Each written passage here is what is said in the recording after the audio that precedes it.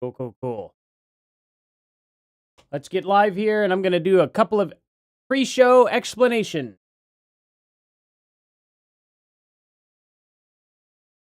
Alrighty, guys. Pops up anytime soon.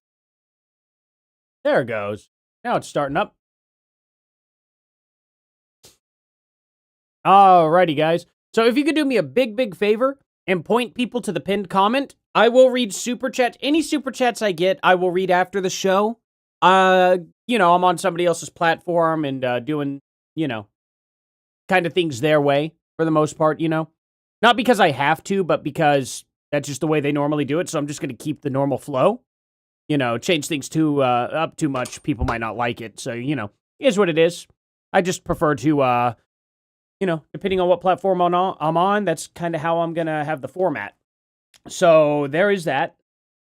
But if I do get any here, I will have to just wait until after Gary's show concludes before, reading you guys off myself. So there is that. I want you all to go subscribe to Paramount Tactical if you have not. This is going to be a great time, guys. I'm going to be here in 15 minutes. My screen's going to go blank. If I'm still live stream, like if I'm live and my screen just goes completely down to pretty much this, which the good news is you all will still be able to see subscriber count, which will shoot up. There we go. I had to bring the screen back open. But if you just see this, let people know that I am still live and just wait, and I will come back and I will just have a private talk with me to you guys. So we'll have us a little after show. Yeah. Broly taking a little bit behind there. Absolutely. We'll be seeing more of Broly back there during Gary's show. This is going to be a crazy time, guys. Crazy times. Ooh, Joe Rogan leans towards Candace Owens theories on Charlie Kirk. Oh, wow. I didn't know Joe Rogan was that dumb. I was hoping that he'd have a little more nuance, but he's going to be like, oh, well, I'm going to trust something that has less evidence than the rest of the thing. You know what I mean? It's just silly. But he can believe whatever he wants. It's fine. It's not using your brain. It's not using your brain to do that. Oh, well. That's sad. That's sad. Prayers up for Andrew? Absolutely. I think Andrew's going to just absolutely dominate this. This debate starts in 20 minutes. So I will have to be out of here and in the behind-the-scenes room with Gary and Jen. Well, I don't know if Gary is. Gary's supposed to pop in, maybe. I'm not entirely sure how he's doing it, where he's doing it, what he's doing, because he's on vacation right now. So there's that. Hey, Spanky McBean, so totally understandable. If you come back here after the does it say 11 on the Crucible now? Did they really change it? Oh, man, if they change it, that's going to suck. Maybe we'll do an hour show beforehand and talk about Joe Rogan if that's the case. I will probably have to have that pulled up. Oops, I had a tardedly thing here. Let's see. Let's see. Upcoming. What does it say? It's upcoming. In 81 minutes, it says it's live. Okay, how about DVD podcast? Did they really change the time last minute without telling us? Great debate. No, this still says 10 a.m. Conservative activists and podcast. Okay. So I'm guessing on the Crucible, he's just showing it an hour later to capitalize on views separate from everyone else competing. That's probably what's realistically happened. So he's going to have a delay on his, and he's going to show... Wait. No. Hold on. Because this says 10 a.m. for me. That means it would be the same time. Hold on. I just like this. It's scheduled for 10 a.m. for me. Oh, okay. They bumped this. They bumped it.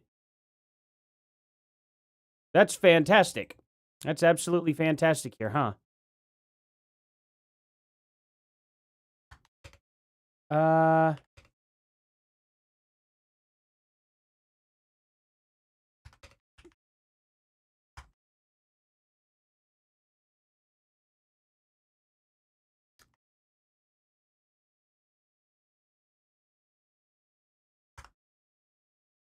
Dang it. I did not realize that, that sucks. Let me see what they say on here. First of all, Joe Rogan doing this. Tucker Carlson, Dearborn. Okay. Prediction for, a lot of people making predictions. People are really genuinely stupid. It's scary how stupid people are. I'm looking at stuff that just, I don't know. This is wild. Okay, let's see. We'll just go to Candace Owens' page. She'll tell us exactly when, right? The great debate will be live streamed at 11 a.m. Eastern time. Here's a link. Let's see.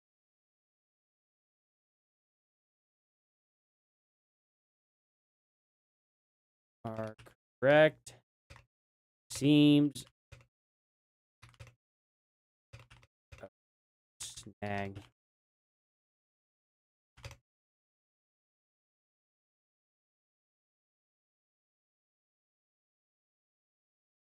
That's a bummer. So yeah, they really did move it up. Okay. Extraordinary is ending somebody from that distance. People miss when they... Oh, yeah. Common sense, you could take it. Dang.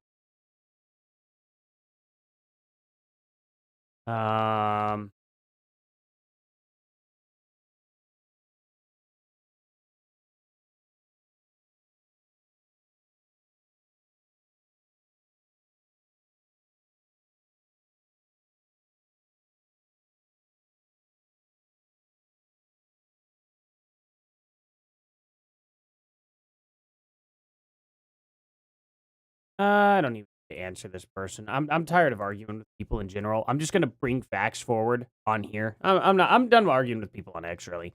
I always catch myself in the middle of that. I'll type something halfway out on X and then I just delete it. I'm like, it's even the point. I'm done. Like I've tried it 1,000 times, it just doesn't work. Okay. So I guess it will be in about an hour. So what I'm gonna do is I'm gonna go over this Joe Rogan siding with Candace Owens stuff. Wow. Yeah, I'll pull that up. Let me, I got some private messages I need to pull up first. Okay, cool. So here's what I'm going to do. Real quick. I'm going to put my private messages over here. Read you guys out. Okay, I'm watching and listening. Don't have to worry about little ears. I hope not. I don't. If you do have to worry about little ears, it's going to be coming from Andrew Wilson's side. Okay? I like Andrew Wilson, but that's just the facts. It's going to be the Andrew Wilson side of the situation. So there is that. Real quick, I am... Hope Jen gets back to me real quick, because I don't know if we're going live right in like a couple minutes or not. Wow, 30... I cannot believe you guys got me to 38,000 subscribers pretty much already. I'm genuinely blown away. I didn't think 40,000 would be coming much faster than the rest of the subscriber count that I've gotten so far. Thank you all. Seriously, thank you all. It's like right after I hit 25,000. Really, it was 30,000. Once I hit 30,000, things just kind of keep going and going and going. So, man, that's just crazy. You guys are awesome. You guys are so awesome. You don't even know. You have no idea. I am unbelievably grateful for every one of you guys. Seriously, you guys are amazing. 78 minutes PvD. Heck yeah. Wait. You're leering? Dang right. Rebel vet. Heck yeah. We're all leering together. We are the Leering clan, or the Leering gang. I don't know. How would you all want to call it? So funny, the Leering gang. Oh, man. Good stuff. So, anyway, let's see. I'm curious how long it'll go since there's no time limit. Well, Andrew Wilson typically takes about 2 to 3 hours on his shows. And then Candace Owens takes about 55 minutes. So if I had to guess a happy medium, probably an hour and a half to 2 hours is how long this will go. If you just base it off of their show links, but they may get into the weeds. They may go crazy into the weeds. This could be a 6-hour debate. I doubt it, but it could be, you know. You just never know what we're going to run into. If I had to guess, though, it's probably going to be about that time. Okay, let's see here. So I don't have any response yet. Want to start a little later. Or did you want to start a... Okay. I'm going to use the restroom real quick, guys. I'll be right back.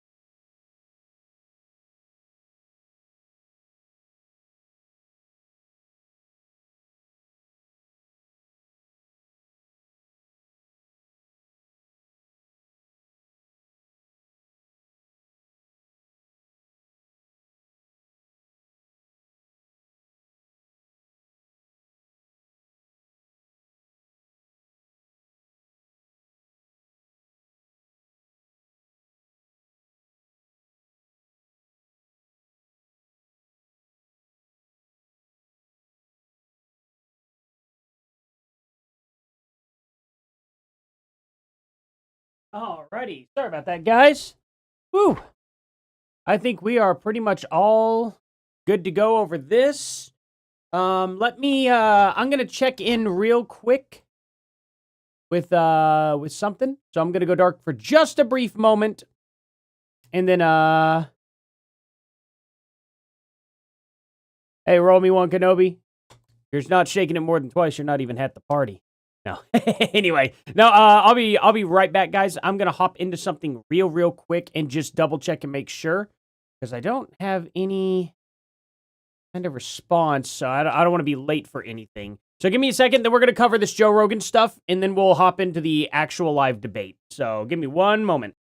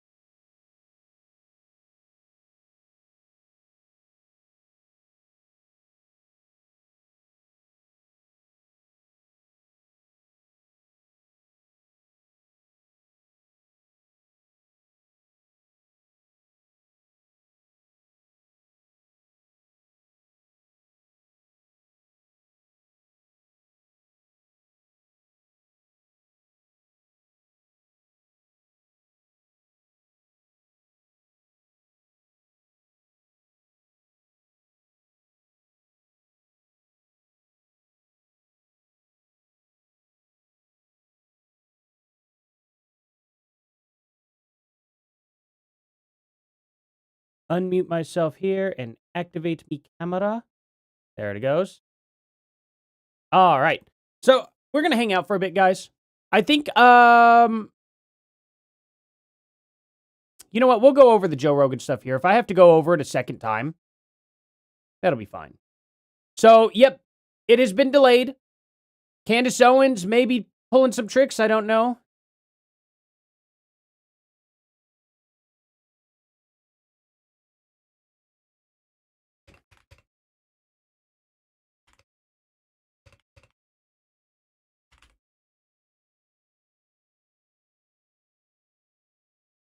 Okay. Let's see. Bots all around.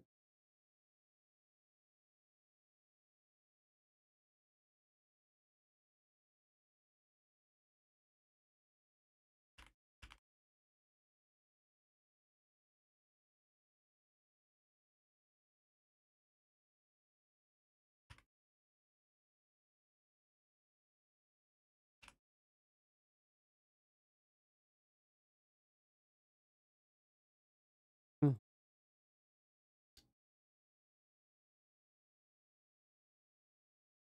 Uh,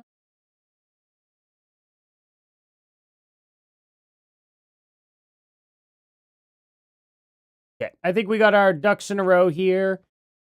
I'm going to keep an eye on Candace Owens' channel real quick. Sorry, guys. It's all just, okay. Well, an hour ago, Candace Owens posted to her page, the great debate will be live streamed at 11 a.m. Eastern Time. Here's the link. May the truth win today and everybody. But it is a possibility that Candace Owens finds some sort of excuse to not go through with this. Certainly possible. No, President, it has been delayed. It was supposed to happen at 10 a.m. Eastern Time. Now it's 11 a.m.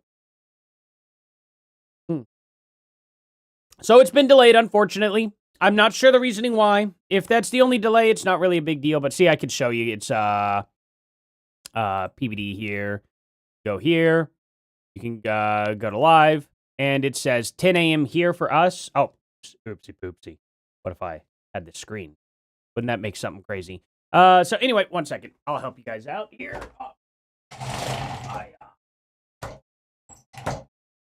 For now, I'll just have the green screen. Let's go to... There we go. All right. See? So check it out. 10 a.m. right here. That's 10 a.m. Central, which means 11 a.m. Unfortunately. So it's been 11 Eastern Time, but y'all good, man? No, it hasn't. I promise it's on my live stream. I can pull it up. 2, 5 from yesterday. We'll find, let's see. I should be able to show it from here. Did I show anything here? No. Where is it? It's before we go live, I think. We show it.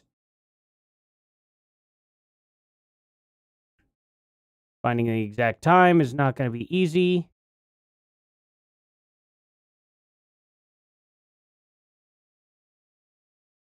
Okay, maybe it wasn't this one. Maybe it was the one before. Let's find out.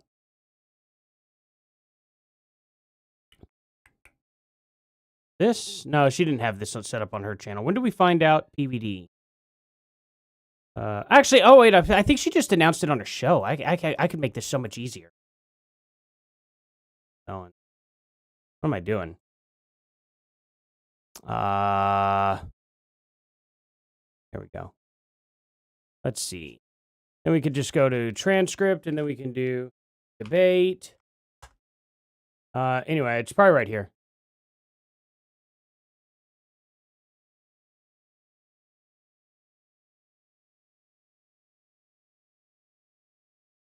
Oh, wait, did they not announce him yet at this point? Oh, wait. Click on the wrong thing? Hold on. I miss out. Wait. Oh, the moderator for our debate. Yeah, it's right here. Okay.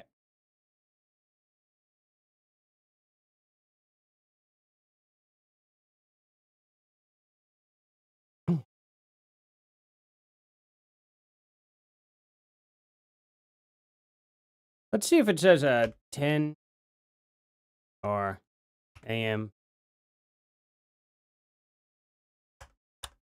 Oh, wow. Of course, there's going to be a lot of that. Shoot. M. Where did she say it at? Because I even had it pulled up. It was definitely 9 a.m. Central Time, 10 a.m. Eastern. Dang it. And because they changed the times on here, it automatically updates. Let's see. Can I have like a... Actually, here, I'll just put it this way. This will be easier. What was the original time for the Andrew Wilson Candace Owens debate? There we go. This'll help. By the way, already there's no video sound. Oh, oopsie poops. I can fix that. We'll get to Joe Rogan here right after this. I'll show quickly. The text was officially 10 a.m. Eastern time, right? Oh, this popped up here. Yeah, 10 a.m. Eastern time. Yeah, I promise. I promise it was. We all had it down. Yes, it does say 11 Eastern under their names. That's right. They can change it. Here, I'll show you exactly how they change it. You could set it. Can I put this up? Yes, I think I can. Right. So check it out. If I go into my studio, okay, there is I can't because it says in stream up here. If I were to end my stream, I can set the time anytime for a stream to start. Maybe I can pull up a new stream on my thing. I don't know if it will actually let me do that, right? If I were to go live. Here we go. So I'll show you how to do it. So essentially, I could do this. Here's my stream category. I could schedule a stream. I don't know. Let's say this. Yeah, I'll just say reuse settings, right? So I could come in here and I could set the time for the stream at any time I want. Now, if I'm going to be late for a stream, I can come in here later and just click this and change the time, and then it will change it to that time instantly. See what I mean? So I can control this indefinitely so long as I don't hit that go live button. I can always come in here. I can change it at any time. And you guys may have noticed me do that before. There have been times where I was like, I'm going to start a stream at 2:30. And then things went down and I was like, not good time for me. So I went in here and then I went from, 2:30 p.m. and I switched it over to 3:30 p.m. and then just walked in. And I've seen some people go, wait a minute, wasn't this stream supposed to start in 5 minutes? And they're like, how did I miss this? And I just don't say anything. I'm like, you all will never know. But now you all do know. So now my cover is blown. But no, there's seriously some times where, that can happen. Oops, did I just close out of my... Nope, can't play that. That's loud. Or not loud. That's, that is copyright for sure. For sure copyright. I just blasted that. That's all that remains, though. Maybe Philium will give me a pass. So the debate's going to be here in about 45 minutes now or so. We'll be getting all that started. It's now at 11 a.m. Central Time. I don't know what happened. This could be, for all I know, Andrew Wilson could have had issues. I have a feeling Candace Owens had some issues because she just has issues in general. It's pretty easy to put that on her. But at the end of the day, we'll just have to see what happens. I'm sure someone will tell us why that happened. Someone will open their mouth about it. Because if it was Andrew Wilson, Candace Owens is going to be like, well, we were late because of Andrew Wilson. And if it was Andrew Wilson, he's going to be like, well, we were late because of Candace Owens. Believe you me, we will absolutely get an answer to that. Because they're going to be more than willing to take shots at each other. Especially after this whole thing ends. That is all that remains? Correct. Heck yeah. I'm supposed to... this one is 6. The song that played was 6. But... it's off the album The Fall of Ideals. So I think you're right about the... let me see.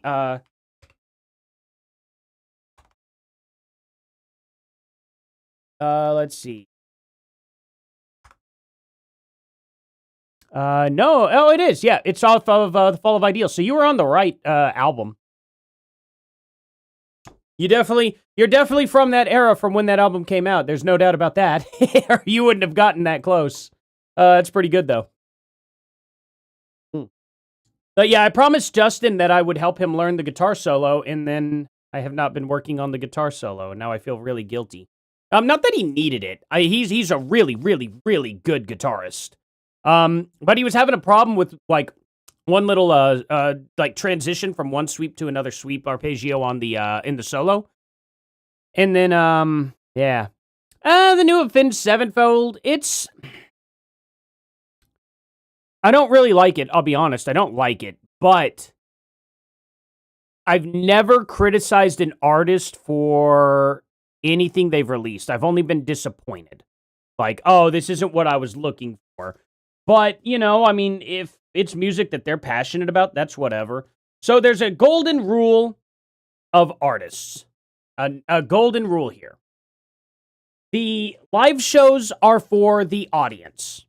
Always. So, yes, it sucks that a band has to play the song that the audience loves every single time, but they are required to. That's why people showed up. Get over it. Play the song that you hate playing because your audience loves it. However, the albums are for the band and for the band only. The worst case scenario is people just don't listen to the album, but the album's not necessarily for the audience per se. And if the audience doesn't want you to perform that album live, you really shouldn't. You really shouldn't perform it live. Because again, concerts are for the people. The time in the studio is for the band. The band gets to choose what kind of music they make. The audience decides what music they play. I think that's a fair, balanced agreement. You know what I mean? Because if they're going to pay money to see the shows, they need to see what they actually want to come and see and be entertained by. That's fair. That's just the way I take it. So anyway, guys, we're gonna be talking about this Joe Rogan stuff here, real quick. I'm just gonna fill everyone in on it. We may touch up on it in Gary's live stream as well. So when I'm over there and things go black here, we'll probably go over it again. So don't be surprised if we like go all over this fresh and whatnot. The album is the art, the concerts are the job. 1,000,000%. That's a great way to say it, Rebel Vet. Absolutely dead on. I guess I could get a few super chats before the stream starts here too, but once the stream starts, all super chats and everything is going to happen after I come back pretty much here by myself. But I will be streaming the whole live stream as well. I'm going to encourage everybody here to go over to Paramount Tactical after this and subscribe to them and give them likes. And, yeah. But it's pretty much just going to be me in there. I hope Gary shows up. I really do. I don't know what all he's got planned. It's whatever, you know, he wants, obviously. It's his channel. Pretty easy there. Pretty easy to get that going. So hopefully we can get him on in there. That'll be cool. But I don't want to take away from his vacation time, because that's obviously incredibly important, you know? So we got that. We have, Bargon going to Gary. Yeah, so I'll still be streaming it here. If you do want to watch it here, you are more than welcome to. But I'm going to encourage everybody to go over to Paramount Tactical to watch. And because, you know, he's nice enough to allow me to be on his platform. So everyone needs to go on over there and subscribe, you know? It's a very, very, very nice thing for him to do. And we're going to be watching the craziest debate. But let's take a look here real quick at Joe Rogan. Ask for a little bit, though. I genuinely, both Let me full screen this out so we can see Duncan and I both gained respect for the furries. Yeah, but then they shoot the president. Nah, I don't know if they Wasn't did. that guy a furry? No, he loved a furry. Oh, he loved a furry. But I'm not even sure if that's true. All right. The more time Okay. goes on, the more I'm leaning towards Candace Owens. What? Wait, whoa. She's got some very interesting theories about. Look at Hey. Yeah, until you bring up the whole dinosaur thing, and then he gets mad at her. Yeah, DeRosa was there. We were getting hammered. Those belts. Look, they got the. Yeah, look you at can that. see the liquor. Yeah. That's great. That's Yeah. funny. That's great. I don't Silly. think any story that you hear in the news is accurate. I think that there's could always be none or none. spin on it at least. There's always some spin. But the and public so believes whatever it. the spin Yeah. is, whatever the spin is about Tyler Robinson, there's some bullshit to it. I don't know how much of it is bullshit, but there's some bullshit. And one of the more recent bullshits is they found a photo that they were saying was Tyler Robinson, but then people noticed that because he's real thin, people noticed that the cars in the background, the proportions were distorted. Oh my God. Joe, you have a professional camera crew around you. For the love of God, do 5 seconds of research. That makes me so upset. That really makes me so upset. Oops. Let's hold on. Yeah, it was 10 a.m. Eastern time. Haha. And then they bumped it.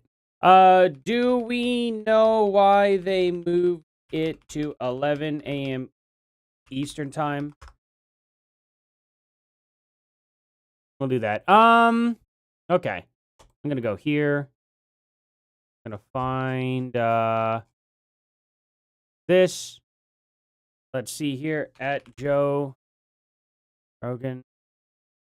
Ask your camera crew.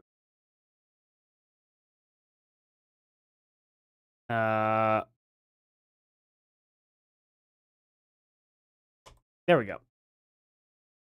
Okay. So, yeah. This is what's funny. Do you see Seth Dillon?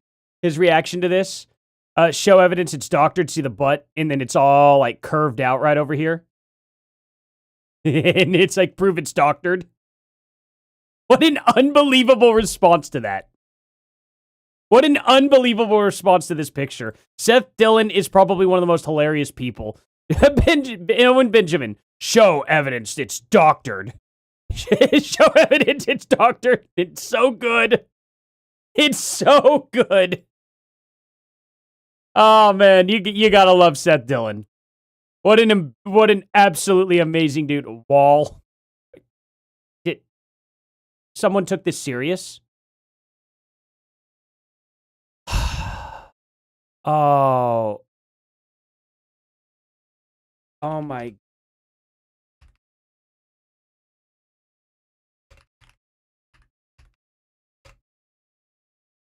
That's sad. This guy used to be a comedian. I got a question. When you become absolutely stupid and in just completely and totally in the trenches in conspiracy theories, do you just lose any type of sense of humor? Is that what happens? Do you just automatically become unfunny? Like, how unfunny do you have to be to not understand that? No public explanation has been given. Neither Candace Owens, Andrew Wilson, Paleo Christian, or the PBD podcast moderator stated a reason for shifting the start time from 10 a.m. Eastern time to 11 a.m. Eastern time. PBD originally announced 10 a.m. Eastern on August 12th. On the morning of August 14th, both Candace Owens and PBD simply updated the announcements to 11 a.m. Eastern time with live stream links without any accompanying note about delay, technological issue, or anything like that. Okay. I kind of figured I would have just missed something, but I guess they just have not given an explanation yet. Oh, well. Let's listen to Joe Rogan again here. And then they realized that what they had done was taken a guy who's like much wider than Tyler Robinson and shrunken the perspective. Really? Yep. And then when you see him for what he really looks like, you're like, oh, there's no way that's that guy. That guy's big. And that is not what happened. True. Like, no, he's shifting no, it. No, they changed. Like, you look at the hood of the cars behind them; they're all like that narrow. Who is that guy? Oh my. What guy? Tyler Robinson? He was the guy who supposedly shot Charlie Kirk. Oh, man, that's so disappointing to hear Rogan just spout crap really? off. Yeah, people was in a bar. How'd you hear about smoke it? weed. Some guys like, what do you think about Charlie Kirk? I'm like, I like his college videos were cool to begin with. Yeah, and they got kind of old. Kirk. Yeah, and they were like, he's dead. I'm like, what? Hey, Kirk, you know you got shot. The thing about that guy is Furry shot Charlie Kirk. What? What'd you just say? That Erica Kirk sucks. She's a kook. It's funny. He didn't get She loves sparklers. Yeah, she does. It wasn't funny enough. I was like, yeah, fuck her. You ever see Drewski's America Kirk? Yeah, I jerked off. I thought it was people Erica. threatening him they were going to sue him for that? I don't know. It was funny, Which though. was, it He's would have been so the best funny. thing that ever Stares at happened the to him. camera. When he came out, he starts doing cartwheels and shit with white face on. White face. He's killing it, that guy. White Every face video kills rules. him. Yeah. That also never happened. Everybody said that happened. Everybody came out and said that Erica Kirk was upset with Drewski and that she was going to sue him and stuff like that. And she never made a comment about it. Like, how disgusting to sit there and be mocking her over it when she didn't even say anything. Nobody took any action. Nobody did anything about it. And that rumor just went out there. Oh, Erica Kirk's so mad. Erica Kirk's going to sue Drewski. All this stuff. And in reality, she just ignored it. Think about that for a second. Think about how you have to completely and totally just not only disregard, like, the person is their own person, not even allow them to speak, but you have to put words all in their mouth, actions all around them that never took place. And it's like, oh yeah, he would have came out and cartwheeled in whiteface. It's like, oh, okay, cool, let him do that. We still would have just, like, been quiet about it. It's like, who cares? He wants to make fun of the situation. He can make fun of the situation. Nobody said anything to him. Nobody threatened him. Nobody came out and said a thing about it. I think Erica Kirk in one of her shows ended up saying, oh, the best they could do is do whiteface. And that's what they did. They mocked me and someone did whiteface, and I think that's all she said. But as for actually mentioning Drewski himself or anything like that, that was never once mentioned. Never once came out of her mouth. Nothing like that happened whatsoever. So I don't know why Joe Rogan would just come out here and say that. That's a pretty disgusting thing to do.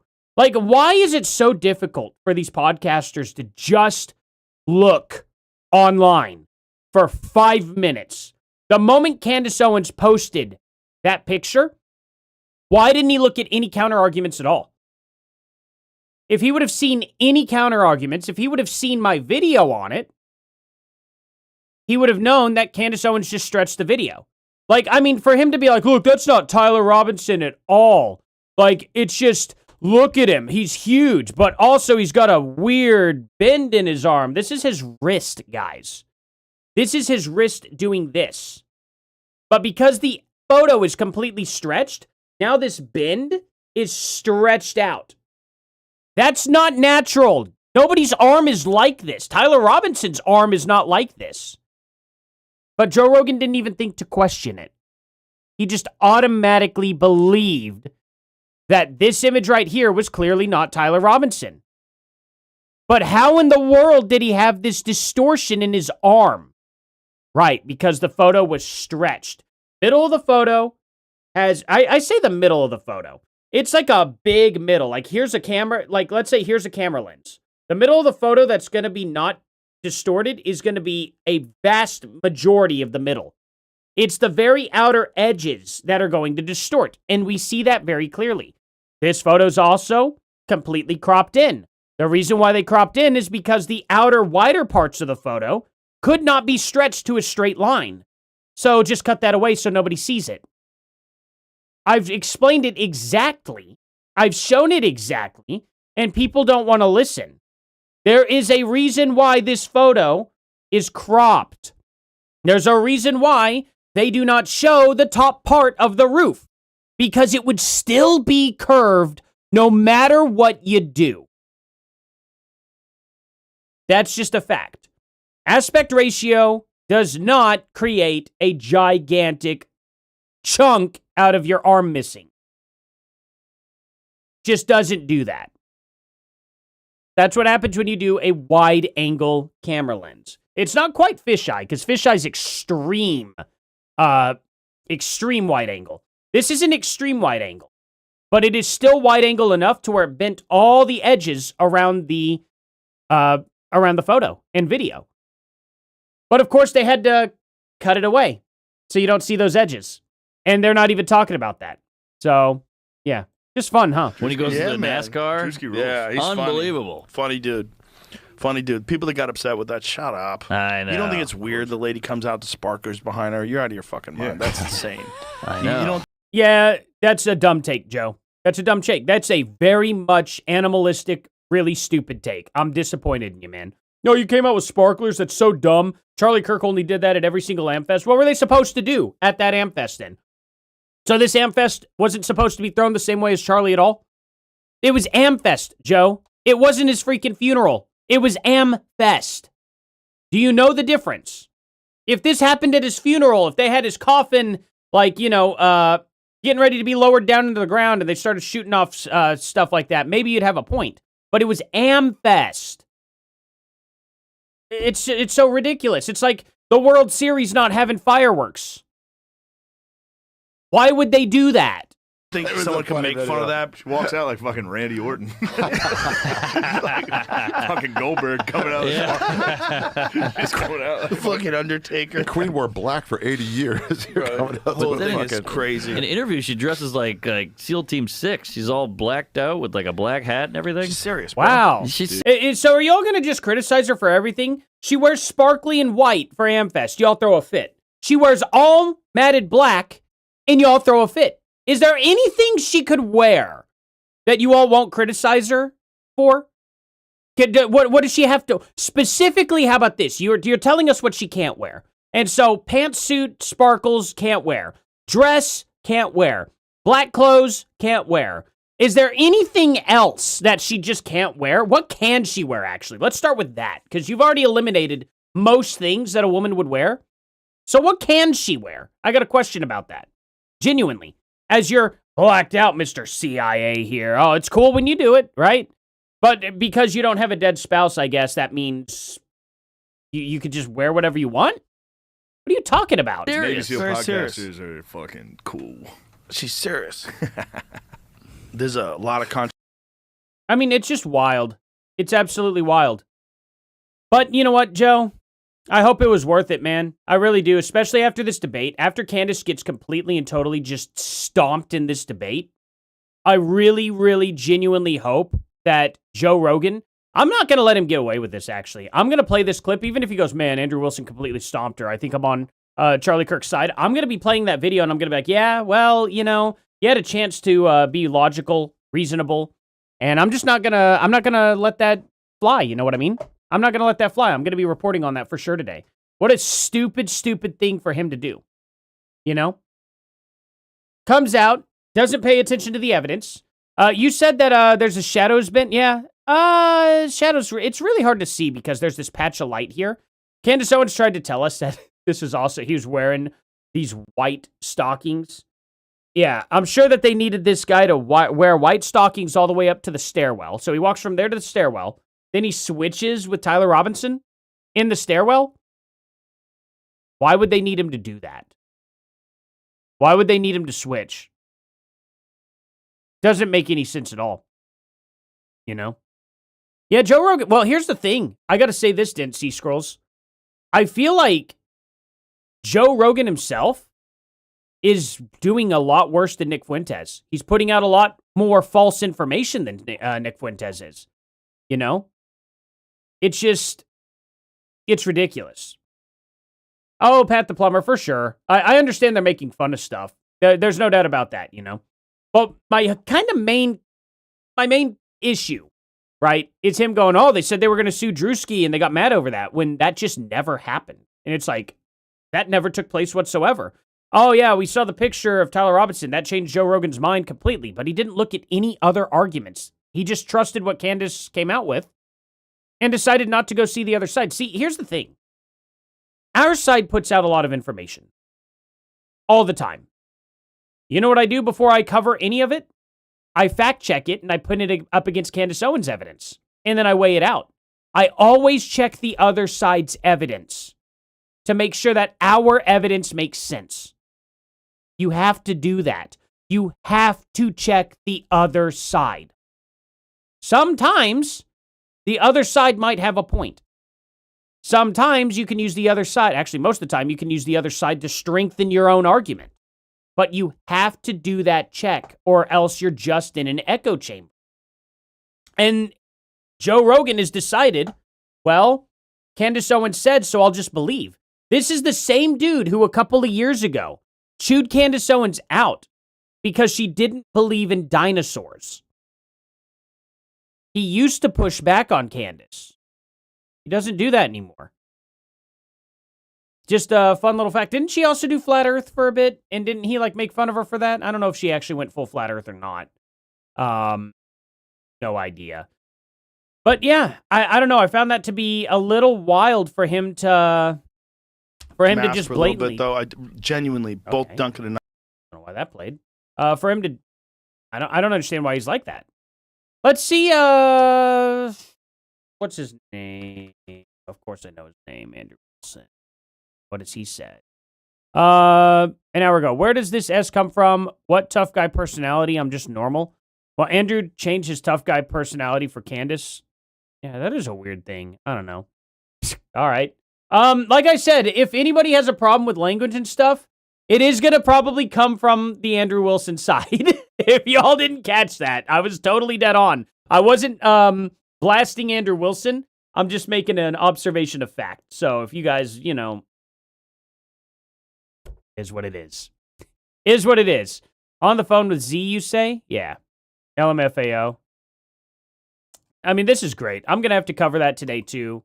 Oh, man, so much to cover today. I may have to push it off for tomorrow, too. I don't know. It's crazy. Rogan is a bit overrated. I like it whenever he has his comedy podcast. It's great. I like it when he talks to experts and gets their opinion on stuff, and essentially is just getting educated from across the room. Even if it's from someone who's a little bit less educated, I totally understand the format of that. What I don't like is when Joe Rogan himself makes a matter-of-fact claim that is so off the mark and so unprovable and also so wrong that he just tells his audience, no, this is a fact. Well, Joe, you should be able to pull up exactly where they said they were going to sue Drewski. You should be able to show exactly when people said that anybody with TPUSA, or you should pull up the opposite arguments, at least for Candace Owens, when she puts up an image that's clearly stretched. I mean, you have to be so low IQ to not see this gigantic bend in his wrist and be like, yeah, that's just normal. I can, I can't even make my arm do that. I'd have to break my arm to get it to do this. And yet, that's just totally fine and normal. Like, it's unbelievably stupid. And he should be very, very, very embarrassed for putting that info out there as if it's a fact. It's crazy. I don't know how, but I have almost 600 viewers in here, and I've never had anywhere near that number before. Thank you, guys. Seriously, thank y'all so much. Can we get 568 likes? Actually, I don't even know how many likes I have. I have 566 likes. Wait, no, I don't. No, that's the viewers. I was like, holy crap. I was like, you guys are on it. I have 236 likes. Thank you all so much. Seriously, thank you, guys. But let's jump it on up there. Let's go crazy here. Alrighty, I should be going back into this here soon. I don't know if, let's see. Okay. I'm sure I'll get a message here before too long. Oh, yeah, I keep forgetting to do this. I need to have that pulled up so it goes, bloop. There we go. Thank you, guys. Had it on the wrong side. It's that side. Exactly what my son's arm looked like when he broke his. Yeah, pretty much, I bet. Joe is crazy when he thinks Candace is right. Oh, yeah. It's, he can believe whatever he wants to believe. I don't mind that. I just don't like whenever he puts things out there as a matter of fact that are absolutely false. Why are we doing this so early? Have work to do soon? That is, I have no idea why Candace Owens and them set it up for this. I could not tell you why. I hate it. I think it's silly. For a Friday, literal Friday, and most people's first day of school or second day of school this week, they decided to do it then. I'm confused by it. They should have done this debate at 4 p.m. Eastern time. Prime time when people are getting off work. Prime time. They would have had a much bigger audience. But I guess probably the idea is people are going to go back and watch this alone.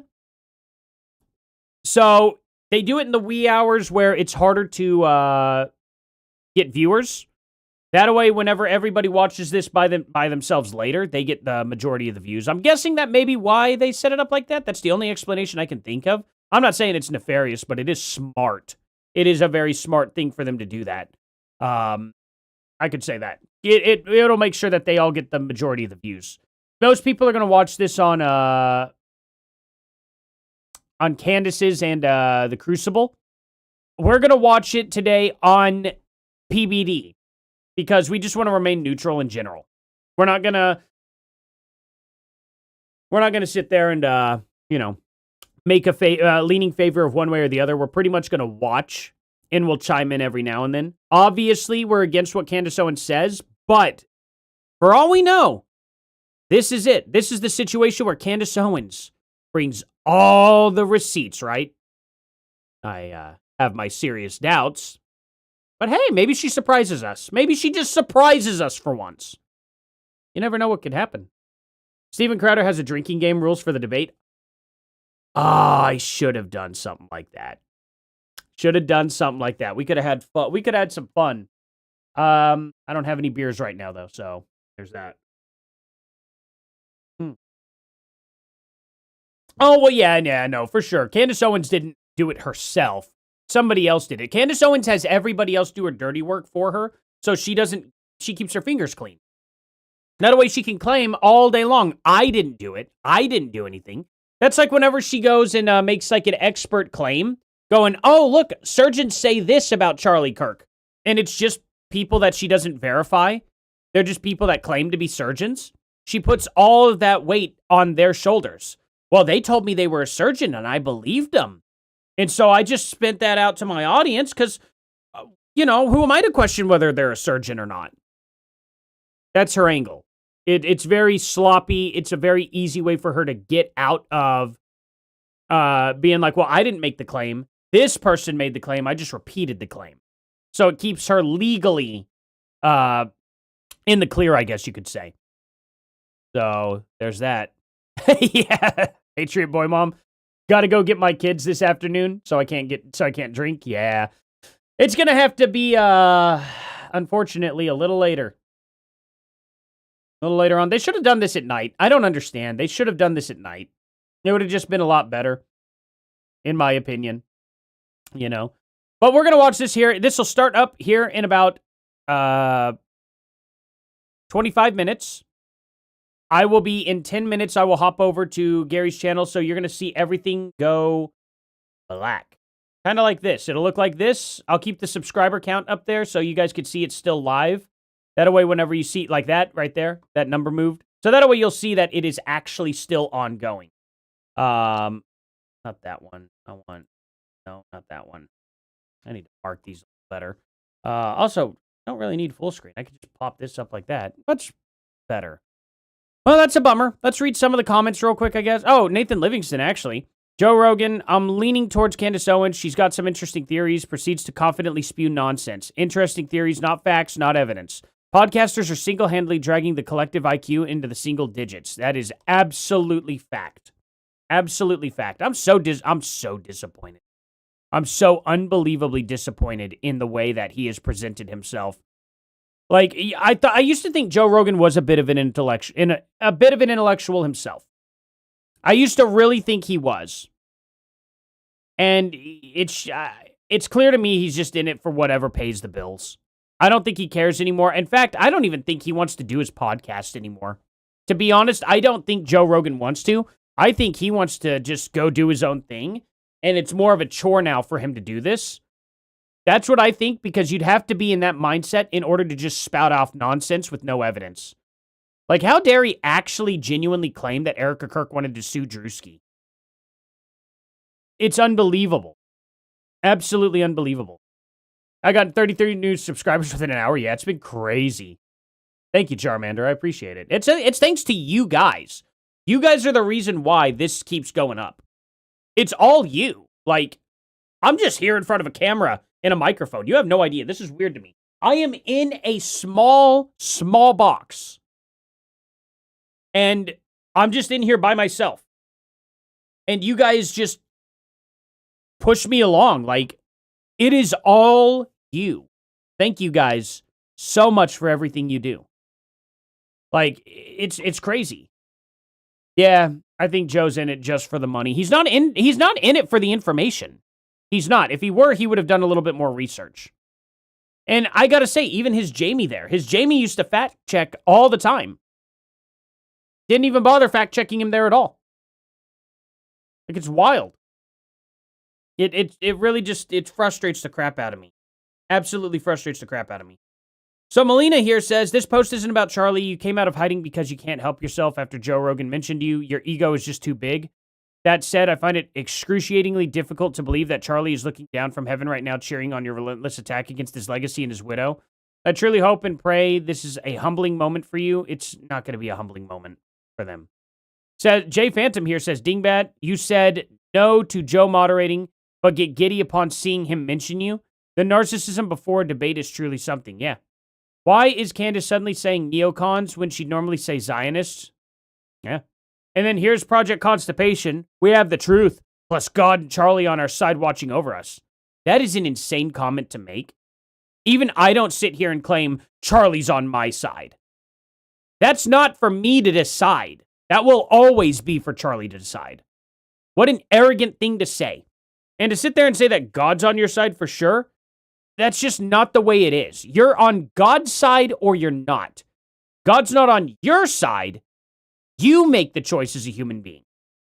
God doesn't make the choice for you. It's called free will. You have to choose whether you're going to be on one side or the other. God is on his side. Okay? That's where God's at. You don't sit here and say God is on your side. That's not the way that works. You have to make a choice. And the choice is for you to make alone. Just an arrogant, arrogant thing for him to say. Anyone who dares get in the way of that will fail. Just disgusting. Disgusting. You know, it's pretty arrogant to sit there and use God as your, like, plaything. That's just not the way it is. And to sit there and make a claim, well, God's on our side, after you got caught fabricating so much evidence. You think God would be proud that you edited Erica Kirk's photo next to her niece to make it look like she was grooming someone? And then we find the real unedited version, and it's just her giving her niece a kiss on the cheek and congratulating her for graduating, which also, oh yeah, meant she was an adult. Unbelievable, right? Unbelievable. He fabricated that. He fabricated the voice call knowing that that wasn't Erica Kirk, and still said it was Erica Kirk talking to Epstein when Erica Kirk was like, what, 13? Disgusting. He had to sit there and apologize for that one. It's the only one he had to apologize for. He fabricated Erica Kirk being at a broken down, under construction bar in one of the most famous Hollywood hotels. Or was it Las Vegas? Hollywood Hotel or Vegas Hotel? I can't even remember. They all have famous ones, so it doesn't matter. But then you call up there and they're like, we've been under construction since March. Nobody's been using this. So her being there in May is not even possible. And it's like, okay, cool. Thanks for confirming that. No, somebody saw her there. I promise. Who? Well, there's this guy, or this girl, but we're not gonna tell you who she is really. Oh, okay. Convenient. Very convenient. So there is that. There are so many things, so many times he fabricated. He fabricated everything against those girls that follow Erica Kirk around. Y'all remember that? Let me see. But let's type in. I hate having to type that in. Let's see. Here they are. These are Erica Kirk fangirls. He blocked out their faces. I talked to both of them, by the way. They are disgusted with Project Constitution and what he did and what he said about Erica. It's crazy. So that's another fabrication. You think God supports that? That's a crazy thing to do. You didn't even let these girls speak for themselves. And they're underage. Why would you do that? Why would you take a video of underage girls and then force them to say something that they never said? That's what a predator would do. I have no doubt in my mind, and I am very comfortable saying that. Project Constitution did exactly what a predator would do by editing their video and making them say stuff they never said. It's disgusting. He should be looked into, in my opinion. I think his hard drive needs checked by the FBI for doing such a thing. I left a comment on their video. They got back to me on it. And they said exactly what they said. and they thanked me for what I had done. They were very happy about that. They have all sorts of videos on their channel where they follow around TPUSA. They got to meet Erica Kirk. They were very happy about it. And then he had to sit there and twist their good time into a terrible time. That's pretty evil to do. Disgustingly evil. Absolutely disgustingly evil. It is unacceptable. So, there's that. Anyway, guys, here's what we're going to do now. I'm going to hop on over. Let's see. Do I need this? I don't need that at all. I don't need this. And I don't need Seth Dillon's sassy claims there. Oh, man. Seth Dillon, one of the funniest dudes ever. Man, at one point, what did I just hit? Did I hit 640 or am I crazy? Where was I at? Yeah, 625. Wow. I got 625 people in here at one time. You guys are insane. Y'all are breaking records every single week. Every single week. You all break records for me on viewership. I just, every time I'm thinking, I'm like, okay, I've hit my peak. It's gonna be a long grind from here. Y'all just shoot me up more, and it's just like, wow. I just can't thank you guys enough. I really can't thank you guys enough. So, real quick, I want everybody, okay, to get ready and head on over to the pinned comment down below. Go over there, subscribe to Paramount Tactical. We're going to watch all this from there. Any super chats anybody decides to leave in this chat here on my channel, I will get to after the live stream is done. After the live stream ends on Paramount Tactical's channel, I will be over here, okay? I will come back over here and I will do a little bit of an after show with you guys. I'll read all the super chats out, and I will also read regular chat out as well. And we'll go over this, and I'll break down my thoughts and feelings on the debate. And I'll save that for you guys here on this show, over on Paramount Tactical. And I will be streaming it here too. Artie, But I really encourage at least everybody goes over there. Oh, oopsie poopsie. Alrighty. So I'm heading on over, and I will see you guys right on over there. Don't worry, it's still live here. Let's see.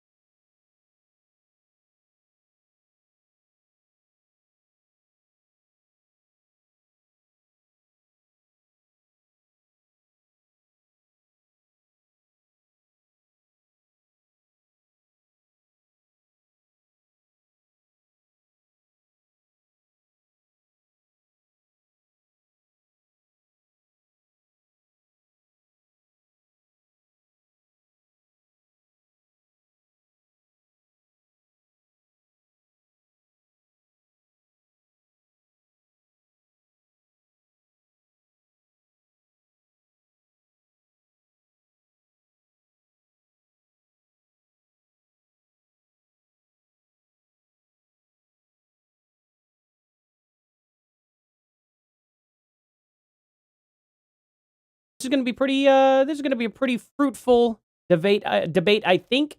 But we'll see what happens. We'll definitely see what happens. Maybe this is the time where Candace Owens finally shows us everything that she has claimed, all the evidence. But I have my doubts, of course. We're going to see, though. Let's see. What do we have to go here? We have a little bit of a development to a degree with Joe Rogan. Apparently, he has fully sided, well, not fully, he's leaning in favor of Candace Owens during this debate because of the stretched picture that she put out there with his limp wrist that stretches. Yeah, doesn't make any sense. But I don't know. I guess Joe just thought it wasn't worth his time to actually look into it. It's a shame. Definitely a shame. A little bit of a disappointment. Maybe we'll be able to touch on that later after this debate. But how's everyone doing? How's everybody doing today? I'm going to pull up. I don't even have the stream pulled up right now. That's, there we go. I'll probably have to mute that. There we go. Alrighty. How's everybody doing today? Glad to see everybody here. We have Rachel Wellington in here, and Erica. We've got Chrissy. We've got Bumps Johnson. Mina Jelena. Moonphase Gazing. All you guys. Thank y'all so much for joining today. Y'all are absolutely amazing. So, are we ready to get this show on the road? Just fair warning, if there is going to be any foul language, most likely it actually probably will come from Andrew Wilson. So, just be prepared. I don't know if we're going to be able to be quick on the trigger to... Actually, we won't be. It's all going to be live. So, whatever happens, guys. But it's going to be a blast. Absolutely, Tom. I agree with you. I think we're going to have a great time today. Absolutely. Has anybody seen anything crazy before we get the show on the road? I'm gonna hang this guitar up real quick because there's the symmetry is bothering me. All right. Okay. Fantastic. Oh, you're here for the foul language? I think you came to the wrong channel. No, maybe. Oh, we'll have to get Gary to just start do a whole episode of foul language for you. Maybe he could do a members only, huh? Yeah, join. You guys join the members only. Maybe we could get him to do something crazy, right? That'd be so funny. No. I do have legs. Yeah, it's true. I also do actually wear pants. Believe it or not, most people. Believe it or not, every person you see that has a desk. I don't wear pants most of the time. I put on the pants for you guys, one leg at a time. Sometimes it's only one leg. Depends on how my morning goes. But I'm sure you all have been there for the most part. Do I blow dry my hair? I usually, I just go outside to dry. It's so hot. It's so hot out there. You take a shower, step outside in 102-degree weather. It takes care of it pretty quick. Pretty quick. So, let's see. How are we going to... I'll have to bring it up over this. I only have 2 screens. What time is it? 9:50? Okay. They're not going to do like a little pre-show or anything like that, are they? Shoot. Vacation. I'm not They're not sure. going to do like a I little haven't seen anything about that. Okay. Did you want to play the teaser from PBD? Yeah, we could do that. That would be good. I am also on the wrong channel here, aren't I? Let's see. DVD. Getting all my screens oriented here. Upcoming? Yeah, okay. We could do that real quick. Let's pull this up. Hopefully they don't show anything too crazy. I don't think they do. Okay. Full screen. Oh, can I? I probably can't full screen yet. Share to Candace Owens. Share. There we go.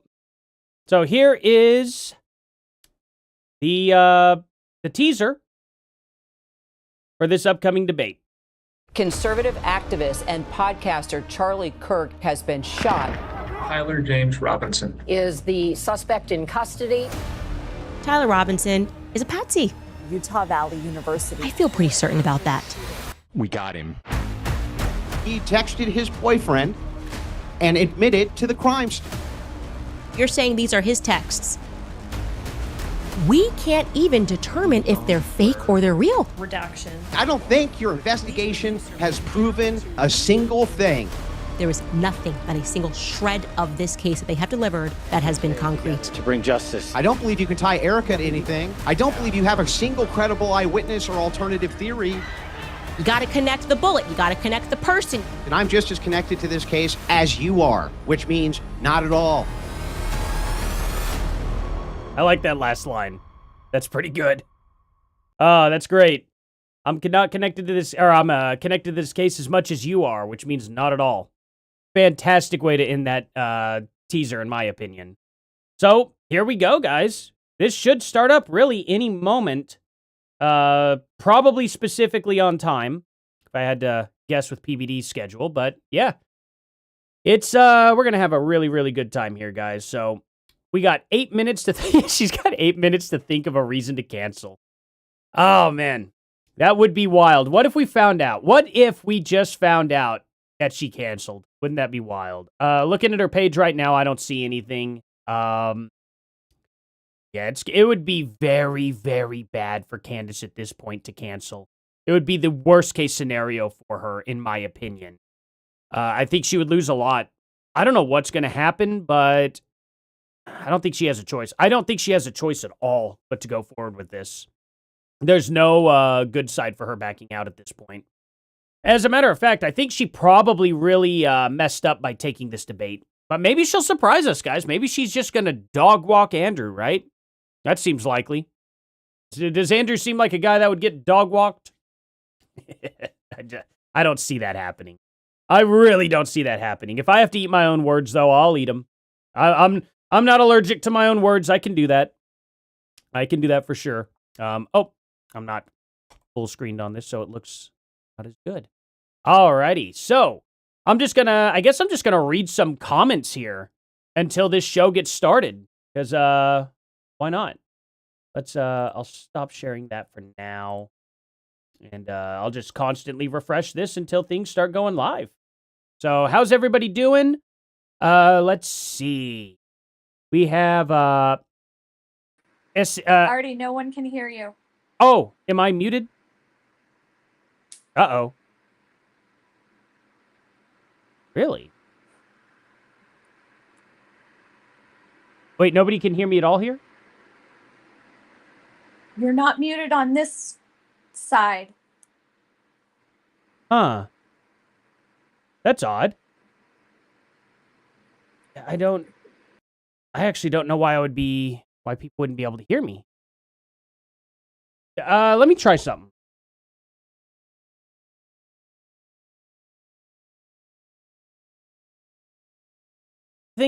Oh. Did that fix anything by chance? Log back in and out of the StreamYards? Oh, okay. Let's see here. Let's this. How about this? Wait. Oh, wait. Let's see.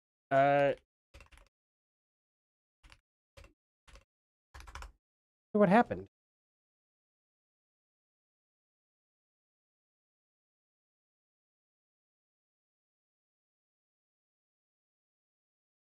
Odd.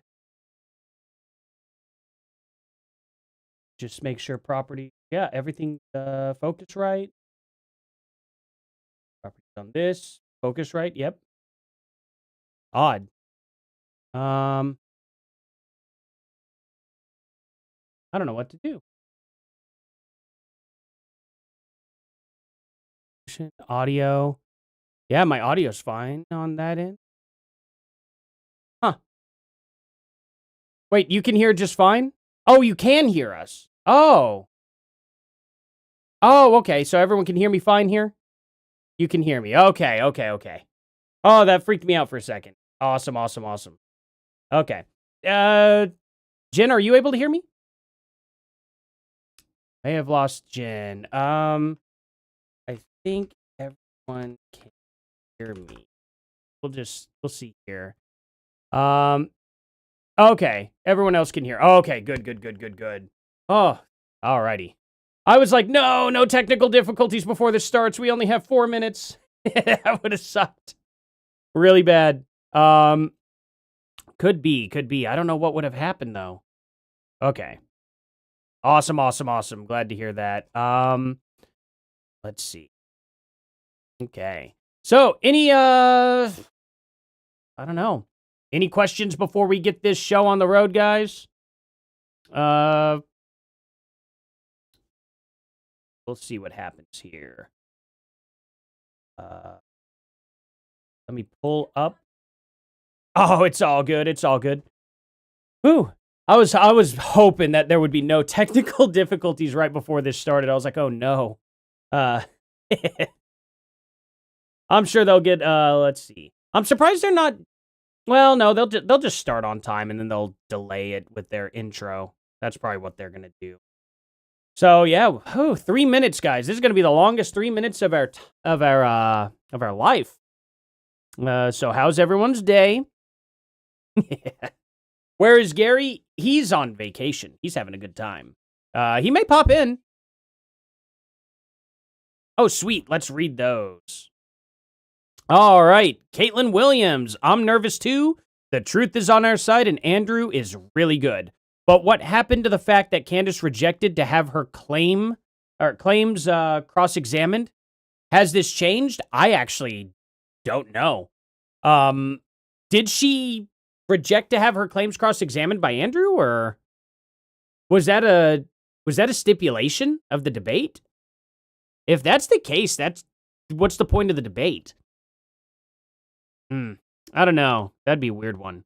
Well, I guess we'll find out. Patriot Lady. Holy cow. Thank you so much. I promise you, Paramount Tactical, Gary, appreciates you. N1SD. Let's get ready to rumble. Heck yeah. This is going to be a fun time. Thank you so much, Patriot Lady. You're awesome. Alrighty, guys. Well, this is going to be a good time. This is absolutely going to be a good time. We've got less than 1 minute now until this happens. And I am salivating at the mouth to get a piece of this. It'll all be good. Holy cow, they got 12,000 people waiting on just PBD alone. I'm not even going to look at Candace or the Crucible's numbers. That is wild. Oh man, people have been wanting this to happen for a while. I'm glad we're going to get it. I just wonder, man, I'm nervous. I'm not going to lie. I'm nervous. I don't know how this is going to go. This is, here it is. Oh, yes. Let's see. Scroll over here. Oh, you mean on, the thing. Let me, real quick. This, let's see here. Okay, here we go.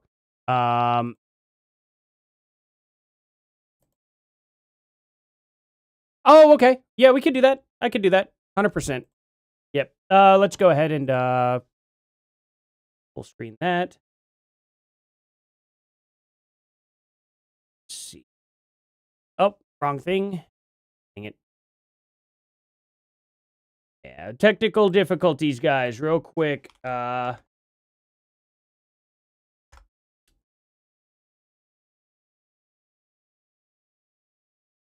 see. Hopefully they do it here. Let's see. Hey, Gary's here. Heck yeah. How's it going, man?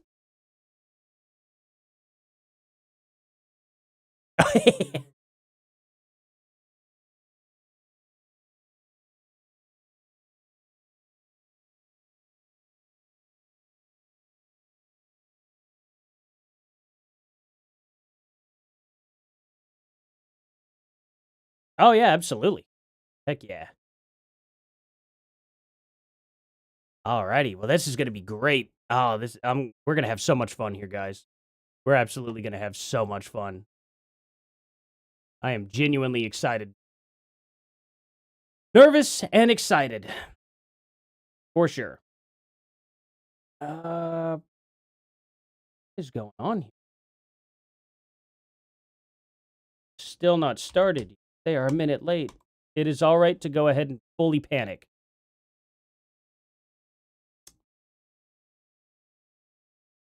Oh, everything's gone to crap. They're a minute late. We should just give up.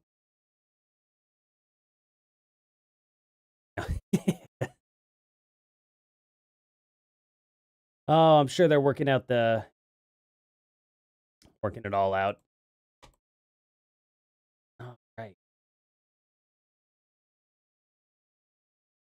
Alrighty then. Artie, don't be nervous. You're doing great. I appreciate that. I really do. You guys are awesome. You guys are very, very lenient to my antics. That's for sure. Yeah. Let's see. Little bit of three kiddos. That's it. Man, that was hard to read. Saying I feel icky about watching her. Like the stupid might jump off onto me. It's always a possibility. You always have to watch out for that. You never know when a random case of the stupid will just hit. Always watch your backs. You just have no idea. It could just take hold at any moment. Look at what happened to Joe Rogan. I mean, just no excuse, really. But, I mean, hey. Again, he can believe what he wants to believe. It's just hilarious that he doesn't want to look that far into it. Bush League, big guy here. She's a little late because she had to mix George some kind of drinks before she left. No, I'm pretty sure she just had to take a couple of puffs off his cigar before she got out there. No pun intended with that. Actually, I was being literal with the cigars. Never mind. Oh, I think you're muted.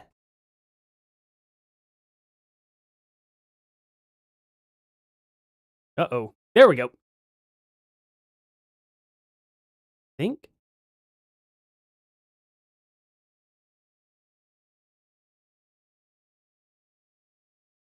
Nice.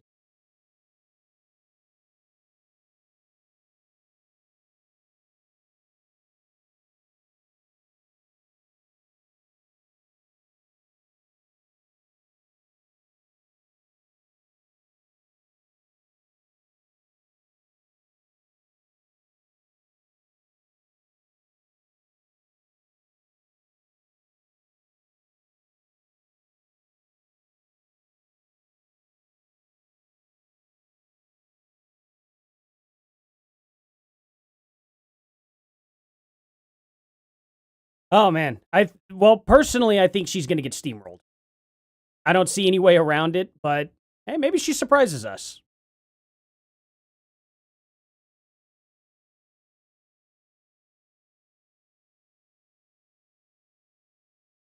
Oh, man. That's going to be tough because it really relies on the average IQ of our audience. And that is such a tough thing to read. So, I think that's where it's going to fall, in my opinion. Some of the ones with the higher IQs, I think they're going to bounce out. That's my opinion. I think they're going to see Candace stumble. I think she's going to have a really hard time. I think she'll blame it on pregnancy brain. I bet that term comes up. I'm willing to bet. Other than that, though, I think her audience is going to still, unfortunately, a lot of it's going to remain loyal.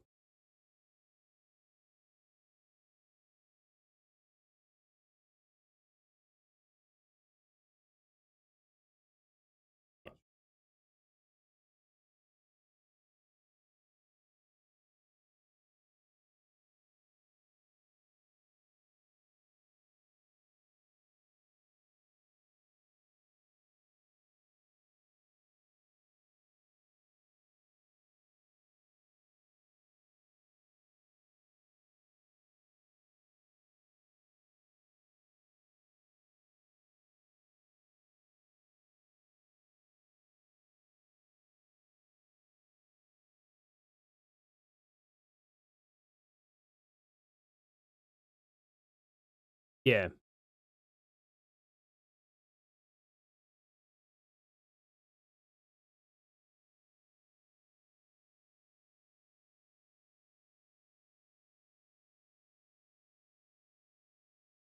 I sure hope so. I'm willing to bet that's the case. I don't think Joe Rogan's completely unreasonable.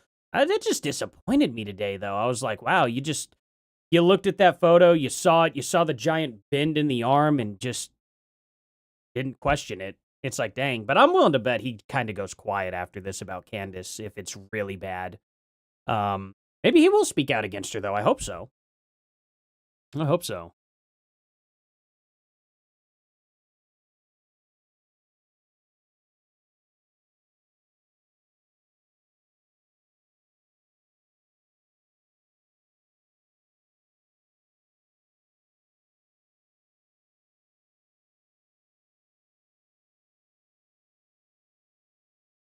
Do you have Andrew Wilson's live stream pulled up by chance?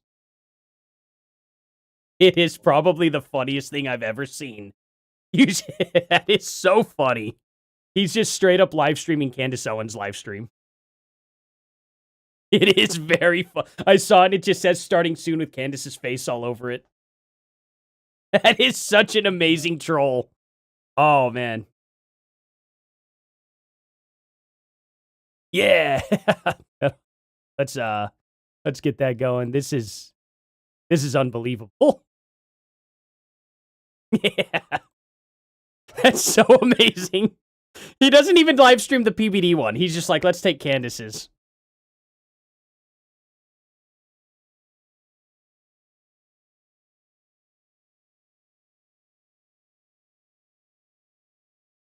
Oh, we can't rewind. Oh, that sucks.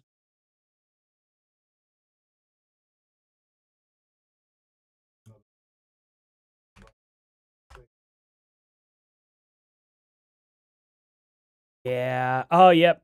I think, nope. Can we? Yes. Okay. We can. Let's try PBD just to be safe. So that way, unless you don't want to do PBD.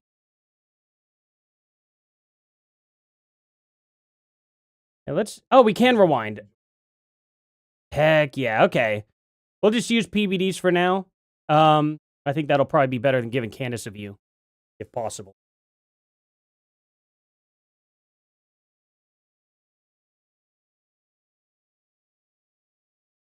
Thank you.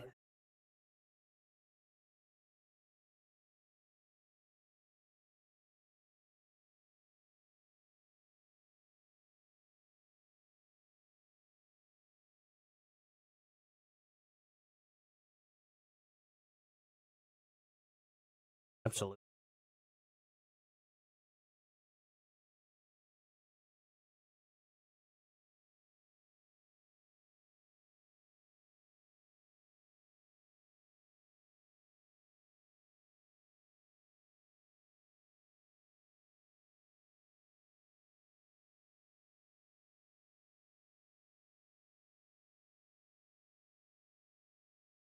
Absolutely. Not just that, but it does show her true character. She can be paid depending on how much money is given to her. So it makes you wonder, how much money is she taking to be spewing the garbage that she is spewing anyway? Like, that had to be a much higher amount than I probably could have imagined.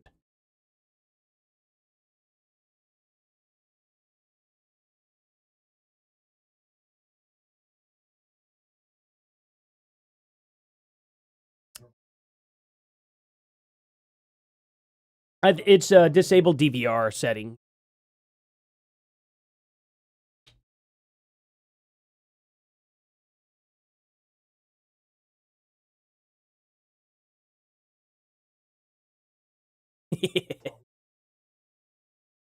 Yeah, what a paradox that is. Nah. It's awesome though. I appreciate you, man. You didn't have to do this at all, and yet you gave me the opportunity to. I really do appreciate it.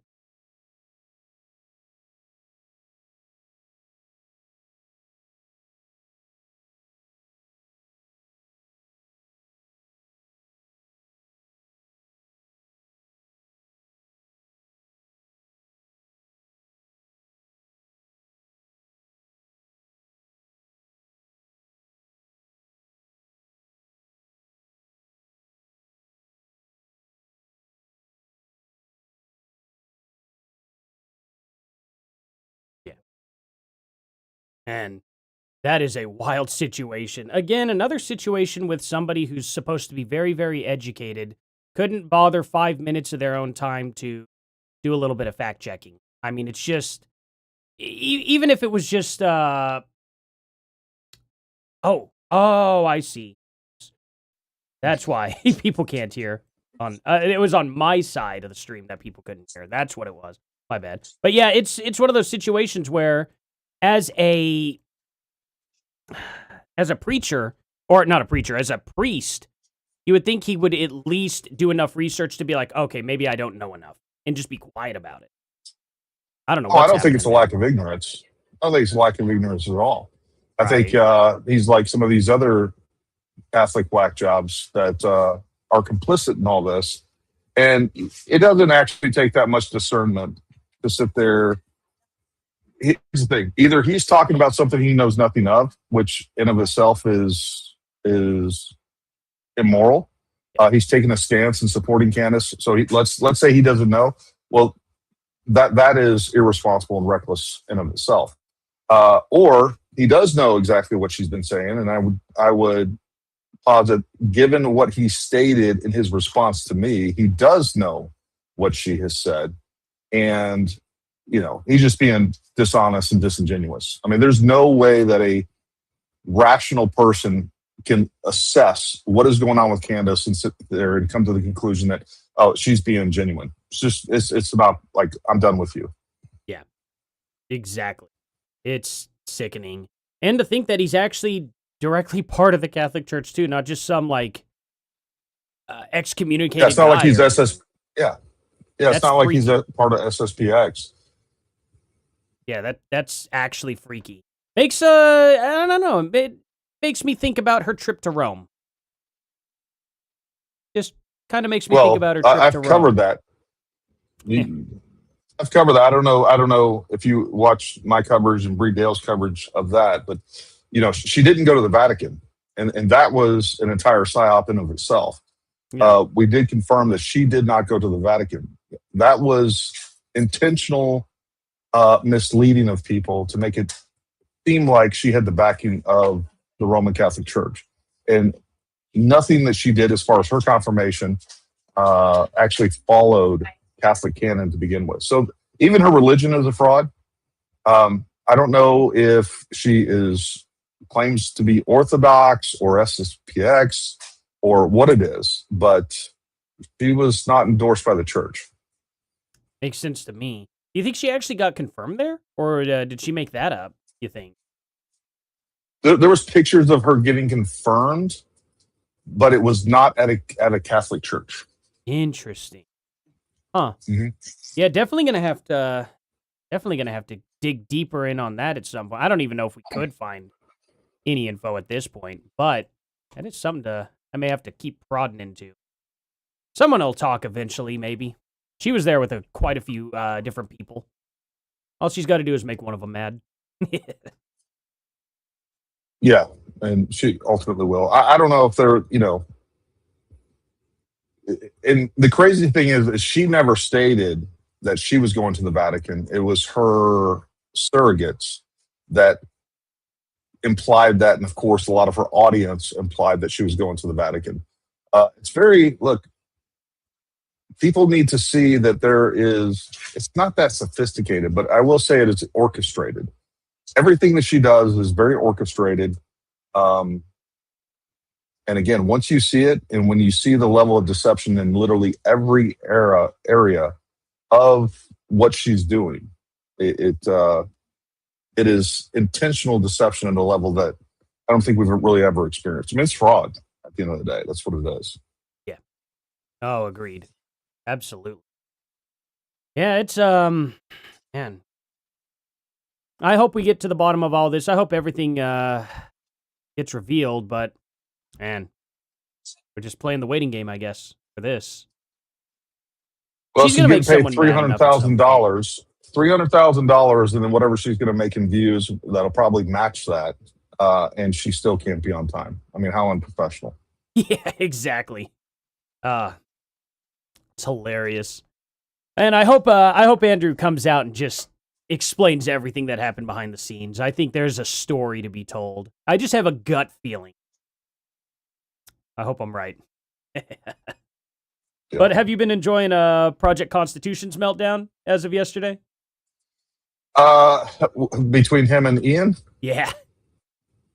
Yeah, I think it's that you are the bottom of the grift trash can when you got the other grifter, Ian Carroll, calling you dishonest. The same guy that pushed for months that, this was a stock photo that was released by the New York Post. And it won't admit that he's wrong even. He won't come out and retract that, but he's one of the biggest grifters ever to come out and, call Project Constitution out I mean, that just shows you how bad it is. But I mean, they're ultimately no different. Absolutely. Now they're starting to split and make their own factions. It's going to be Project Constitution and Mitch Snow versus Elizabeth Lane and all the others. It's you just gotta love it. It's amazing. I'm here for it. Yeah. What a 100%. it's great. I can't believe they still haven't started this somehow. Yeah, what could she be doing? Oh, let's hit some of these super chats and some other comments while we're waiting on them. Heck yeah. Caitlin Williams, I'm nervous too. The truth is on our side, and Andrew is really good. But what happened to the fact that Candace rejected to have her claims cross-examined? Has this changed? I think that has changed. I was talking to Mr. E, which, as I understand, Mr. Enigma on X last night, which, as I understand, is his producer. Don't quote me on that, but he is affiliated with this camp and works for Andrew. And I do believe that she did indeed agree to the cross-examination. N1SD, let's get ready to rumble. Patriot Lady, we love you. Bush League, big guy. She's a little late because she had to mix George some drinks before she left. I thought the funniest thing I've seen so far is that 0 Hour stated he sent Andrew a rape whistle in case George attacks them. Oh my God. Oh, that's amazing. That's absolutely incredible. Oh. Did he Candace actually is always physically late send for him one, though? everything. Because he should keep it on the I show. don't know. Probably not. Probably We should not. crowdfund him a It'd be whistle hilarious if they go live and he's wearing a rape whistle on his chest. I'm gonna be laughing pretty hard. That's It's pretty amazing. good. Candace is always late for everything. She is. She's super important. Watch Ryan Morrow Mafia. Ryan's a great guy. We love Ryan. Absolutely. Members of the SSPX are excommunicated from the Catholic Church, and as a Catholic, I'm ashamed of that priest's behavior. That seems to be the prevailing sentiment on that. And I didn't watch. I watched a couple moments from yesterday. Again, I was trying to stay off the social media just so that I stay in good standing with the wife. And I don't know if you covered it, but what was interesting to me, for those of you who don't know how that whole thing played out, is I had posted the 11 different confessions that are in the court documents that are evidence in the case. And somebody actually down in the comments stated, yeah, this is crazy that these people still deny it. Gary, have you seen this priest that is, basically pushing Candace? And what I did was just went to his page, started looking at some of the things that he'd been stating. And then I replied with a bunch of, I was like, hey, Father, if you're going to engage in this type of activity, here's some Bible verses you probably should consider. And instead of replying to me, and I think this really does highlight who this guy is, instead of replying to me, he creates a whole new post. So he leaves out the entire context of what was stated for me. And he didn't even repost my post or my reply to him and then state whatever. He just created a whole new post, left out the context, tagged me, tagged Candace, and then his whole reply. So, that just tells me right off the bat that this is a guy that's seeking fame, right? That he wants to be on the spotlight as opposed to actually having some sort of meaningful discourse. And then on top of that, omitted what I actually said. So, everybody that's involved with Candace is just disingenuous. They're all liars. And unfortunately, like I stated in that post, brain rot does extend to even the clergy. And that's really unfortunate. And folks, I am very careful and very respectful and fearful when you start talking to men of God. And I'm not Catholic. I'm not going to get into all of that. But I am you better, I think you need to approach criticizing the ordained with a level of fear and respect. And hopefully I accomplish that. But with that being said, it is also our job as Christians, whether it's a person that claims to be a Christian and or a someone that is ordained, it is our job to respectfully call them out on whatever behavior it is, or have that discussion. And again, I think you should approach that with respect and reverence. But at the same time, you can't be fearful to do that. So, Gil's in the chat, debating retard is harder than debating smart people. Yeah. You know, there are, look, I go back and forth with this and I struggle with this. I do think there's some utility with debating the other side. I do think that it does expose their lack of logic and how they're approaching this and just how disingenuous and dishonest. I'd like to hear your thoughts on this. So last night I was mentioned in the space, somebody let me know. So I went to the space, and of course it was the Candatards. And they were making some claims about me, so I went to address those. But like, these people are just detached from the truth. And while I will continue to have people from that side on my channel or in my spaces where I can control the environment a little bit and not allow them to just mute me, and because that's what they do, right? Like they won't. I had Uncle Tom, for instance, retard Tom, on the other day, and I let him speak for 30 or 40 minutes, and people were trying to cut him off, and I told them to stop. That's not what they do. They're not going to allow people to even speak, and they allow all these people to jump in, and there is no discourse, and none of them are honest, and none of them will admit what they're doing. You know, what I called this lady, Louisiana girl on X, if you guys aren't familiar with her. Oh, here we go. Oh, I went ahead and paused. Sorry. Well, I'll just finish this, because I'm sure it's an opening statement. You know, she was basically calling me to task because I called Candace a terrorist, and I was like, I'm going to stand by that. I think what she's committing is stochastic terrorism. And by the way, the NCRI report really lays out how what she is doing and how she's inciting violence against Erica Kirk, TPUSA, and other people, including myself, by saying some of the things that she's doing at a scale that we've never seen before. And so she was trying to call me to task on that, but she won't admit that Candace Owens and what she's doing is inciting violence, and there's no way to get around that. So anyways, they're just disingenuous and dishonest. I agree with that 100%. And yeah, it's just disgusting behavior. Think I could make PVD dance here? Yeah, let's do it. And I'm gonna bow just a few minutes, so just pretend I'm not even there. Run the show, bud. Alrighty, We're officially live. Candace, Andrew, you know, good to sit down here with you, talking to you guys about the conversation that I think started with you being on Joe Rogan when you said, hey, I'm offering $300,000. And for the audience watching this, you have to know, when you see this final product, there's a lot of stuff that happens behind closed doors. There was still communication till midnight, even some of the stuff this morning. Like, it's like you're trying to sell a company. It's the last 24 hours that the deal doesn't work out, but kudos to the both of you guys that you made it work. The topic of discussion today, how this got prompted, is, Andrew, you said there's overwhelming evidence that Tyler Robinson shot and killed Charlie Kirk. And Candace, your position was he's a patsy. Tyler Robinson is a patsy. So, of course, we'll talk about a lot of different things, but that's kind of how the whole thing got started. For the audience watching, I think this is truly for three different people. Number one is anybody out there that loves Charlie, respects Charlie, his legacy, what he did. We have a lot of love and admiration for what he did. He changed the lives of many people, young men, young women. You worked with him for many years. You guys were friends. You've said a lot of good things about Charlie, respectful towards him. You guys may have disagreed on some things, but you had a lot of respect for him.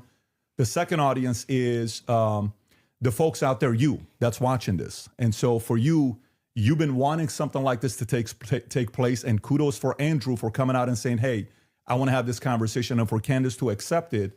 So you have the ability to say, I agree, I disagree, comment, do all the stuff that you're doing online. And if you want to see more of these things, any of the three channels, subscribe to them: the Candace Show, the Crucible. I'm sure some of the people from Crucible are watching as well, and the PBD Podcast. The more you subscribe to this, the more we're able to deliver these types of conversations to you. And last but not least, it's about the two of you.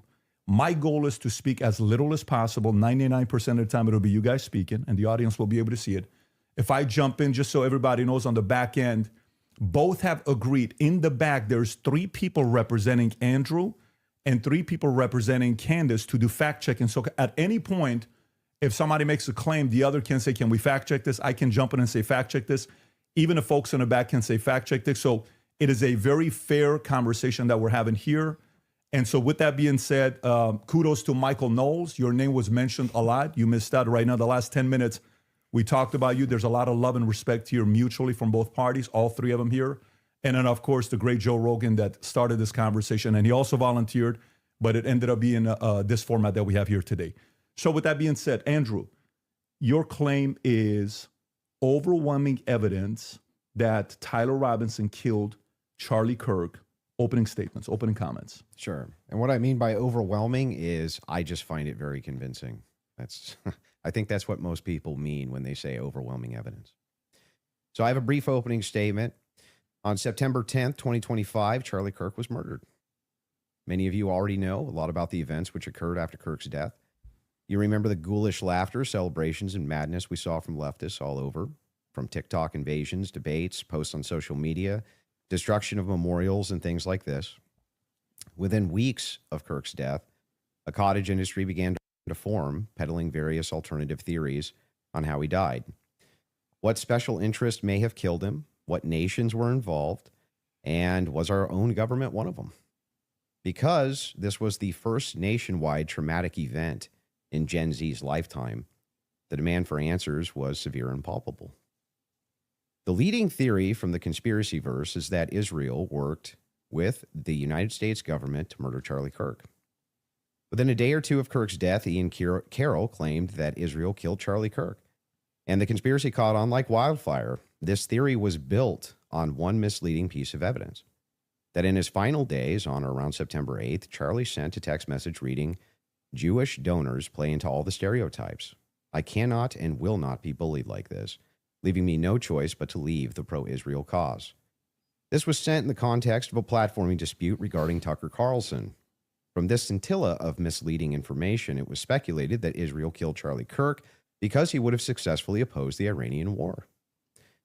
Now, that's a fun theory, and who doesn't like a good, fun conspiracy theory? I like them. But there is no evidence that Israel actually killed Charlie Kirk. And if Candace has some, I'd like her to actually show it to me. I'm open to suggestions, but to date, there hasn't been any. There is, however, tons of evidence that a leftist killed Charlie Kirk, just as Charlie feared they would. I believe Charlie Kirk, and I have the receipts. No, I didn't have a dream where he came to me and told me that the left killed him. No, he didn't come to me a dream and say, Candace Owens betrayed him. That never happened. In fact, I don't need dreams of any kind because I hold in my possession never before seen messages from Charlie Kirk to his security team on September 9th, 2025. I'm going to share the message with you today, which is the first time this information's ever been publicly revealed. On September 9th, Charlie's security team wrote to him, yes, law enforcement has been fully supportive and agreed to a security plan and posture. Tomorrow's event will be covered by both my team and the campus PD. If additional support is required, patrol units will be available. I have 11 on site. Charlie responded with this, okay, great. Remind them that they are there for one person's security only, because I'm somewhat worried the left is trying to kill me. That was a message sent September 9th. Whatever could he have meant by that? Well, I think he meant exactly what he said, that he was worried the left was going to try to kill him. Now, we'll discuss this more later on in the debate, and maybe I have more never-before-seen evidence that exposes just how wrong and, in my opinion, idiotic. So what did you guys think about that? And that's something that, you know, with all the evidence that has been presented, I forgot about the whole text message of the left is trying to kill me the night before as well. There's just so much. And, you know, that's kind of part of the strategy, I think, in my opinion, is Candace Owens floods more and more and more info. More and more info comes out, more and more info. Even if you can't corroborate it, you keep hacking it, more information, new information, more information. And then a lot of the older information that makes sense kind of seems to fade into the background. But so far, Andrew is knocking it out of the park, in my opinion. Many of these conspiracy theories have been. But that's what happens when you rely on what's called the evidence of the gaps. In other words, they don't have evidence, they seem to just make up evidence. And what did they make up? Well, in my opinion, kind of whatever lined the pockets. And I think it's ghoulish to profit off of the death of a good man. But we came here today to debate, and so let's get to it. The debate topic today is 1, my belief that there's overwhelming evidence that Tyler Robinson killed Charlie Kirk, and 2, Candace's belief that there's overwhelming evidence that Tyler Robinson was a patsy and didn't kill Charlie Kirk. In sum, the audience is going to decide who has more evidence supporting their theory. My theory is that the state is correct that Tyler Robinson is the killer, at least based on evidence so far, and Candace's theory that Tyler Robinson is not the killer and he's a patsy set up by the feds. To be clear, this is not a question of reasonable doubt. If it was reasonable doubt, and that's all it was, and that's all Candace was proffering, I wouldn't even be here having the debate with her. It's fair to have doubts, as the trial has yet to occur, and the state hasn't even begun to try to prove their case beyond a reasonable doubt, but Candace makes a more forceful claim. She claims that there's more evidence that Tyler is not guilty of murder and was set up as a patsy than there is for the state's case. And I just think that that's absurd. And she will not be able to demonstrate that in any way. In fact, she has almost no real evidence at all of her theory, whereas my theory is supported by compelling witness testimony, physical evidence, multiple confessions, all of which are independently compelling, but which are even more convincing as each piece of evidence corroborates the others. You'll notice the term overwhelming was included in both theories. This is because Candace demanded I defend my use of that term, which I think is fair, in describing the evidence against Tyler Robinson. She, on the other hand, only wanted to defend her theory as merely viable. That is, until I showed her clips in which she said she believed the evidence of her theory, that Tyler Robinson's a patsy, was supported by overwhelming evidence. Only then did she agree to defend that position. Regardless, we're both defending the claim that there's overwhelming evidence on our side, so it's worth defining that term. When I say the evidence against Robinson's overwhelming, all I'm saying is that I mean that as of right now, I find it very convincing. I see almost no evidence at all, only speculation on verified claims and suggestions of things that could merely be hypothetically possible. Dreams, vibes, feelings, things like this. Almost done, by the way. I have no problem defending the state's case and welcome Candace bringing up any challenges she would like. But if I'm honest, the reason I was willing to pay the $300,000 for this debate was to finally have a chance for someone to demand Candace be held accountable for the unbelievable theories and claims she's been making. Candace's investigation is indistinguishable from a leftist operation. She couldn't be doing more damage to the right if she were trying. She uses her considerable platform to relentlessly attack one of the most influential conservative outreach organizations for young people, and she's making a mockery of the online right-wing commentary class. She's harming Republicans in an election year by dividing them. She's attacking the very organization Charlie spent his life building, and she's attacking the people he loved, including his wife. And it cost me $300,000, but today I hope that she finally answers for some of that. Thank you, Andrew. Candace? Did you get it out of your Absolutely. system? Now, I did. real quick, I do have to say it'll be very minimal pauses, but this does have to be transformative. Copyright, all that good stuff. But I just want to ask you guys for a quick question. How did you like Andrew Wilson's opening statement? Give me a 1 if you knocked it out of the park. Give me a 2 if you think it was lackluster. And then we'll do the same thing for Candace Owens here. Okay, great. Well, I'm not going to waste time with the preamble because I think I just want to get to the substance of the debate, and we'll just speak to the audience. Never mind. I've obviously had an audience since we've been covering this case. Amazing. People know that there was a personal friendship between me and Charlie, and She is fuming. the pursuit of So something that good. makes sense regarding what happened on September 10th. By throwing it to this is just people who are conspiracy theorists. These are people who are just trying to generate clicks. I don't think that people should be satisfied by that. I want people to remember that it's important to think. We've been lied to by the government a great many times just the last couple of years, if you just think of the things that we've learned about our government. And I do want to say this. What's been the most disturbing element, I think, for everyone is that not only does the narrative not make any sense, which I'm going to demonstrate, I don't need to waste time with the preamble going through the points or trying to insult you or pretending that I've been running a podcast saying it's just dreams and vibes like I'm Miss Cleo. And that's the reason why it's taking so many influencers. It looks like a $1 billion industry of influencers to dispute everything Candace says. Is not because I'm on my platform saying I had a dream last night.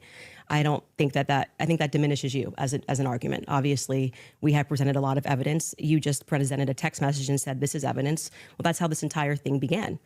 You're talking about how Israel got into the conversation. It was because immediately after Charlie died, one of the first things we saw was this push to make us all think and remember how much he loved Israel. It's because the prime minister of Israel, who's fighting like a 27 front war, felt that he needed to come do a little mini tour and to be strangely to state that I did not kill Charlie Kirk when nobody was having that thought that I can remember. Nobody was going, I wonder if Bibi Netanyahu killed Charlie Kirk. And then we had a round of influencers who lied and said Charlie was not changing on Israel, that he wasn't having any disagreements regarding that topic, that the day he died, he just loved Israel so much. And I demonstrated via a text message, which you just mentioned, and you're now contextualizing and pretending it was just about Tucker Carlson, which is not true. It was a part of a broader shift that Charlie was having over the last, I would say, actually on your show, it began since October 7th, which is when I began asking myself more questions about Israel as well. And so, yeah, when all of these things happen in the immediate aftermath, and then I drop a text message after everyone is denying that, Tucker Carlson then comes out and confirms the conversations that he had with Charlie. Megyn Kelly then comes out and confirms the private conversations that she had with Charlie. People then begin to ask a reasonable question, which is, why are we lying about this? If they were forthcoming with that and they had said, hey, yeah, Charlie was starting to ask questions. I think after October 7th, it's reasonable that people are starting to re-examine our relationship with Israel. I just want to butt in real quick. It wasn't until September 18th that Bibi Netanyahu came out and started pushing back on conspiracy theories about him ending Charlie. That's 2 days after Candace Owens accused Israel of being involved. Just want to point that out there. I don't find it weird that someone would want to respond to an accusation. They came out, if Bibi came out and was like, I didn't do it, unprovoked, it would be weird. We wouldn't be here today. Not but what it has happened. been lie after lie after lie, debunk after debunk after debunk. Yes, I did share that I had a dream that Charlie was betrayed. It's not a dream anymore. It's a reality. I look at what the organization has become, the people that they are partnering with, the lies that they are telling, the extraordinary people that they're sending out to say that I hadn't speak to Charlie since 2018, and it begins to look like a conspiracy. And just as a historical fact, that entire term was created by the CIA to gaslight people after the assassination of JFK. So it's not exactly one that makes me nervous. Like calling somebody a conspiracy theorist is essentially saying that they demand further answers. They're not accepting the Fed slop. So I'm grateful that you came today. I don't need to, like I said, take cheap shots and discuss your manner of debate or your strategy. And I'm also grateful that you shared that you had that text message today, because everybody watching knows that I have been demanding not a debate, just an open conversation with Turning Point USA. They should be here. It shouldn't be you in that chair. It should be the person that took Charlie's place, maybe Erica Kirk, maybe Andrew Colbert. He's a spokesperson.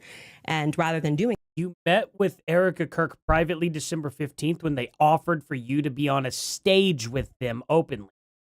Don't play like that didn't happen. that, they send us another influencer. Crazy. So let's see how it goes. Just out of curiosity, are you between 0 to 100? What is the likelihood that you think Tyler Robinson shot Charlie Kirk and killed him? Based on the evidence right now, How many fingers we got? I don't know. I'd say 75, 85%. Candace? Fair enough. 0%. 0%. I'm at 0. So With what we've seen in terms of the evidence, I'm at 0%. So not Okay. not only Not even you know, 1% that chance. maybe somebody was behind him as a patsy influencing him. Who's not the even saying that he closed-minded didn't person shoot in this Charlie Kirk. situation? Right. I would, if you said, was he involved that day, as right. I have consistently said on my platform, I would say yes, he was. I don't know what role he played, but as the shooter, 0%. Do you have any evidence for it? For what? My percentage? The fact that he didn't shoot and kill Charlie Kirk. Yes, which I'm hoping we're going to get to all of the evidence that he feels that he has. I mean, I'm not even convinced Okay. that Charlie was shot from the rooftop on Losi that day, based on the evidence that has been. Do you think he was shot? I do not think that Charlie was shot from a 30-06 from Yeah, Losi. but just shot at all. I don't know. I think that a projectile hit Charlie, and I'm open to other people's She's backing off the presentations, exploding mic. but I have not seen any compelling evidence that Charlie was shot by a 30-06. Can we see maybe if we're going to have an olive branch to each other, if maybe we can establish what we consider the facts of the case to be first? Yeah, sure. Okay. So you're not sure if he was actually shot. You're open to alternative theories. To that. He was definitely hit with a projectile of some description. If we're talking about was he shot from a gun, a 30-06, I would say definitively no. Okay. It I defies, can't it take this defies common serious. sense to think that he had a Superman neck. And even if he did have a Superman neck, which has been demonstrated, I think actually recently a YouTuber actually set up Valhalla steel cages and shot it and it went through. So under no circumstance will I. So at least not a 30-06. Definitively not. A Okay, 30-06 but you from are low C, open- 150 feet. No. But you're not necessarily closing off the avenue that he could have been shot at all. With maybe a smaller. Smaller caliber? Okay. And then there's some things that I'm going to make she stepped right into concessions on Andrew's that I trap. do think we need more answers on, and I'm fine with that. And we That's going to come back as well. The other thing is in the timeline, one of the things that we dispute, I think, on the timeline is that you think that Robinson drove hours away to a steakhouse in the timeline. Is that correct? Yes. Okay. And what's the compelling evidence that you think you have there? I spoke to the owner of the restaurant, and I have seen the receipt. I know the conversation that I had, and I think it's enough that it will be presented. Obviously, if this goes to trial, but yes, I do believe that he was in Panguitch, which is near his grandparents' home. Did he give you an unedited copy of that receipt? I have seen an unedited copy of that receipt. It was not given to me from the owner. But I want to, before we get into like all the timeline stuff, I want to address what you think is evidence so we can Brush keep it off, this on Candace. par with what your claim is. Since Well, I think that that's a piece of evidence that's in dispute, and that's why I'm. yeah, but because if we're not trying to get establishing to the whether there's timeline- overwhelming evidence that Tyler Robinson did this. Yeah, so if you whether want to then use starting the first, with if you want to use the first part of that for the internal critique, yeah, for you, we that's should go fine. over the actual Okay, evidence that so we feel. The first reason that I think, and I think it's compelling evidence, is that Tyler Robinson's rifle was found. Yeah, the owner denied Tyler near the was there, crime so. scene. So Facts. I would consider that to be very good evidence. And also the fact of the matter is that I dispute this claim that a 30-06 could not have made this wound. I think that that's absurd. 150 grain Remington core lock absolutely could shatter when it hits the neck of any human being. When you say that there's some steel neck and it's a smaller caliber, you have to make a counter explanation. Why wouldn't a smaller caliber also go through bone? It could. I didn't say it can't. Right, exactly. So if that's the case, then ammunition is going to be the critical key here. And if we have frangible ammunition, which we do in this case, a flex tip round, well, I'm sorry, not a flex tip, a soft point round from 150 grain Remington core lock, that's just a small jacket that goes around the actual lead piece. This thing could have split apart in air for all we know, but definitely upon impact. And we have the medical examiner who confirms this in a summary. And my team can bring that up, the summarization, which means he would have to be a part of some kind of conspiracy as well. Okay. This is bad, So Candace. just to start with your point about saying This is that bad. the gun was found near him, near Losey Center, or I guess off in the woods. That gun. Did you watch the notice she's testimony? shrinking up? Did you? Did you watch the preliminary yeah, we hearing? covered it live. Yeah. Okay, so forgetting what the summary of the medical report was, did you watch the testimony that was given by the Caitlin Oliver, the ATF woman, Samantha Carner, any of those people who went into the science of Yes, I recall. You're talking about the bullet when they- analysis? Yeah, when they went Man, into she the looks DNA. freaked so- out. That's kind of the most relevant part. Okay. I'm not denying, I've never denied on my platform or anywhere else that a gun owned by Tyler Robinson was found near the crime scene, right? That Okay. doesn't remove, if you think somebody set up as a patsy, you could take a gun out of this room right now and you could walk out and plant it in the woods near a crime scene. I That's agree. not convincing evidence to I me. concur. I Can't it concur just with say the that she fact has one in that's her a room? possibility. So you Logically possible. I think, have said on a platform that you were a gunsmith. Mm-hmm. Okay. And for how many years? Many, many years. For many years. Mm-hmm. You also said that you were an Army sniper. I wasn't a sniper in the Army. Okay. And I never said that. by the Sorry, way. your wife tweeted that you were an Army sniper. Yeah, I don't know. Like 15 years ago, she said something. Does She it said change that 15 years later? She said that it was colloquial. So I Army don't- sniper is a colloquial term? Yeah, I was never an Army sniper. Okay. What did you do in the Army? Did you teach? She then I corrected it and said you taught rifles in the Army? No, I didn't teach rifle. No, I taught rifles as a private citizen. Okay. Mm-hmm. And I was an NRA instructor for many, many, many Okay. years So, alongside my gun shop. As with your expertise, Mm-hmm. when she gave testimony on the stand, Samantha Carner, that there was dust and there was debris Mhm. that was found in the gun barrel. Yep. And then when we had the Just pop quiz. When you fire a round through your barrel and there's powder that makes it explode, I wonder what they call that after it settles. I don't know. I'm a little. The person who That wouldn't be this was, dust, I believe, right? Caitlin Oliver, who explained painfully about the DNA, the prints. Well, let's start with a point at a time. I'm not done. You said something, so I'm going to finish my thought. Right? You don't want to do a point at a time? No. Well, sure. If you want to respond to, Well, but I want you to respond to 2 points. debris. I want you to start with 2 points. Okay. Dust and debris in the gun barrel. Yeah. Secondly, the fact that there were 5 sets of prints, 5+ actually by the end of the testimony, 5 sets of prints for which we already had the woman who worked for the FBI forensics testify that above 2 prints, if you're taking a sample, it's no longer a science, right? She testified that when they took the sample of what was on the trigger, they saw 5+ prints. And among those 5+ prints, Tyler Robinson's was the most degraded. So I would like you to explain how Tyler Robinson's prints could be the most degraded when she said, actually, you could have DNA on something that you've touched. You could have DNA on something that you've never touched. And to get DNA degradation, they've looked at pieces, items 20, 40 years on that don't have degradation. Yet Tyler Robinson's prints, amongst 5+ other prints, were the most degraded on that weapon. Yeah. So let's get into all 3 of the claims. First, with debris. When it comes to debris, firing rifle doesn't always blow the debris out of the barrel. Okay. So You think there could be debris and dust. Yeah. He just fired the weapon. Sure. Okay. Not only that, he left it in a forest. Now, I don't know. Well, there's also this little caveat here. When you go and you fire a weapon, what do you typically do afterwards? Oh yeah, you take it apart and clean it. Why would you have to do that if you could just clean your weapon by firing it? Just If you common agree sense with in me, my opinion, but if you okay. leave a rifle in a wooded area, it's also possible that debris could get in that way. But I'm not even sure that that's what the case is. I think it's far more likely that you fired the shot, it just didn't blow all the debris out, and it often doesn't. You'll find this if you take Grandpappy's dirty rifle and it's all dusty inside the bore and you go fire it, you'll often look down the bore and there's still dust. Okay. Happens all the time. Okay. And the prints?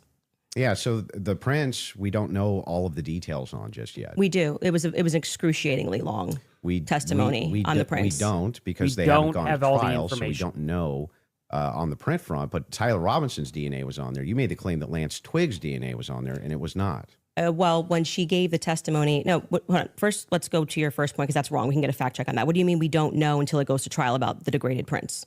She testified, and Yeah. this is the person who took the prints. Yes, but the problem is that inside of this particular testimony, you agree with me that there's going to be much more of the DNA analysis during the trial, right? But you also would agree that her fact is not going to change, that among the prints, his was the most Yeah, but degraded. she So might I'm offer asking you to why. address that. How Well, could that be here, possible? Let's give it, let's just grant this for a second as a possibility that his fingerprints were degraded. It's not a possibility. It's a fact. The person who took hang it. on. I'm just Okay. granting it for the sake of argument. You should grant it because it's a fact that she presented. So now it's Okay. granted. So what? What do you mean? So what? Yeah. So what? What does that prove? It proves that if his prints were the most degraded amongst 5 of them, you're going to have to explain how that's possible if he's the one that recently fired the weapon. Maybe they do. Yeah, so wait a second. But what does You're that do? saying that it's an impossibility that if his fingerprints are the most degraded, I'm telling you if to that's the explain it. case- You're the gunsmith. Well, so wait a explain it. second. How would a gunsmith give an analysis on fingerprints or DNA? Do Yeah, you think that exactly. I work in a DNA laboratory So with your fingerprints? answer is I don't know. Yeah, You can that's just what say he you did. don't know. His You but I don't did. have job. to. But I did. No, you said so what? Yeah, so say so- I don't know. but I what would actually don't that- have an what would explanation that for that, prove, Candace. though, is my question. Well, I think that what it would prove is that it is a more viable theory that people who had stronger prints on the gun may have used it more recently. Did they say who else had fingerprints on the gun? They named Rebel Vet, you got a great point. Not only did he wrap it in a towel, which would probably remove some DNA off the weapon and move it to the towel, he also probably wiped it down with a different substance anyway, maybe? Who knows? That's crazy. That's absolutely crazy. Yeah, and it's DNA, not fingerprints. Exactly. Exactly. Who knows? He has also, like, especially on the rifle, it's only 2 people's DNA, I think, was on the rifle. One of them was his grandpa or his dad, and then his. Lance Twiggs' DNA was not on the rifle whatsoever. Not even a little bit.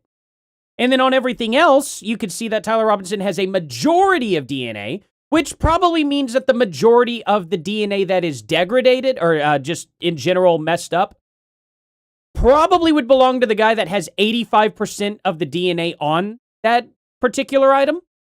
he's probably also going to have the most damaged DNA on that item because there's less of everybody else's. Named Matt Robinson explicitly. Okay. And this was a part of the testimony where she was speaking about how they got samples of elimination samples from the home of Amber Robinson, Matt Robinson, and Lance Twiggs. Those are the three names they named. So are you saying that Twiggs Would you like me to fingerprints- finish my statement? I just want to make sure I'm clarifying. I'm trying to finish the answer, but it can't be clarified until the answer comes out of my mouth. Okay, So go ahead. This was a portion of Boy, her she's getting testimony mad. where she was explaining how they got elimination samples from the home. And she named Matt Robinson, Amber Robinson, and Lance Twiggs as the elimination samples that she was using. And so she explicitly said, some of them, so we can assume 2 out of the 3, were their prints were found on the gun. She explicitly named Matt Robinson as someone who had prints on the gun, and then said there were 5 people that they had taken that sample from. And again, Not on the what's firearm. also relevant here is the earlier testimony, which came from the FBI forensics analyst, I believe it was on day 2, where she said that when you're using those mixtures and those samples and you get up to 5+, it's really hard to make any sort of a determination. So both of those things are relevant. If you can't explain why his prints are the most degraded and you're saying he is the shooter, it's not really a so what. It's an open-ended question that people have a right to pursue. It's not a conspiracy. It's actually proof of my claim that there's evidence that he was set up as a patsy. That wouldn't prove anything about him being a patsy. It said it's evidence to support the claim that he could have been set up as a patsy. So this is why I said earlier, so what? Because even if it's the case, this doesn't have an explanation for it yet. That doesn't actually give you any evidence in your corner for Tyler Robinson being a patsy. Okay, hang on. I didn't cut you off, right? You would need to actually explain how this would demonstrate Tyler Robinson. This is tied into Robinson being a patsy. Are you claiming that these fingerprints were Lance Twiggs or that he had any DNA there? I'm saying that it could be Matt Robinson, it could be Amber Robinson. That sort of information is going to come out during the trial. How would that tie into the idea that he's Okay, so what they do? Yes, because if his is the most degraded prints and the information that I shared on my platform is true, that this gun was given to Tyler Robinson as an heirloom. I had conversation with members of the Robinson family, Twiggs family, both of them. You know, like I said, we're not just dreaming. And if we're having those conversations and they told me that gun was only given to Tyler Robinson because it was a family heirloom. Okay, so it was his grandfather's gun or great-grandfather's gun. Okay. I don't remember the difference. I don't remember which one it was. And so he got it because he's the firstborn. So, but he's not much of a shooter, is what I was told. And so he has Only this pictures because of him he everywhere inherited shooting, it, but okay. essentially. So if I get something from my grandpa and I put it up on the shelf and I own this, you could see that could be. How do we get to the patsy part? You don't let me ever get to the end of the sentence. So how could we get to the patsy part Okay, if I can't get to the end of the I'll wait sentence? patiently till we get to So the that patsy could be a part. reasonable explanation as to why there was dust in the barrel, because he doesn't often shoot this weapon and he is indeed a fisher. And it could also be a reasonable explanation for why we have Matt Robinson's prints on this. Obviously, Lance Twiggs, even if he has prints on things, they live together. That doesn't really mean anything. But that could demonstrate that somebody took his weapon and put it somewhere. His prints are the most degraded. Somebody else's prints, there's more presence of somebody else's prints, and that could demonstrate that somebody is taking items from his house and putting it into various But it places. also could demonstrate nothing. So the problem that you have here is that this is pure conjecture. No, this is not evidence that Tyler Robinson is a patsy. It's only evidence that you have conjectured up that, well, if it's the case that these are the more degraded prints, then therefore that means must be patsy because dad's fingerprints on gun. I didn't say must be patsy. Describe how this actually links in to Robinson being a patsy. Okay, I just described that for you, so I can explain it to you, but I can't understand it for you, so I'm going to move on from that. But to just go back to She your got point destroyed about on the this topic. is not evidence, you That's can't bad. make that claim because the entire basis for why you think that there's evidence. Long story short, the only other DNA that she even named was his parents' DNA. So were they the ones that took the rifle then and used it? No? Okay, well then I don't know if that makes the story better. Let's say that's the case. Oh well, then he's made of patsy for his own father who did it? Seems like it's still in the same vein of crime, but maybe I'm crazy. For Tyler Robinson being the person that took the shot is based off of a hearing under Utah 1102 rules, meaning that they are doing the exact same thing that I am doing. This is the state. You said you're here to represent the state. Well, did you watch the Well, preliminary no, I hearing? didn't say I was here to represent the state. The state's position you think is strong and No, convincing. what okay? I'm here to do is represent my own opinion. You which said is in that your opening based on statement- based on the evidence presented so far by the state. The state has that I find it presented convincing. evidence under Utah's 1102 rule. But this doesn't demonstrate any patsy No, that's very behavior. important because that rule is hearsay. So you can't say at the same time, Great. Candace, you're not allowed to. And what that means under the Utah rule, which I'm sure you know, because I'm sure you watched the preliminary hearing and yourself understand what that means, is that the entire hearing was hearsay. It means none of that information that was presented is going to be allowed. The majority of it, the overwhelming majority of it is not going to be allowed at the trial. They're allowed to present when it's just a probative hearing. I don't think all the evidence that was put in was hearsay. Okay, you didn't watch this case. But not only that, no. This is a huge point. This I is want so all of it crazy was that you don't hearsay? know For a this. fact check, if Yes, all the evidence we need was more than a put fact in- check. This was every single The team day. in the Utah back DNA's rule hearsay? They 1102. want to go Okay. there. So they said there's a medical examiner's explanation of the shooting that's in the back. Rob, if you want to pull it up, and then Candace, if anybody from your team wants to pull something up, no problem as well. But they're requesting it. If you guys got it, pull it up.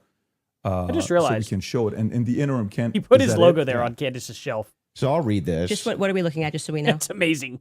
Yeah, so this says the bullet, or at least part of it, sequentially perforated the interior left of Mr. Kirk's neck, strap muscles of the left side of the neck. This is a summary, by the way.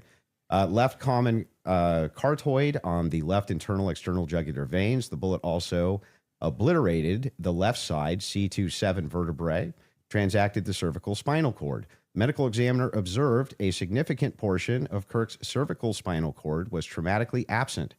Mr. Kirk suffered from other severe injuries, including bilateral, apical, and posterior intercausal hemorrhages, pulmonary, apical hemorrhages, multiple disruptions to the thyroid, et cetera, et cetera. So the summary of the examination is that he was shot.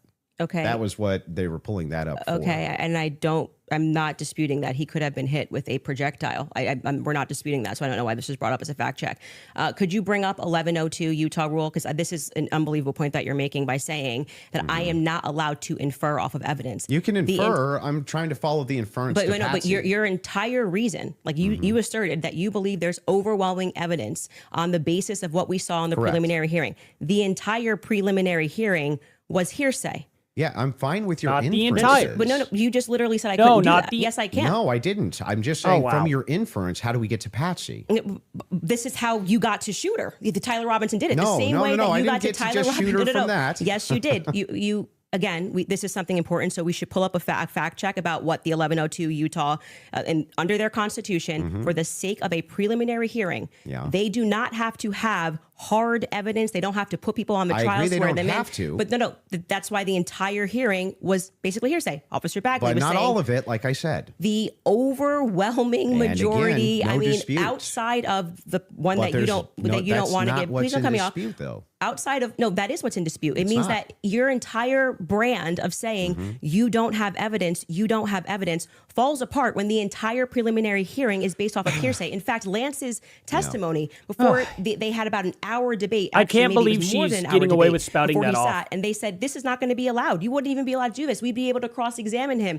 The questions that they're asking Lance are all leading. And what did he say? Well, I'm the magistrate under Utah Constitution. 1102. It is my job to allow all of this so we can see if the state has enough here that we can then move to a trial, which will then. They would not allow this stuff. They would say we get to cross-examine Lance. Lance But just you're can't arguing willy-nilly things I'm say. not disputing. But the entire substance of your argument is that people can't infer off of evidence. No, That's what you're saying it's to not. me. When you say explain that. Candace, Here, you I'll can't give you talk the about the degraded argument prince, which is a now. fact. Yeah, I'm not and then saying infer that. off of that Didn't say that. Tyler could have been a patsy. You're I just am telling literally you, making stuff up. So here's I'm not what the making stuff position up. is. I'm I'm not making asking stuff this. up. By the way, I'm I have Rule saying 1102 that ready I if you thank wanna you. read Let's it. pull that up. Let's pull pull up that up. I'm 1102. doing All doing three are exactly what talking the at the state same did. time. I'm going to I'm chime in looking now. at a piece of evidence, and I am They stop. saying. But you're not showing me how you get there Can you from the describe to the inference. audience what Rule Yes. 1102 So means? just so everybody who's watching this at home understands. Your PBD what I'm should have, saying, like, even if he doesn't. interrupted. What Andrew is arguing is that I don't have the right to extrapolate from Never a made that fact argument. like Just making it up. Just purely making it up. I'm asking based on Andrew. based on Can I your show my evidence? You just showed yours. Reliable hearsay. You'll get a chance. Reliable hearsay Bro, in criminal really? preliminary examinations. The entire Hold on. So preliminary. Candace Owens just gets to move forward. on explaining what Andrew's position is, but he doesn't get to go ahead and just make his position real quick because he's telling her, I don't care about any of this. This is not my position. And Candace Owens is going, yes, it is. But he doesn't get to talk about it now. But he'll get his chance in a second. But that's really stupid. That's really that stupid. Saw was on the basis of reliable This is hearsay. worthless. And what that This is means just time essentially wasted. Is the people who are making the statements can just say, Patrick told me that he did this on Monday. Patrick's not here. And that is, they can allow that into the hearing. That's just because it's just meant to be probative. We know what And so hearsay it's the is, state Candace. We're saying, not dumb. Here's what we have inferred. So you are allowed to take a piece of evidence and then you are allowed to infer off of that evidence. Okay. Case in point, that's a demonstration that's a demonstration of what I just did. I said the prints were the most degraded off of Tyler Robinson. And from that, what I am inferring is that it's plausible that Tyler Robinson was set up. That doesn't, that's the point in contention. That's not a point in contention. That's the point in contention. It's not a point in contention. If you're saying it's a point, it is the point in contention. It's not the point in contention. I'm telling you that is what can't the shut up and entire listen. hearing allowed for. So the evidence that he is describing, we're asking you that now. he is using to argue his case is all based on inference, not fact. Great. Inference, not fact. So what they are inferring off of the facts. So again, we're going to take this, and I'm just going to even grant it because it's irrelevant. I'm asking how you get to the inference that even if you dispute that piece of evidence, that means Patsy. I'm looking for the logical chain for how you get to that inference. English is hard for Candace. What I am telling you is it's the exact same way that when you tweeted, I think that this evidence is overwhelming. When they say that looks like Tyler Robinson's car, he drives a similar car, okay? They are inferring that that's Tyler Robinson. Can you walk me through the inference so that I understand? It's not a fact. It's not a fact. When you show a blurry image, which you kept citing that we have images. I'm talking about your inference that the fingerprints, even if they're degraded, equals Patsy. How do you get that inference? I didn't say it equals Patsy. I think it is enough evidence that it should be explored, which is exactly what this preliminary was in the That's not what you're saying in your videos. In dispute. What's in dispute is when you said, I'm using this as evidence that he could have been a Patsy. I'm asking, how do you get the inference to Patsy from that? Because what I am saying is that it shows that somebody else had more DNA presence on that gun than Tyler Robinson did. So it is plausible. All they're doing, they're presenting plausibility based off of the facts, okay? It is Tyler Robinson had a vast majority of the DNA compared to anybody else. That also means he's going to have the most degraded DNA than anybody else because there is more of his DNA than anyone. But Candace will not tell her audience that. Plausible that somebody just took his gun and put it there. That's it. Is there equally that's how it works. And is there equally 100 other plausible explanations? I think that's the reason why most people are exploring when things don't make sense. Got it. So yes, at the beginning of that, this is how the court process works. So just so we're clear, if there's 100 other plausible explanations, then Candace, why is it that we should go with this idea that it was a Patsy? I'm not saying that we should go with the idea that it was a Patsy. I am saying that there is. I thought that was the whole defense. Your whole claim today. My whole claim was that there is more evidence that he is set up as a Patsy. How does that equal evidence of Patsy? I don't know how many times I can say this. Like I'm saying that I am using the exact same mechanism that you are accepting for some reason in the Utah courtroom. Yeah. Right. To say, I'm going to look at the evidence and I'm going to infer an alternative theory. So you just saw the states and you're accepting it. And they have not presented any concrete facts. You listed on your own Twitter that what you found to be convincing was something that looked like his car pulled into the driveway, a blurry image. No, I didn't. A standard white guy coming up the steps that could literally be anyone. This never happened.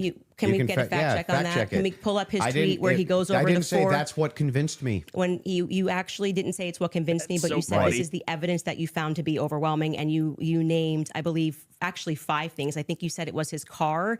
You said it was. Well, there's multitudes of things that I find. You just to be said you didn't say evidence. it, so we're going to get a fact check on that. You did. Go ahead. You said the blurry images coming up the steps.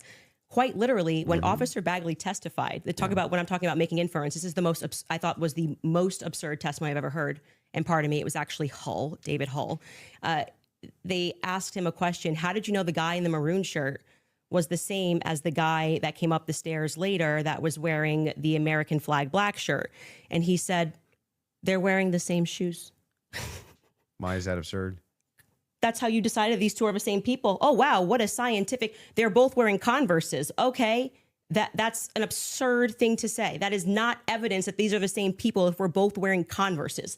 That was what he said. That's what flew on the stand. But I still don't understand how that would be absurd. If somebody, it's an absurd thing. For instance, if somebody were to change their clothes but keep the same shoes on, wouldn't you utilize the shoes to try to track that person? If The they were changing idea their that on a clothes? college campus, two people wearing this totally different outfits, but both wearing Converses can't happen is such an absurdity that I don't even need to like argue that. I'm just going to let people deal. Why is it absurd? Just concede that point. Obviously, it's an absurd thing to say. I'm not I know sure, these are the same people because they're both wearing Converse. Yeah, I'm not sure if in context that's what happened. But It even is. if it is, You can get a fact check on it. But even if it is, again, And it was if Hull. we're utilizing inferences, whenever we're dealing with logic and we're dealing with making a logical inference, we're going to take the entire collaboration of evidence and then we're going to make inferences from that.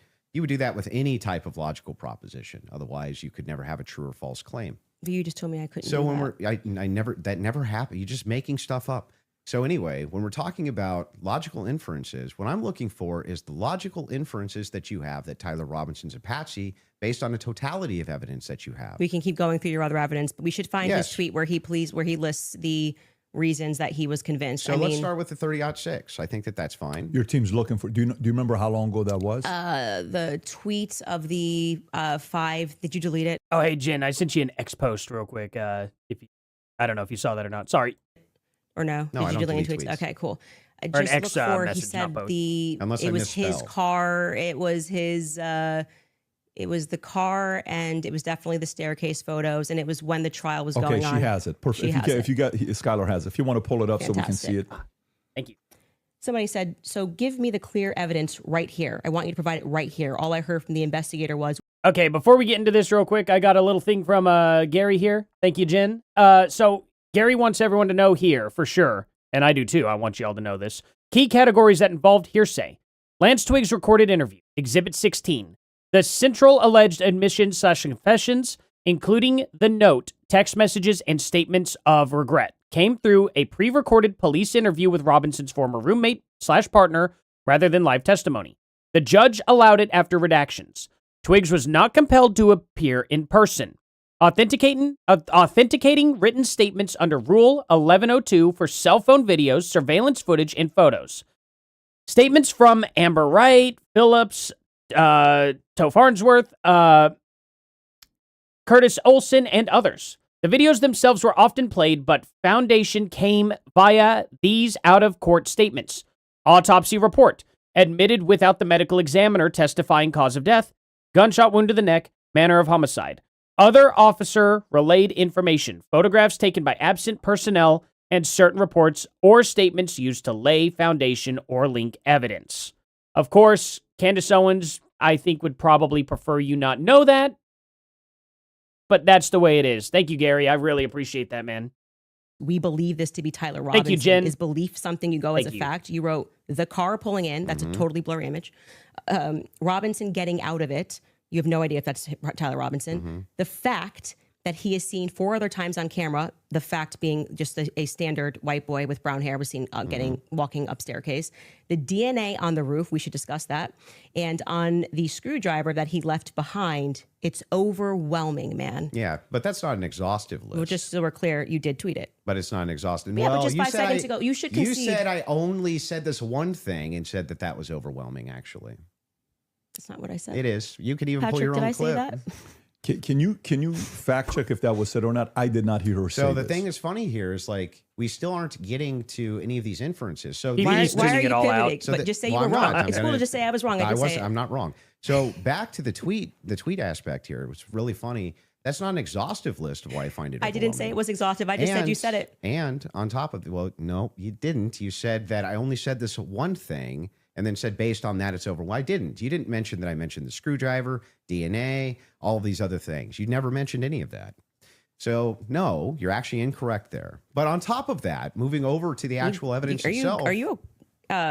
Yes, I'm okay. Anyway, back to the Wasn't evidence you're itself. okay. Yes, Actually, I'm I'm fine. glad you're asserting that you're But okay. back- I wasn't worried about your health. I'm just but saying back to that I this. just said you tweeted this. You said no, I didn't. We got a fact check, and now you're like just gonna gaslight me and pretend that I There's said no gaslighting. It wasn't exhaustive. I never said that. I just said you did There's say this. Zero gaslighting. I didn't say you couldn't have said more, Yeah. but I would like to address what I mean, you this said is in your that tweet. time. If this is how you want to spend it interrogating my position, you can do it that way.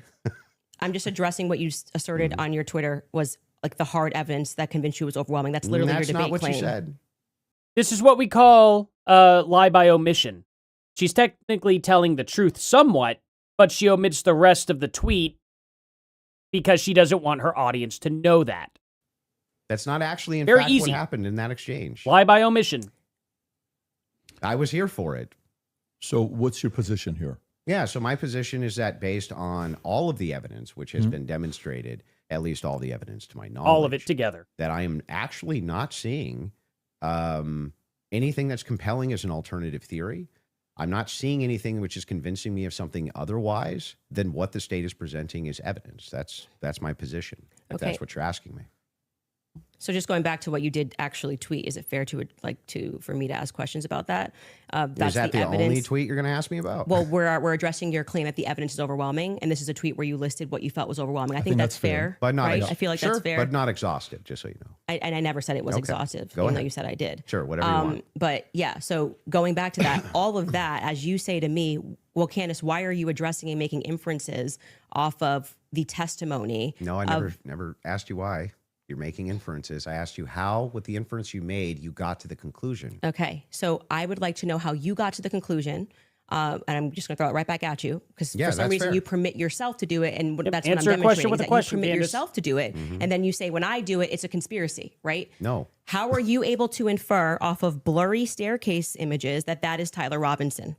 Yeah. So in that particular case, what you do is you take that evidence, you combine it with other evidence. So it's not just that Tyler Robinson is seen in the staircase. Why are you calling him Tyler Robinson in the staircase? That's what I want to get to. Yeah, because, I mean, He's we'll just use explaining this. If you don't agree that that's Tyler Robinson, then you would just have to humor me. I think it is, so I'm using the name. But why do you think it is? Because you make everybody, you call them literally conspiracy what I'm trying theorists. to explain to you. Okay. So if you're asking for my inference why I think it's Tyler Robinson, is because Tyler Robinson said in his text messages, you'll be able to see me on security footage at the campus. Said it in his own messages. On top of that, Twigs, yes, you can pull them up if you want to fact check that. He did say. On Yeah, top I would. of I'm that, sorry. I actually think I really did miss that. I'm not saying you're wrong. I don't remember him saying you're going to see me in. I'm paraphrasing, Can but we it was pull that close up? to it. You'll see me on the news or that's something not like that, right. right? Twigs himself said that he You're had gonna see some me on the staircase? that he had some maybe a tiny bit of doubt, but it sure looked like Tyler Robinson inside of this various surveillance footage that he saw. So Lance, sorry. Hang on. Right. So there's multiple reasons why it is that I believe that that's Tyler Robinson, not just because of blurry footage. Did you have a dream? Just kidding. No, it's because I combined multitudes of evidences. Okay, so let's address those multitude of evidences. The first one we're working on a fact check on because I do not ever remember him tweeting. That's me in the stair. I mean, or He didn't tweet it. Texting that's me in the staircase. I think that I didn't say that. I said I literally didn't. What I said is that he texted over, "You'll be able to see me in footage at UVU," and I'm paraphrasing, but that's what he said. Yeah, could we get a fact check on that? You the can find second it. thing you said was Lance's testimony, and actually what Lance says is, I'm not 100%. I agree. But in terms of what he wears, again, pointing out the absurdity, he wears Converses, he wears sneakers. If his boyfriend is not 100%, I'd like to understand why Andrew Wilson is overwhelmed by it. That's what I'm trying to get to. And lastly, I would like to remind you that Lance's statement would not be permitted. This was a huge part of the preliminary hearing, that they were leading. All the questions that were asked of him were leading, so they would be struck down at the actual trial. And also, I would like to remind you that he got use immunity for that. Use immunity. I understand. Which means that happens, by the way, all the time in these cases. And I'm wondering why it particularly happened for Lance in this testimony. And I would also like to point out it that happens all something the that's time. remarkable about this, again, leaning to my perspective, that Lance has a lot more, which I have said many times, Lance has a lot more involvement than the feds are letting us know. I think more is going to come out that either. because they interviewed him on September 11th, and then for whatever reason, just ahead of what was supposed to be slated as the preliminary hearing, which was initially supposed to be in May, they bring him back to do this interview, which in my opinion should have never been allowed. And I actually agree with the defense that it's a violation of his constitutional rights not to allow them to have cross-examined him. But I understand Utah 1102, do what you do. It's all hearsay. But to allow it in that way, for him to just be able to also have use immunity, knowing that he's not going to get any trouble. He could literally get up there and lie about anything. And he's not going to get in trouble because the use immunity was given to him in April, I believe. April 28th is when they gave that testimony to the defense. I think they shot it in like April 20th of 2026. That is not compelling to me for somebody who has use immunity to give a testimony and to say, I'm not really sure, but definitely like he wears jeans and stuff. That's not what he said. He did. Actually, you can get a fact check on that. Yeah, that's Skyler, not, I think he you said pulled much it up more if you than wanna, that. So a couple things we have. We have Rule 801, Tyler's messages, that says it's not hearsay. But first, go to what Candace is asking about, Skylar. I think you have it. You just texted me if you want to pull it up. You said you have the text. If we can put that up on the screen. Thank you. Okay, this will be interesting. It was me. Look at the pictures from the surveillance footage. It was me. Okay. I Yeah, said to you, it's not an oof. I said I didn't remember this, and I'm happy to have a fact check on that. Okay. It is still an oof, I didn't call for the fact check saying you're wrong. I literally said I don't remember that from the Well, text I'm just messages. saying to you, like, Okay. I'm trying to be concise for you. And then also bring the 801 that you just said. What was the other one? Yep, the 801, Tyler messages saying it's not hearsay, if you have that as well.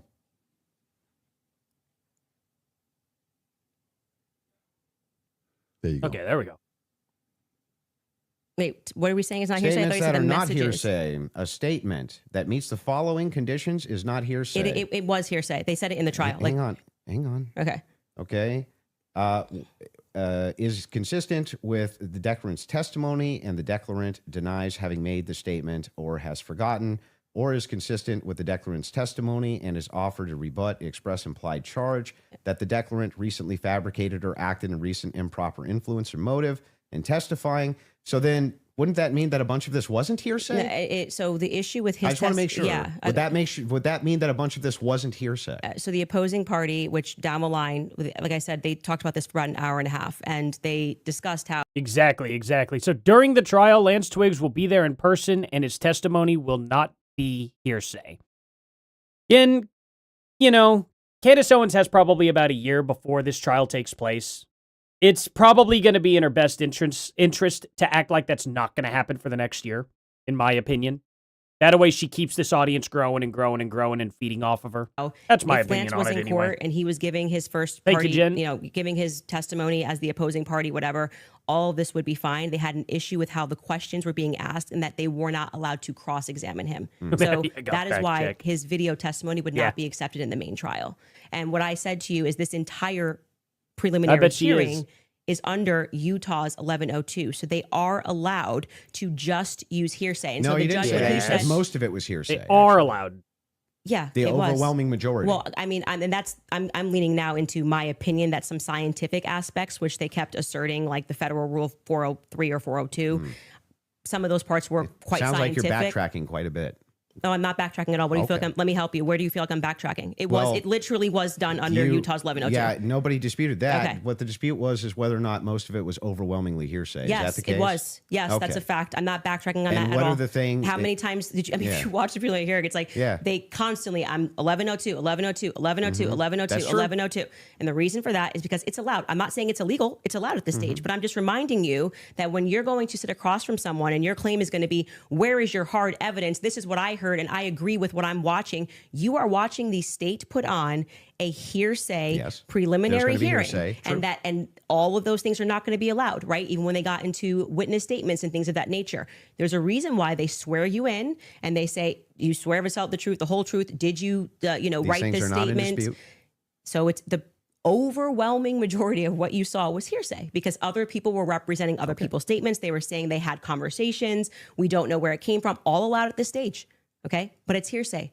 So it But doesn't, even a lot of that stuff may not fall under hearsay under what we just read, right? but the evidence that you're speaking about, like when you're just, when you say that we're going off vibes, you don't know Tyler Robinson, okay? His boyfriend is not 100% it was him. So I'm going back to your points that you made that this was overwhelming evidence for you. That doesn't make sense to me. Well, overwhelming just means You can't convincing. consider another option that there Well, could have been hang another on. Do you white agree guy with me wearing that I- Converses on campus? Yeah, do you agree with me that I said that what overwhelming means to me is that it's just very convincing to me? Yeah, and I find it to be completely unconvincing. And that's fair. I Because understand that I you looked can at those find- blurry photos Yeah. that they presented and said, your statement on right now is that he's wearing Converses and he also wear, that's just But crazy these aren't to me. the evidences that I find the most convincing. Well, you said that in your Twitter. That's not the only thing I've ever said on my Twitter about this case. Right, but the question that was asked of you was pretty direct. Yeah. Right. What did you and find this to is be? not an exhaustive list of all the things Well, that's that I not find what you said convincing. in the tweet. You can tweet longer too. It's not like we're limited now to 240 So, characters anymore. wait, so anything that I tweet and all other tweets that I've ever made are now excluded because I used the word overwhelming in this one. Well, they even wanted- though all of this information I've said so publicly over and over. Again, Candace Owens absolutely loves to lie by omission.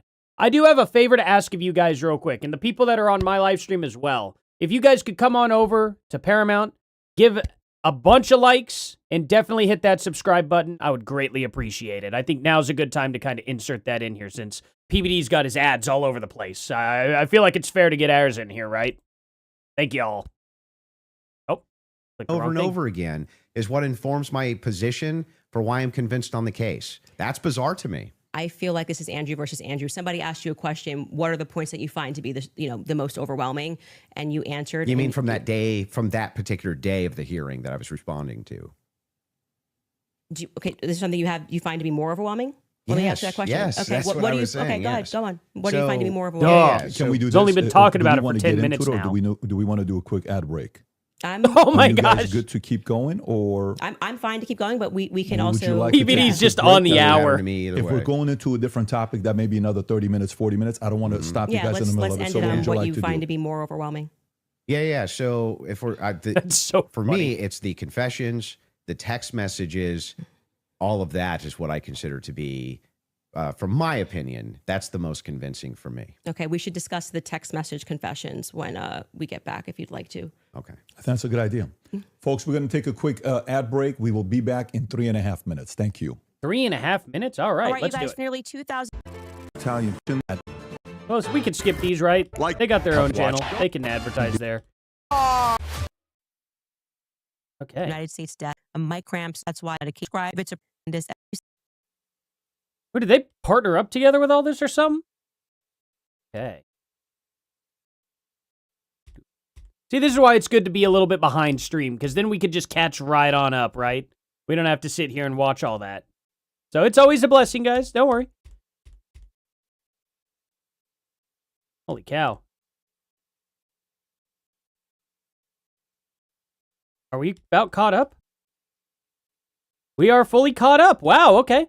Excellent. So now we're fully caught up to the stream.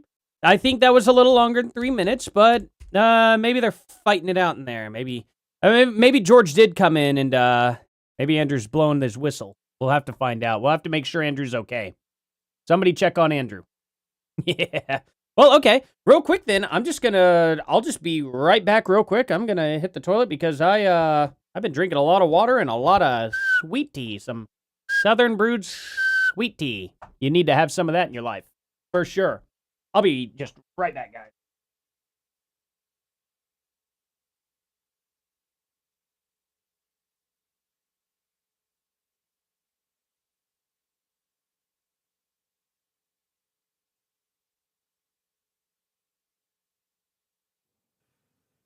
Okay, we're back. Fantastic. I think we're back. By the way, just an FYI, for those of you that are watching The Crucible, there's 30,000 concurrent there watching. Support Andrew Wilson. That's your fans of his. Click that subscribe button and helps him grow his business. If you're watching Candace, I think there's 225 to 250,000 concurrent right now. We'd like to see that 300, 400,000 number Maybe. on there. Click that button as well to subscribe and share it with your friends and family. And if you're watching it on PBD Podcast, do the same there as well. This allows us to have more conversations like this. The mainstream media Bet y'all hates didn't think the I was fact as that we're fast having as these lightning, did ya? conversations right now. Just so And I you know, still haven't learned they my want to lesson. control it. This is free for all. This is what's best for the audience. That's why we like freedom of speech. Having said that, let's go back into the text conversation you were having, right? Okay. Let's stay there, and then we'll go into the cross-examination stuff in about 30 minutes. Okay, that sounds fair. Okay, so yeah, I used basically three pillars for the totality of the evidence. Okay, so if you want to know exactly what those three pillars are, this is going to be the testimony with the text messages and the confessions. This is going to be the physical evidence, and this is yes, I going did to wash my be hands. the totality of the summary of the case. Okay, Putting that so, out there now. right now, we're focusing on one of these pillars in my defense, which is fine. I understand that I have to defend my claims as well. So when we're talking about the messages themselves, They seem totally valid. I have no idea why they wouldn't be valid. And I have not heard any good explanation for why it is that these messages should even be questioned. The defense hasn't questioned them, as far as I'm aware. Nobody has actually questioned that these messages came from Robinson to date, except perhaps you and other people who are kind of in that camp. But why should I question these exactly? I'm not sure. Okay, so first let's just go over legally what the point is of a probative hearing. The defense is not they're not there to say or to argue or to defend themselves at all. They have to address what is being presented by the state, okay? So they're not here to then say, let me give you an explanation for these text messages. Agreed. The relevant portion of what the defense did do was actually before we got to the preliminary hearing. I had mentioned that it was initially supposed to be. Do you think they'll do that scheduled during for the sometime trial, in though? May. They asked for an extension. That reading through those filings of why they were requesting an extension and why I actually believe their extension should have been granted because they did not receive discovery on their text messages. That was one of the reasons. There were many reasons why they wanted to have an extension, but this was crucial, right? Okay, so they got the Just extension. the general sense that these messages feel off, and yes, you are allowed to have an intuition, you are allowed to have a sense, and just go, this is very weird. We're being told this kid had like above a 4.0, Tyler Robinson. He wanted to get away. I mean, the text messages almost run head to head with themselves. Like he wanted to get away with it. So he thought the best thing to do would be to text a full confession of what he did down to what I didn't even remember, saying, yeah, and that's also me in the surveillance footage. It felt a little too on the nose. People have common sense. You just don't text message. But then we're also supposed to believe that he put a note under because I don't care about burn her this gut and get rid of the feelings. I evidence. really But don't don't. worry about that because I'm about to text you a full confession. That it felt off. It felt weird off the bat. The manner in which they were texting, we're told he's like a gamer who's using a Dremel to carve expressions, catch fascist, but then suddenly he's writing like a Also, as a 1700 Helldivers novelist. player, She almost slipped he and said did- something he else, did but- actually get the 500K code Okay. correct. Yeah, I'm not a gamer, so we'll say that if we start debating that, you'll be way over my head. But yes, but my point being yeah. is just that, first, it's a general sense of why people had a reaction to these messages that seemed like they were written by Jane Austen rather than like a kid who games and writes catch Yeah, but do you see how fascist. that's intuition? That is, I just said that. I said just parking aside the intuition of just something feels wrong here. Well, we which don't you wanna park should that follow your aside. intuition. You should actually do that. If you say I the think you- COVID I think vaccine that is that's- running out, feels like it's coming out too fast, and think there's you too many shouldn't do celebrities that. telling me to do it, I'd like to take a pause. That's good. That is, you are allowed to do that. I believe in intuition. But hang on, I hang said on. Let parking me it aside. respond a little bit here because you've been going for a minute. Let me at least respond to a little bit of this. So the first thing is like when people bring up the COVID vaccine, not trusting the COVID vaccine en masse was the science. That wasn't just intuition. That was the science. There was tons of competing science. Now they tried to suppress it. That's true. But there was tons of competing science for why you shouldn't take a risky mRNA vaccine. And the masks and things science like they this. kept telling us was 100%. Now, when you're talking about It was- intuition, though, when you say trust your intuition, I'm actually giving a different message. You actually should be very wary about trusting just your intuition. It is true that intuition can be useful, but it has to be tempered with logic, reason, explanatory power, and evidence, not just intuition. That's why we're parking it aside. Intuition's the first step. Something feels Okay. off, right? It's not the first step. That was no. my first step with COVID. I don't like the It's way bad. it's being pushed. It shouldn't require a celebrity campaign. By wouldn't the way, say that's your first step. Another element of that is why people don't feel good about the Charlie thing. Why do we have so many influencers Maybe I'm wrong. saying things? It's over. Why are you guys all using the same adjective? Can you switch it up? I I'm just wouldn't overwhelmed. operate I'm that way overwhelmed. myself. Like chill. Like you could say, I found some Kinda parts like Fed compelling. I slop? think this should go. Like I Fed found, slop? I found some parts compelling. Maybe we should, see at the trial. That would be kind Don't of. you think Fed slop's a buzzword for the counter industry? But everyone on the same day of watching this trial, which was, I would say, not overwhelming at all. Nobody came in medium, right? No one came in like there were some interesting aspects. This was a little suspect. But I do think it's enough to go to trial. They all came in like they were passing away and we're going to die from being Well, overwhelmed. they're trusting their intuition. Okay, well, actually, in that scenario, they're looking at the preliminary hearing and have a reaction to it. It wasn't their intuition. But like Oh, I said, I didn't know parking that. aside, just getting to the substance, parking that aside, parking Okay. aside just a general intuition that some might be second messages. Then we look at the filings, which came from the defense, and they were requesting an extension saying, we have gone to the prosecution and we have requested all of this stuff in discovery.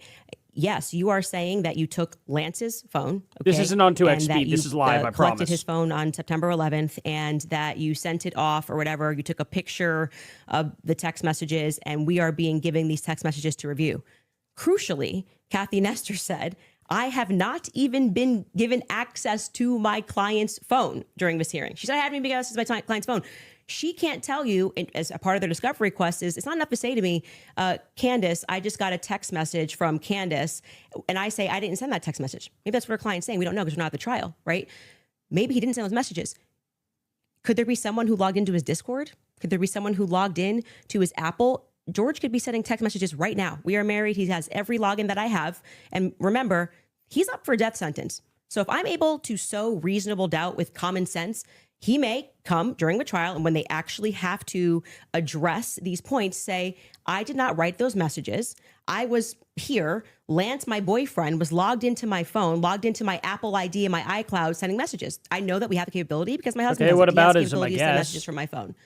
It is not convincing to the public when, for whatever reason, the FBI combined with the SBI, it was not the prosecution's fault. They made that clear during that hearing, would not allow them that discovery request to be able to see where did that message come from. Because you're saying my client was here, right?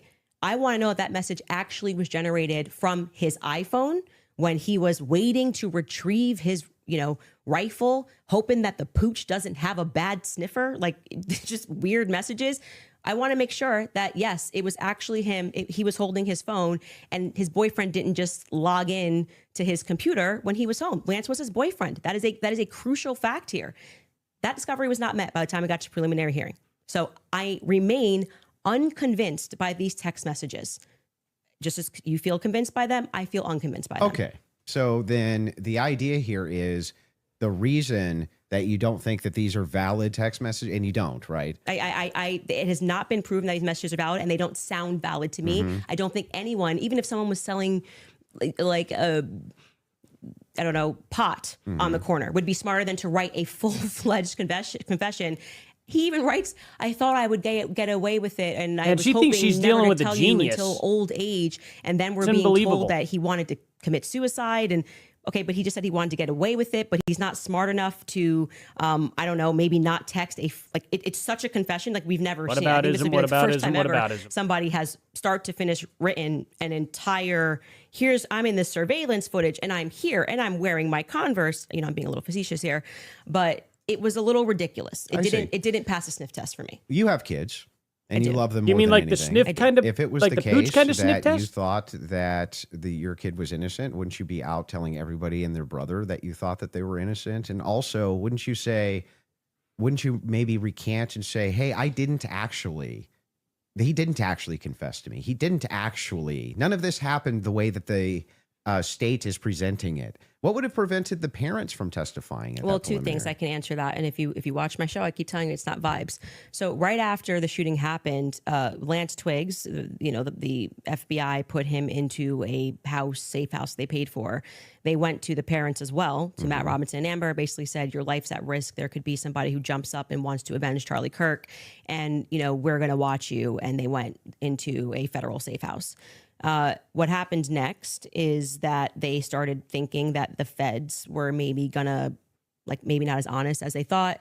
And how do you know any of that? So you gotta watch the show, right? Yeah, no. How do you know that? I had a source within the Robinson You're family. here to debate it now. You don't need to go to your show. Of course. So there's no way for us to verify that what you're saying right now is actually even true. Do you find it to be reliable hearsay? No, I don't find it to be reliable at all. It's just a source. I'm just doing what the prosecution What you're doing did. is a cool story. It's not cool. Well, you must have hated watching the preliminary hearing. You're giving us a cool story. Wait, you're saying that according to your sources, that the reason that the parents haven't recanted. We didn't have, correct me if I'm wrong, we didn't have one single anonymous source shown during the hearing, did we? So you mean to tell me that we actually had a name and a face pretty much to every single source that was brought up during the preliminary hearing? Candace Owens does not. She's not doing the same thing. Her source is unnamed. We don't know. We don't even know if she typed it up herself. It's just this random person, trust me, bro, sent me this. When did the court do that? Please, correct me if I'm wrong. Did the court ever show any evidence that didn't have a name, source, or anything to back it? Any of this. Recanted what? They have no statement from the parents. Wait, I just want to make sure that if it was the case, it was being reported in mainstream media that your father came to you and said, "Hey, is this you? What's going on here?" And then he and one of his buddies took you in where you turned yourself in. You wouldn't go out and be like, "No, that's not what happened." That isn't what happened, though. You're just wrong on this. Okay, maybe I'm paraphrasing. What am I wrong So on? what is your, sorry, just so I'm clear, where is your evidence that the Good job, parents Candace. Don't answer. turned him in? Well, no, I didn't say that. You said it does the mainstream media? I said with a sheriff friend. Yes. But the father did confront him, The father confronted what? Tyler Robinson. And where did you learn this? That the Tyler Well, I mean, confronted that's part him? of the official documents. Our fact checkers can pull that up. But yes. But I'm saying, but when you say official documents, do you mean you saw this on CNN or you saw this play out in the hearing? No, this was one of the things that I went through and fact checked pre-debate. Are you talking about like the charging documents? I think it was it could have been in the charging documents, but I do. We can pull them up. No, and yes, are you disputing this? Do we have that in the back to pull it up? 'Cause I can do know- already tell you what you're talking about, the charging documents, because this is where we had to figure out where this story came from, because everyone was operating under the assumption that Matt Robinson turned him in.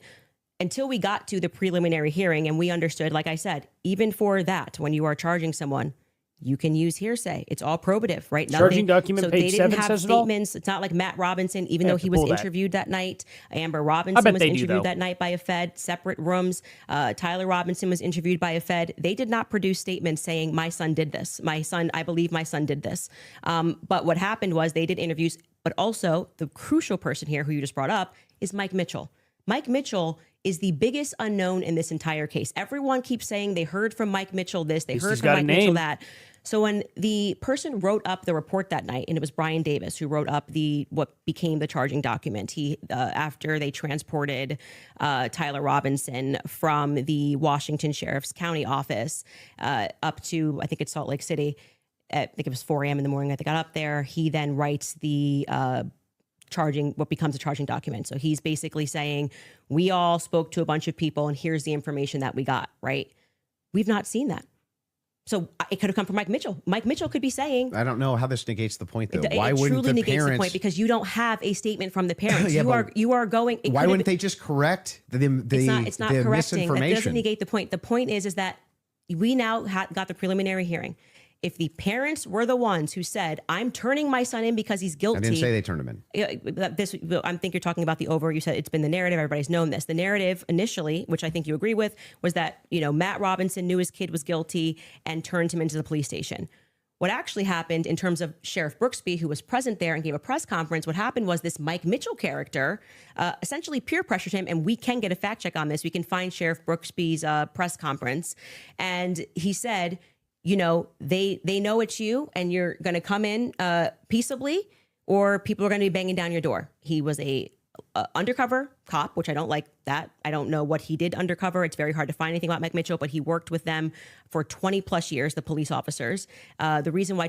Imagine blowing your cover like that to just let Candace Owens know exactly what you did.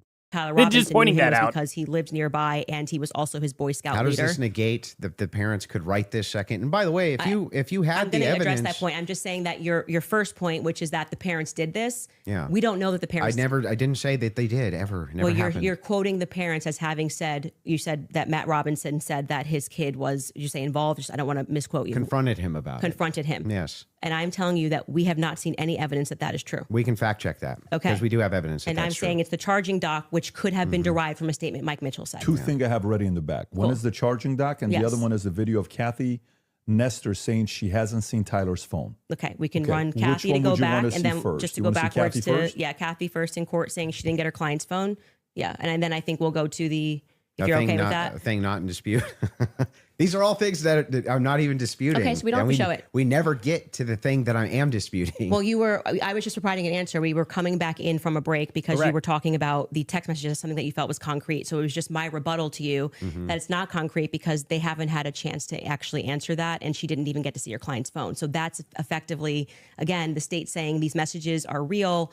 You don't get the discovery on these messages just yet. She will during trial. They will actually get discovery on the messages. Don't you think that would make their case fall apart if it was the case that they weren't able to actually pull the data off the text messages? Do you think prosecution would go to court with fabricated text messages?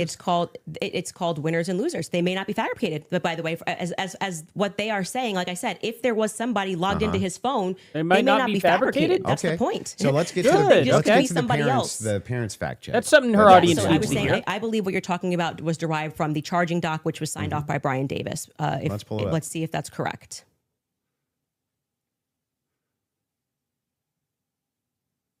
What are we looking at Robinson's mother explained that over the last year or so, I'm sorry. Can you zoom in a here? little bit? Is this the charging I doc? can't see it. Robinson's yes. father reported that when his wife showed him the surveillance image of the suspected shooter in the news, he agreed that it looked like their son. He also believed that the rifle that police suspected the shooter used matched the rifle that was given to his son as a gift. As a result, Robinson's father contacted his son and asked him to send a photo of the rifle, which makes sense with the text messages. Robinson did not respond. However, Robinson's father spoke on the phone with Robinson. Robinson implied he planned to take his own life. Robinson's parents were able to convince him to meet at their home. Yes. So this is proving my point. This is from the charging document, correct? Yeah. So what I'm saying to you is that 3 people got interviewed on that night. Mike Mitchell got interviewed, Amber Robinson got interviewed, and Matt Robinson got interviewed. Of the 3 of them, only one of them actually wrote a statement, which was referred to in this preliminary trial. He came in, I believe, in March, Mike Mitchell, and he wrote a statement, which I find to be very shady that they decided to bring. But why aren't the parents disputing that? No. Well, first off, that's the question First I've off, been the asking. parents are not going to ever play in court, play to the cameras in court when they have a legal team that is going to be advising them not to speak to the court because your son could go to prison But forever. they're playing to somebody. But you're insinuating that was fabricated. So why wouldn't the parents come out and clear their name? They can do that. They could come out and be like, we never said any of this. Any statements that you see out there, we have not given. They could simply do that, and they choose not to. Else who's your source? I'm not going to address that. They're playing to I don't- someone I else don't- who's your I don't source, think- but really? won't go publicly tell the media yes. this is not That's true. great. Well, what I did not say to you that I just said I have a source, so I want to be She very stepped clear right in it. and take it from somebody who is involved and permanently sued. When I have to take my lawyer's advice, I mean, there's so many things that I want to respond to when people are speaking about. Yeah, but it's bizarre that they would utilize a source which would get the information to you, but wouldn't just go to the media and be like, actually, that's all wrong.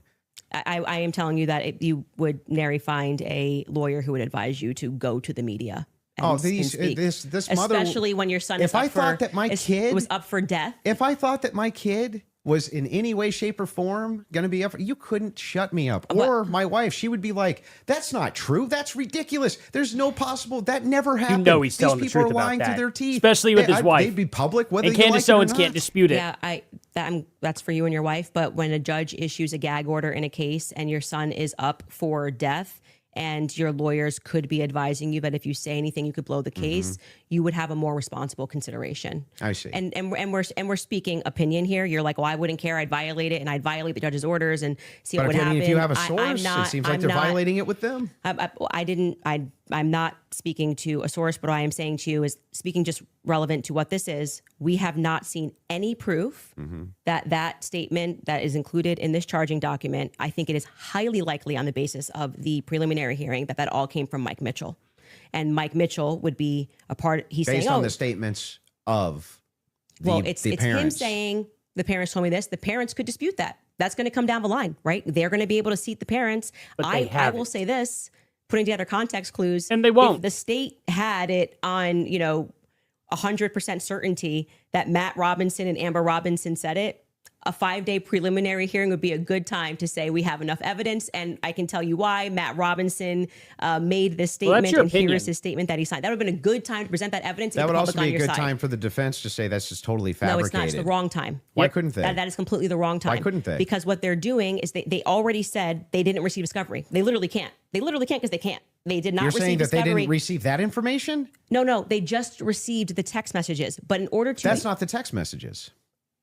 The probative information. Yeah, we're talking about the information that we just reviewed. That's not the text messages. They never presented it. The state never put it on. Yeah, they didn't. The defense could easily still have presented this. Yeah, no, they could have said they're no, they're not allowed to. Are you sure? In a preliminary hearing, yeah. the defense is engaging with whatever evidence the state decides to put on.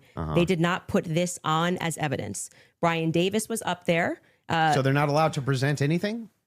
They're responding to the state's I'm evidence. asking, are they allowed to present anything? They are allowed to say... Like if there was a conspiracy that they could prove right then and there, would they present that in one of these hearings? No, it wouldn't be the right time for that. I disagree. I think It's that not a they, disagreement. I think You're- that they not only could do it, but they would do it. In fact, when I talked in depth with my attorney, they said that's exactly, if you had actual evidence that there was fabrications by the feds, that's exactly when you would introduce that. So when in the document that they filed yesterday or a couple of days ago, the appropriate, like what you're doing at this stage of the hearing is the state is saying we have enough evidence that we think this needs to go forth to trial. Hence the reason that there's this extraordinary, we allow hearsay because it doesn't really need to be perfect. It can be enough that we feel like we can move forward, right? And okay, I disagree with that in general when somebody's rotting in prison, but whatever. The next phase is for them to meet in court and for the defense to essentially present an argument to the state that says, we find this filing to be defective in and of itself. We don't even have to defend ourselves because you, the state, have enough, you know what the laws are on the books, and this filing is defective and you should get rid of these charges because they don't make sense based on what you can decide based on a law on the books. So then that's why they then file the dismissal. Right. So in the dismissal, what they're doing is they are engaging, and this is what was widely misinterpreted. Well, yeah, they're engaging as though as it's a hypothetical. If this is hypothetically true, then so X. they're saying all of yeah, these but charges. I'm not disputing any of that. So that's what you're asking. Why you're saying could they just what put I'm out? asking specifically is like who could shut. Okay, yeah, Jen, you actually you brought up something that I was definitely just looking up, actually. So Brian Koberger specifically, because I remember this. His family publicly urged people to not judge him before the evidence was heard. In all fairness, though, his sister came out and was like, I believe Brian Koberger did this as well. So yeah, we had two different sides of Brian Koberger's family coming out and, you know, publicly speaking about the case. And this was a very much shut up, don't talk about this case. The judge put gag orders on there. The Gonzalez family was so unbelievably upset with how this court case ended up coming out too. They were constantly coming out and saying things. So it's not unheard of for families to come out and do this. To this day, the Gonzalez's are still fighting because they were very disgusted with how Brian Koberger ended up getting a plea deal. Now, of course, Brian Koberger has come out and he's saying, oh, well, I'm rescinding my guilty plea, which I'm sure the Gonzalez family themselves are like, yes, we're going to go back at this. And, you know, and I hope they do. I hope this case gets blown back open. And I hope Brian Koberger gets exactly what he deserves, to be honest, because that was a messy case. But yeah, you're absolutely correct.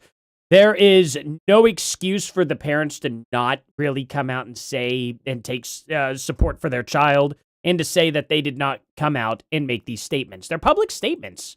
The judge can't just order them to not come out and talk about themselves. They don't have to talk about the case directly, but they could directly say, we have never made any public statements.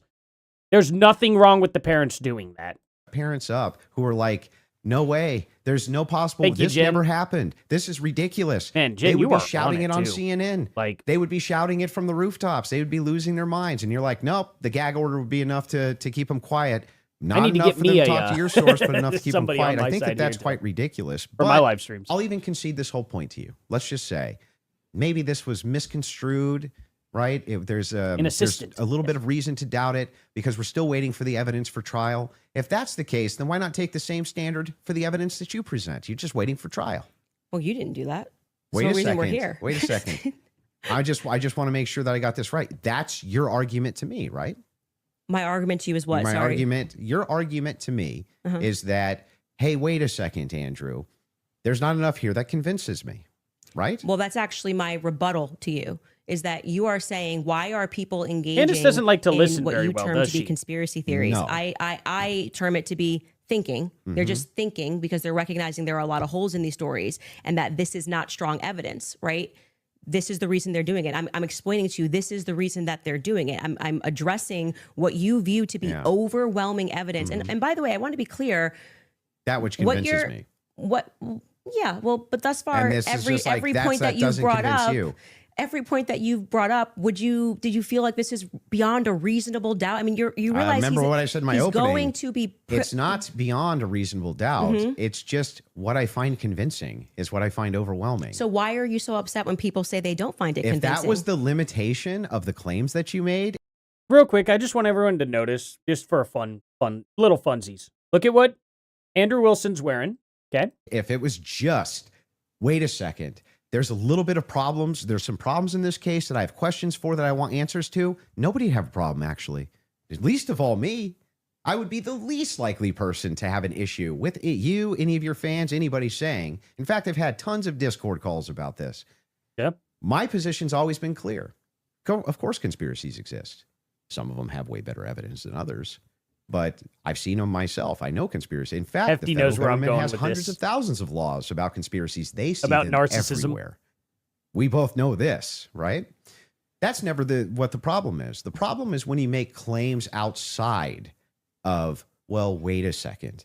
I'm just questioning evidence here. I'm just questioning what the state's case is here. I'm just asking questions. It's when you make claims outside of that, where you claim that there's good evidence or good standards you should believe because, and then it turns out that it's all nonsense or it's wackadoo stuff or it makes no sense. And when we have a chance to cross-examine your evidence that you've presented, I'm going to show a lot of that. A lot of this conjecture that's based on literally nothing, that leads from no inferences whatsoever. Like you couldn't even infer it logically. That's the problem. The problem has never been whether or not you just said, you know, there's not enough in this case so far until we get to the trial. I remain unconvinced. I'm sure there's tons of people who remain unconvinced yet until we get to the trial. I think that's fine. I think it's fine. There's people who are convinced too. That's never been my problem. My problem is the claims which are external to that. Okay. Now, of course, look at what Candace is wearing. What's that say down there? Oh, wow. I'm just pointing it out. I'm not sure I really care if you have a problem with what I think in my own spare time. I don't Even I don't PBD's understand this, dressed in a lecture suit. that you just gave. But beyond that, what I'm saying is that What the lecture? state is allowed to use. I didn't this is lecture what you. this is what my problem is. You guys are not allowed. Yeah, you guys think while it's still legal. You can. You are allowed to do that. So, but anyway, Nobody said you can't. going back to you saying I wouldn't have a problem.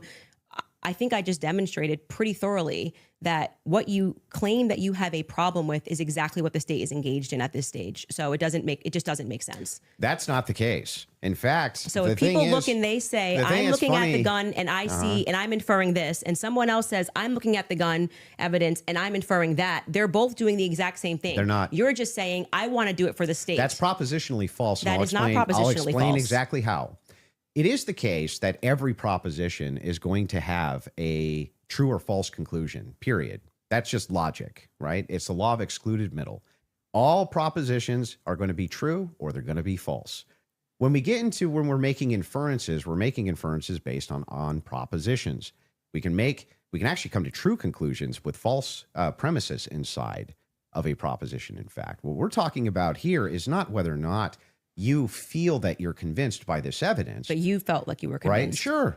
But here's the thing. When you ask me my reason, Andrew, why are you convinced by this? I can give you my reasons why I'm convinced by it, why it seems reasonable and rational to me to be convinced. You Right. could even say, but Andrew, I'm just not convinced by it. If that was the limitation of your claims, we wouldn't even be having this conversation. That's why I wanted to have the conversation, in fact, was so that we could move into your actual claims that you've made, which transcend the idea of I'm just asking questions. Before we get into that, your team has one thing they want to show before you go into Okay. that. So if you want to Wish pull PBD that wouldn't up, have this cut is him off the there, but prosecution okay. filing showing defense had full discovery by April 1st. Oof. They did not. That's not true. Wait a second. Yeah. To date, the state's prosecutors have disclosed all evidence that is I see why Candace thought it wasn't true. Because April Fools, right? That'd be great. presently I don't and know. reasonably That was a available stupid to joke. them as required under Rule 16, Utah are criminal, to be more precise, as of April 1st. Yeah, that was not 100%. That's why they're caging that by saying what's reasonable. There was an entire, and we can pull this up. Like we should now play the Kathy Nestor clip because that's from there. So and they were basically Please hurry, saying, get to something you don't else need quick. it at this stage. Meaning it's not reasonable that you're asking for this when we're going into a hearing that's just going to be based on hearsay and stuff, things of that nature. But of course, by the time a trial comes, you're going to get all of the Where it's discovery just show documents. cause. Yes. Yeah. So that's what they're saying. Yeah, there. I understand. Okay, so that's and I'm even fine with yeah, it. that we all know. And then, by the way, just now that the hearing is over, and you can also fact check this, they now at the end of the preliminary hearing dropped like an insane amount of the discovery stuff they gave to them like the week after. You guys can give me the exact amount. I don't want to say because I don't know my I don't remember how much it was. It was an absurd amount of stuff that they gave to them right after the preliminary hearing that they had been asking for. Because that was one of the things that I kept saying on my show is as we were watching that preliminary of the preliminary, why not just give them the stuff now so they can engage in these arguments? Because I feel like you, it's like, I want to hear what they have to say about the text messages. Why can't you just give them what they're asking for so that they can actually engage you? And it didn't happen. So, but the judge ruled that it wasn't necessary at this stage. And that was the whole point of that because it's preliminary a show to the preliminary. Yeah. Would you like to play the Kathy video? Well, he's saying he's not disagreeing, so I don't think we need There's to. no, there's no Okay. disagreement All right, that she said that. Yeah. So so I guess you made that point like 7 times that he doesn't care. The evidences that he you concedes it. have stated on the record, which transcend elements of reason. Why are we in regards having to this a case. transcendental conversation now? Because I mean, Because first, they're all because related to this your case. entire thing was about looking at the evidence, which never made sense to me, again, because all of the evidence that you felt to be overwhelming was hearsay. That was bizarre to me. You told me that I could take as much time as I wanted No, you to can. question you on No, these but things. I'm just asking you just to lay the groundwork of what you're saying is Because you've problematic, made that many, you many decide that it trips claims. into I'll something explain. else. And I do still want to hold you for going through, because we've discussed the gun, we've discussed your... must you be can a hold me to those things, but I would terrible like to get burden into the to things not you be able to said. shut up and Screwdriver listen. as So, well. and I'll explain exactly what the groundwork is. When you make claims which pass the idea of I'm just asking questions because the state's evidence is not convincing, I think you have to answer for those claims because they are in regards to this case. You're saying, I have a claim. It is in regards to the assassination of Charlie Kirk, which is what we're talking about, not just the case of Charlie Kirk, his assassination. You should have to answer for the claims that you've made in regards to the assassination itself. You should. Sounds yeah, good. agreed. So Yeah, we may have to do a little bit more pausing in between. I have been letting this go on a little bit too much. We just don't want to get hit by copyright strikes here, guys. So, every now and then I probably need to be putting in just a little bit more breaks here. Sorry about that, guys. But yeah, it's you never know how a Candace Owens is going to react. An angry Candace Owens. She's a dangerous, dangerous being on the YouTubes. if that's the case, then I would like to finally dive into some of that evidence and dive into it. Well, just to be clear, and I'm happy to have you talk about, like I said, publicly, you want to engage in some conspiracies, but I said I want to make sure that we get to the substance of our debate. The substance of our This is debate this is the major is me substance. demonstrating that all of the quote unquote evidence that Candace you feel is that you talking have, like 2 times which speed. demonstrates that that Tyler Robinson shot Charlie Kirk. You don't find convincing. I get it. It's been invalidated by the testimony that we saw, and in your answer for when I Well, you haven't explained to you that he had invalidated the it. most degraded prints was I don't know. Okay, well there lies my ability to process that. It's just fine for you to not be convinced up to this point. All of your viewers, everybody watching, nobody's you're conceding. Nobody's giving on a that. dispute that if all your claims ever were just up to now, the evidence that the state's given, Right. I'm just kind of not convinced. That is not what's been happening. What's actually been happening is that you've made tons of claims in regards to this case and in regards to the Kirk assassination, which are far above and beyond, I just doubt, the state's theory. Okay, Correct. Yeah, I mean, sure. those are I the do things doubt. I that do doubt the state's theory. I Come on, also say am it. I get it. welcome to say what I think. If you want to move into opinions, if you want to talk about Erica Kirk, if you want to talk about turning. No. Straight up. I've been waiting Andrew to say this for so long, but PBD cut him off the first time here. But I really want him to just simply say, look, you have made claims saying TPUSA is covering this up. That's not an opinion. You've said they are covering up a crime. You've made claims about Erica Kirk. You've made claims about other countries, other people, other groups.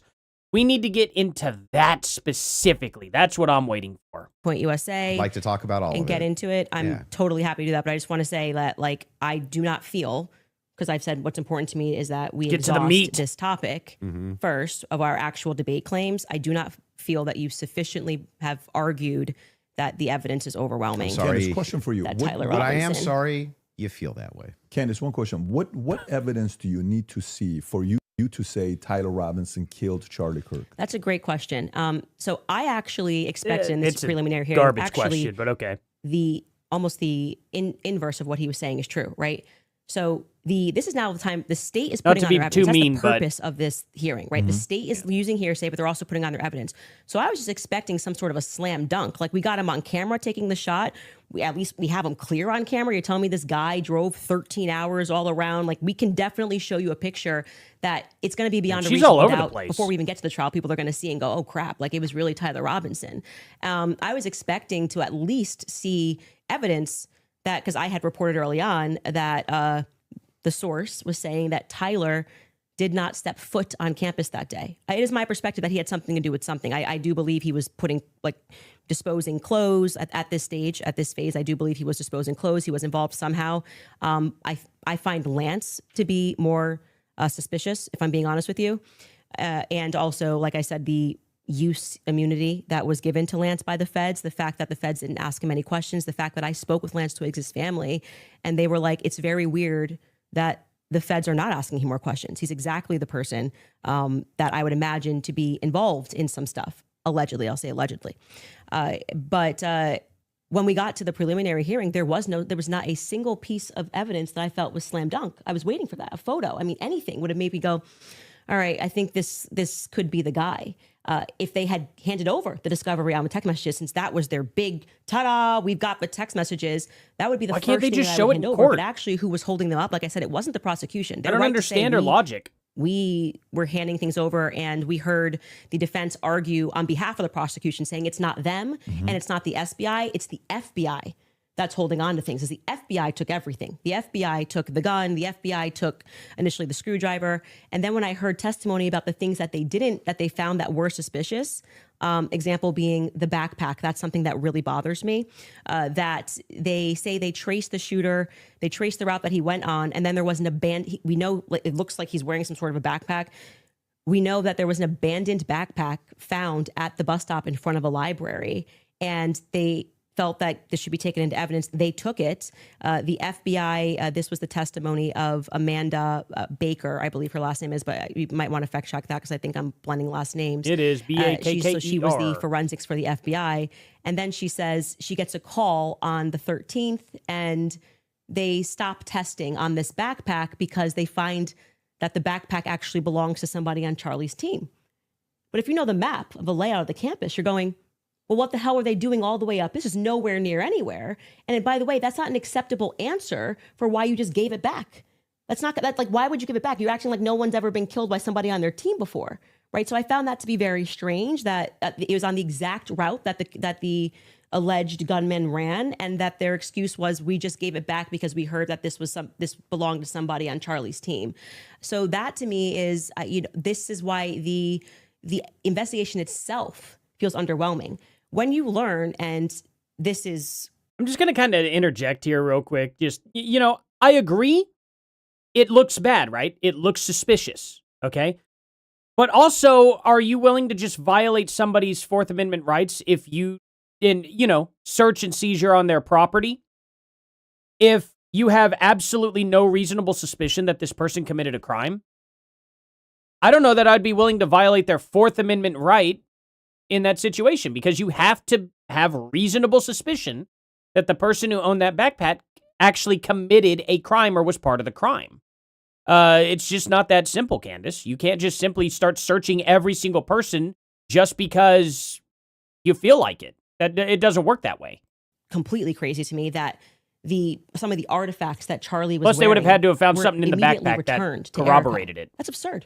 That is absurd. Everything should be in evidence. When you learn that the car that they carried Charlie in to go to the hospital, they had immediately towed, cleaned, and back up for resale, that's absurd. That should be sitting in evidence. That is a great... Hold on. So, there was Coach Kimberly. They were stealing hats and shirts, so they may have taken one of their backpacks too. Yeah, absolutely. That could have just been a stolen backpack as well. One of the people from the crowd could have just grabbed it and taken off with it as well. We just don't know. But Candace won't question anything that is in favor of TPUSA. She'll only question things against them. Any police officer that you speak to will say, or a person that's been involved in a crime will say, I didn't get my stuff back for years. That had nothing to do with anything. It was just around. And they kept it into evidence until the trial was over and it has to be approved. I think somebody said by the attorney general has to sign off on giving you those objects back. And we were told this is all fine. And we see, this is just one example, Erica holding the crucifix. That should be in evidence. Irrespective of if you feel bad for her and think she should have it and it's sweet, that should be in evidence. Immediately paving over the crime scene. This is like the craziest thing ever. This like defies common sense. You immediately, and when you heard the guy who did it actually go up on a podcast and explain, I got the call. They said it was a paver emergency. I've never in my entire career heard of a paver emergency. They had already had someone come up and dig up the dirt. So by the time he got there on Sunday, he had 4 days. The dirt had already been dug up for him to lay down pavers. That is what people are looking at and going, this. Did you notice Candace Owens said lay down pavers? When did she switch her stance from them paving over to laying down physical pavers? That's the first time I've heard her use the correct terminology. And I know because I cover it every single episode. And I have to keep reminding her, hey, they laid down bricks, pretty much. Concrete bricks. They're like 2 by 2, 2 foot by 2 foot little bricks that they lay down. You could just lift them up and get right underneath the soil. But this is the first time I've ever heard her admit that. It's weird. There needs to be answers for why this was done. And he tells us the call came from the feds and the governor's office. UVU's washed their hands of it. And what he's saying sounds true because we heard during the testimony, one person described the regions of who was in control of everything. The feds were in control of the courtyard. So in order for anybody to have paved anything, that was federal territory. Posted photos so to speak. Maybe not using the best cop term, Absolutely. but the feds were in control of the courtyard. So these are things that Pops up I so think quick and disappears. should be answered for. Why are we doing things differently than you would in any other criminal scenario of keeping the evidence until we know more, until we're confident, the various decoys. I did it. It just doesn't look right. Okay, so go back to the question. So what would How's you it need supposed to see look, for you Candace? say? Something, if they had, I was expecting, here we have him, he took the shot, here it is. And then I'd be like, great, a clear image of him on the staircase where I'm like, that's definitively Tyler Robinson and he was on campus. We got nothing. But We he's a got literally 4.0 nothing grade point but average hearsay student. of people saying, But you basically get no case. He's literally a 4.0, average student. He never dropped out of college or anything, though. We'll just keep that off. We won't talk about that. But he's so smart.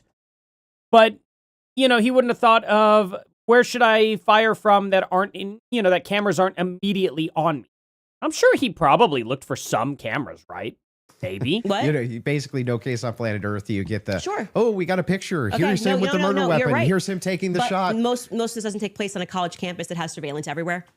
Yeah, One but, clear image of his. But I don't understand when you're his asked car plates. If you're asked the question, what would it take to convince? It'd be the same question be asked to me, Andrew. What would it take to convince you that the oppositional is Patsy. true, right? That he's a patsy or something like Right. that. Just good, clear, concise evidence that's been presented, right? And is being presented that I could go through and link all together to see if there's actually some clear picture of there being a patsy. That's what it would take from me. Okay. Just I a don't- good. I don't disagree just with that. a We good, haven't heard the hang on, defense just respond. a good evidentiary standard, and then of course I would change my Correct, mind. Candace. We haven't, just have we? to qualify this. So there is a possibility telling on in the next herself few months today. that you may come out and say, guys, it's done. Tyler killed him. So you're saying yes to that. Yeah. I think it's very important for the audience here that from Without you. question. For you, is there anything that you Perfect. Jen just sent me this here. This is awesome. So, police generally return a victim's personal property when they determine it no longer has evidentiary value or when they have already documented whatever evidentiary value it had. So if Charlie Kirk's crucifix was recovered and then returned to Erica, the likely explanation is that the investigators concluded they didn't need to retain the physical object. Absolutely. They could have photographed it, documented where it was found, and if necessary, process it before releasing it back to the family. Evidence rules do not require police to keep every possession a victim has indefinitely. Exactly. I mean, there are many, many times where there are murder weapons turned back over to the original owner, depending if that murder weapon was stolen from them or not.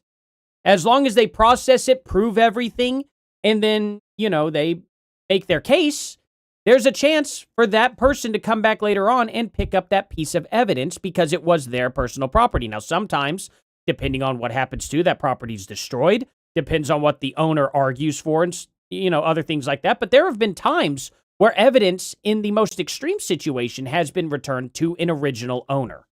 Could see for you to say, yeah, this guy was a patsy. I'm going to always follow Okay. evidence. Perfect. So my whole thing is just this. It's really important to me. I don't mind people being truth seekers and justice searchers, and the internet has helped solve tons of crimes. There's no ifs, ands, or buts about that, right? However, there's also people who, they not only don't solve crimes, but they just come up with conjecture and what's called flooding the zone. You flood the zone with tons and tons of conspiracy-based ideas, and they go nowhere, right? And in fact, they actually take away from legitimate investigation. Now, I'm not even saying anybody here is purposely flooding the zone. That's not even the claim. All I'm saying is that the claims made absent, this is just me not being convinced by the state's evidence, those become claims, and claims have to be defended. Just like mine have to be defended, yours have to be defended. And that's what we're going to get to now, yeah? You want to get into it? Would you guys like to take an ad break? We'll take an ad Take break. an ad break, sure. And then we'll talk Erica Kirk and Another ad TPUSA. break again for the And PBD. and the conspiracies that have been conjectured by Candace Owens in regards to this case in the Charlie Kirk Perfect. assassination. Folks, we'll take a 3.5 minute break and we'll be back soon. All right, you guys, you have probably seen all the buzz around. Okay. So, looking up here, it's very rare for it to happen, but there is the innocent third-party owner ruling, and there was the Pamela Smart murder case where the murder weapon actually was turned back over to the owner in 1990. So it's a very, very, very rare situation to have happen, but it does happen. Even if it's rare, it's like, hey, there are situations where this evidence does end up getting turned back over to the original owner. So, The choice in each perfection. see, guys, doesn't pausing every now and then just give a nice benefit to where we have pretty much an ad-free experience? Couple miles and go to our private board. Drag this. Oh, and they're at the We'll Be Right Back stage still. All right, cool. Heck yeah. Hey, Artie. Hey, how's it going?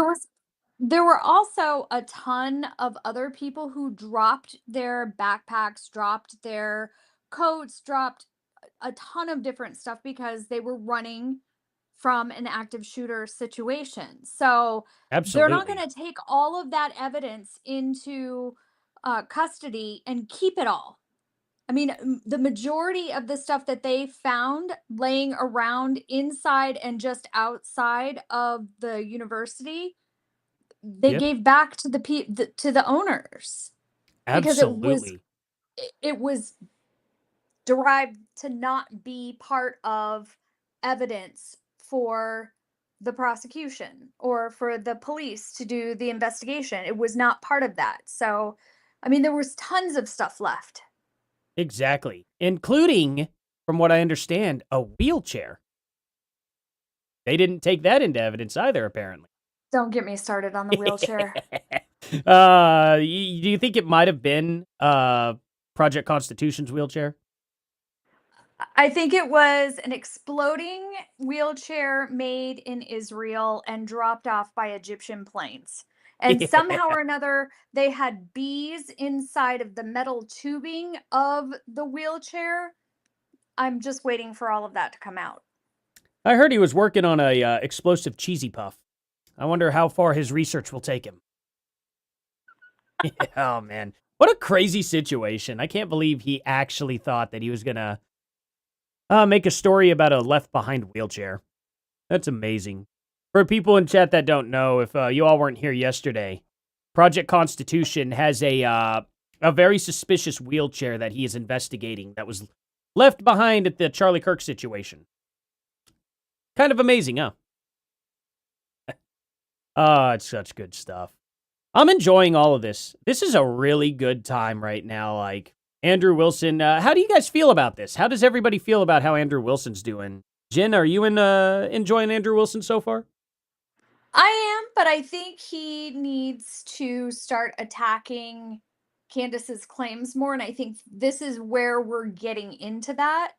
Also, I think PBD needs to start being a better moderator Yeah. and not letting Candace just spin her web for, minutes and minutes and minutes while he's not like directing her to either back up her claim or have them provide some kind of fact checking. Absolutely. I actually, I was gonna say at least he's doing better than Sneeko, but I actually don't know that he's doing better than Sneeko right now as a moderator.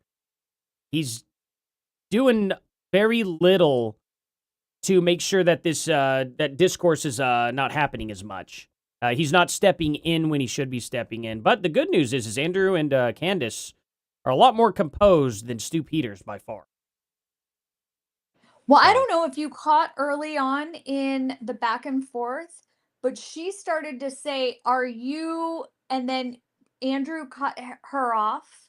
Yeah. And he just basically saved her from being From the ad hom. booted. Yeah. He did. Because she was getting ready to make an ad hominem like critique of him, and he interrupted her, and then she went back and rephrased. I wish he hadn't have done that because nothing would have made me happier than to her just get booted and not being given all this airtime. Absolutely. But he will, I bet he holds that over her head a little bit. I bet he goes, well, I was an absolute gentleman. And what a gentlemanly thing to do, to be like, hey, I see what you're about to do. Let's not go there. I mean, what a very nice thing for Andrew Wilson to do. She can't say that he never gave her nothing. That's true. And I think he's Absolutely. been very composed the entire debate so far. But I would really like him to start picking apart her claims. And I Same. think that's where people are going to start seeing the true Candace and what she's been doing for the last 11 months. Absolutely. I think you're dead on with that. I think he really needs to come out of the gate swinging now. The kid gloves have to come off. But man, has he ever had a very, very, very generous amount of kid gloves to give her today. Exactly. Absolutely. Okay, so we're officially perfect back. timing. Andrew, before we go into the other issues you want to talk about, is it fair to say you're good defending your position of the overwhelming evidence? Yeah. Okay, beautiful. You take the lead. Go for it. Yeah. So I have a bunch of questions for you, and I want to make it super Here we go. painless, right? So no traps, no gotchas. I'm just going to ask them direct, and I think that as long as they're not loaded, if they're loaded, you should not respond yes or no. But as long as they're not loaded, if I just directly ask them, I'm hoping that you'll just give me a direct answer. So here's the questions that I have. Wait, before we get into that, I would like to just reply to that. So just to be clear, we agreed to debate our claims, and then I agreed publicly that I have no issues having a conversation with you about other things that I've discussed that were outside of the court hearing and things like other evidence that's come across our lap and things that we've been speaking about. But I just do want to make it clear to viewers that for whatever reason, you think that you have a right to sort of depose me. I'm not deposing you. I just want to ask you some questions. You literally said that I want to be able to question you. This is a meta conversation. Right, we're having but a meta okay, so debate. now we're transcending. Like, let's use a I mean, word there's no- to there's use a no- word nothing that you're transcendent. saying. She does not want to But answer his But questions. this is what you're doing, right? So Okay. this part to That's me a bad feels sign like a for bit Am of I a allowed to ask the questions? I've already said you can ask questions, Then but I let me made it ask very them. clear to you Yeah. via email and with you in conversation that we should be speaking. This Yeah, I isn't know, like but you I get to wanna- sit. I wanna if ask said you if you some wanted questions. to depose me, you should join I'm not Brigitte deposing Macron's you. defense team. This But is you're part- like, I'm this just is going a to ask questions. legitimate Can you part- answer? Man, Candace is so afraid of questions. It's embarrassing. Jen just sent me over. Gary posted a tweet here. Candace lies again. As of June 18th, the prosecution has handed over 100% of all evidence in our position to the defense. Do you want me to pull this up, Jen, or would that be? Do you want to save it after the show, or how would you want this to go? It's totally up to you. We can do it either now or after the debate. What do you think would be better? Absolutely. I guess let's go forward with this here. They're kind of in the middle of bickering over questions. It's kind of funny here, but I'll definitely pull this up. I think the audience heard though. Like, there's no disputing that, and Candace probably even knows too. As of June 18th, there is no evidence withheld whatsoever. she's just holding on to old evidence from before the preliminary even started. But yeah, I'll definitely pull this up though. Let's hear what Andrew has to say here because this is crazy.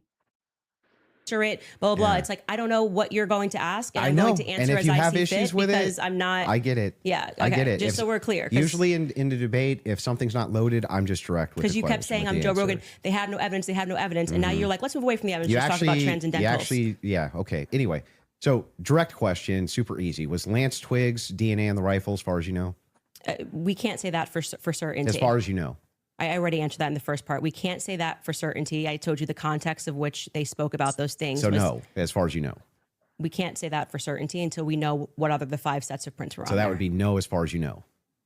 We can't say that for certainty. You can say no as far as I know for certain.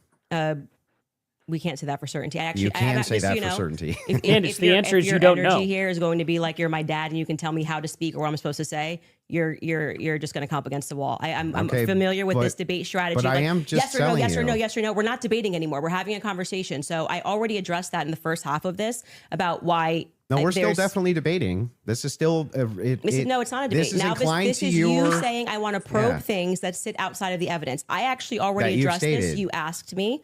You're not going to go like you're sitting and I'm on trial. I'm not on trial. Okay, great. So let's you talk can about have a Here, real quick. Let me. I will pull these up real quick. Why not? Just for transparency purposes here, because this is hilarious. Candace Owens is contradicting herself. First, I just want to show this. Right here. First and foremost, Candace Owens confirmed the story of Tyler Robinson's parents identifying him and turning him in with her own reliable sources. First of all, everyone should be sharing this right here. That is absolutely hilarious. Second of all, this right here. As of June 18th, the prosecution has handed over 100% of all evidence in our possession to the defense. I mean... Yes, it's we are, clear Judge, as day. Prior to calling our first witness, I would like Mr. McBride to make a brief report on discovery updates, and then just inform the court that the state has provided copies of all exhibits for today's proceedings to the defense in advance of this hearing. All right. Mr. McBride. Yes, Your Honor. My report at the last hearing is the latest report. As of June 18th, we had provided approximately 100% of the material in our possession. Over the last week, we have received additional materials from SBI due to preparation for this hearing. Those materials have not yet been provided, but they will be as soon as this hearing is complete. Yes, we are, Judge. There is no disputing that. There is absolutely no disputing that. Candace Owens herself also admitting everything when it comes to Tyler's parents, identifying, I mean, plain as day. Plain as day. I have a source, and everything the source has told me that has happened when we were lied to publicly has proven to be correct. So I am very inclined to believe this source on a couple of other things. And when I speak also to Lance's family, they are confirming what this source is telling me. So we're going to go. Yes. Oh, did this not? Oh, my bad. Switch the screens. I forgot to hit that. I'm sorry, guys. I have a source, and everything the source has told me that has happened when we were lied to publicly has proven to be correct. So I am very inclined to believe this source on a couple of other things. And when I speak also to Lance's family, they are confirming what this source is telling me. So we're going to go through this. So they released the photo. And then we are told, as my source initially told me, that it was the mother who recognized Tyler and she phones him up. Tyler says, "Mom, I'm sick." She doesn't believe it. She loops in dad. I have a source. And there we go. Now we got this silly comment down here. What were you saying around this time, Gary? Jen, the producer, just told me people can change their opinions based off new evidence. That's correct. Was there any new evidence to suggest that their parents did not make these statements? That's funny when people make comments like this, thinking that they're going to get a shot in, and then they don't even consider the fact that what has taken place since September 17th and today that makes you doubt that the parents made these statements. Very simple question. I guarantee you this person could not answer. It says, does that only apply to you changing your mind about the capabilities of a firearm? Thanks for clarifying. Well, I mean, again, you're right. Based off new evidence. So show us what evidence took place. All right, let's get right back to this. Conversation, let's as talk we've about the agreed French. to. Let's talk about the Foreign Legion. Sure. Was the Foreign Legion, do you believe, trying to kill you? Yes, that's why I reported it to the correct officials in government. That's what I was told, and I handed over that information to Tulsi Gabbard's office. What's your best piece of evidence for that? Well, It was positive evidence. It was told to me Mm-hmm. by somebody who is high up in the French government. I passed off that information to Tulsi Gabbard's office. I also passed it off to Trump's office, Donald Trump's office. Mm-hmm. And That's that's all I can tell you. amazing. I wouldn't be able to probe any evidence because I don't have the power to do that. I'm not the federal government. And I would also like to say that this becomes this other piece of what you do, which is when people say, this, I was told this, and this is the evidence that I have, and I'm willing to have that conversation and write the email to the correct government body that deals with this. Like, I can't hack into Emmanuel Macron's bank accounts and say whether or not the information I agree. but then you go, well, where's your evidence? It's like, well, my evidence is that I reported it. I did the right thing that you're going to do. So if somebody calls and says, hey, Andrew, there's a viable death threat against you, and that person definitively has the rank to be able to tell you this, and you say, well, what I'm going to do now is I'm going to report that to the feds. Then I go, what's your evidence? It's like, well, I got the information, and I gave the information that I got from who I got it to the right body of people. And that's Okay. what I did. Got it. I just want Cool. to make sure. And so I'm not it- trying to trap you. Well, I just want to make sure I got it clear. and that's why I say I want to know what you're doing now, because this has always been the thing. It's like, we actually can't win on the overwhelming claim. So we're just going to go and bring up everything that I think can try to embarrass her. I reported I'm exactly not as I trying to received embarrass it. you. I just want to make sure that I get your Yes, positions clear. I have not said, yeah, go ahead. And now you have stated multiple times that you believe that Israel's involved in the death of Charlie Kirk. Can you give Yes, me... we can pull up the clip. Can I'm sorry. I'm just saying. I finish the sentence? Go ahead. Can you give me the context for what are you talking about? Like when I say, generally speaking, why people think that Israel's involved? Mm-hmm. Okay. Where's your question? Do we need Yeah. that? Do you have any positive evidence whatsoever that Israel killed Charlie Kirk? Well, I couldn't say Israel was on the ground and shot and killed Charlie Kirk. I would say that there are various things that we're trying to establish, one being a motive. And since I don't believe that Tyler Robinson and his transferee is a convincing motive because he was fired up about politics, which Lance testified that he never spoke about with him. That's not what he Nor do I said. believe that he was, so into LGBTQ issues. No.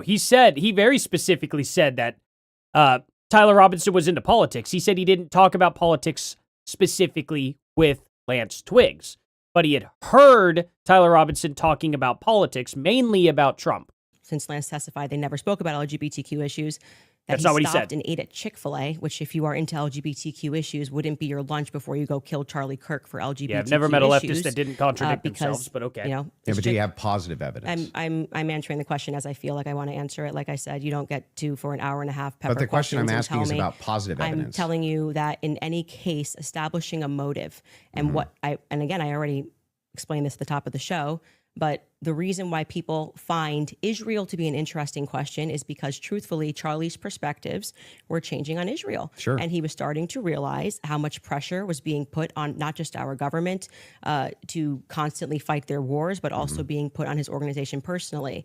If people had come out and been honest about that, rather than rabid claiming he never flinched and everybody's lying and this is not true, you would probably have people that just go, that's life. People change their opinions. I understand. And then there was the rabid, not even that. It's like everything was about trying to convince the public how much he liked it. He So then, loved other Israel. than intuition, how you feel about things, do you have any evidence Israel I was involved in have- killing Charlie Kirk? I have already said, and if you're watching my show and the context of what I said, this is the general sense of why people think Israel's involved.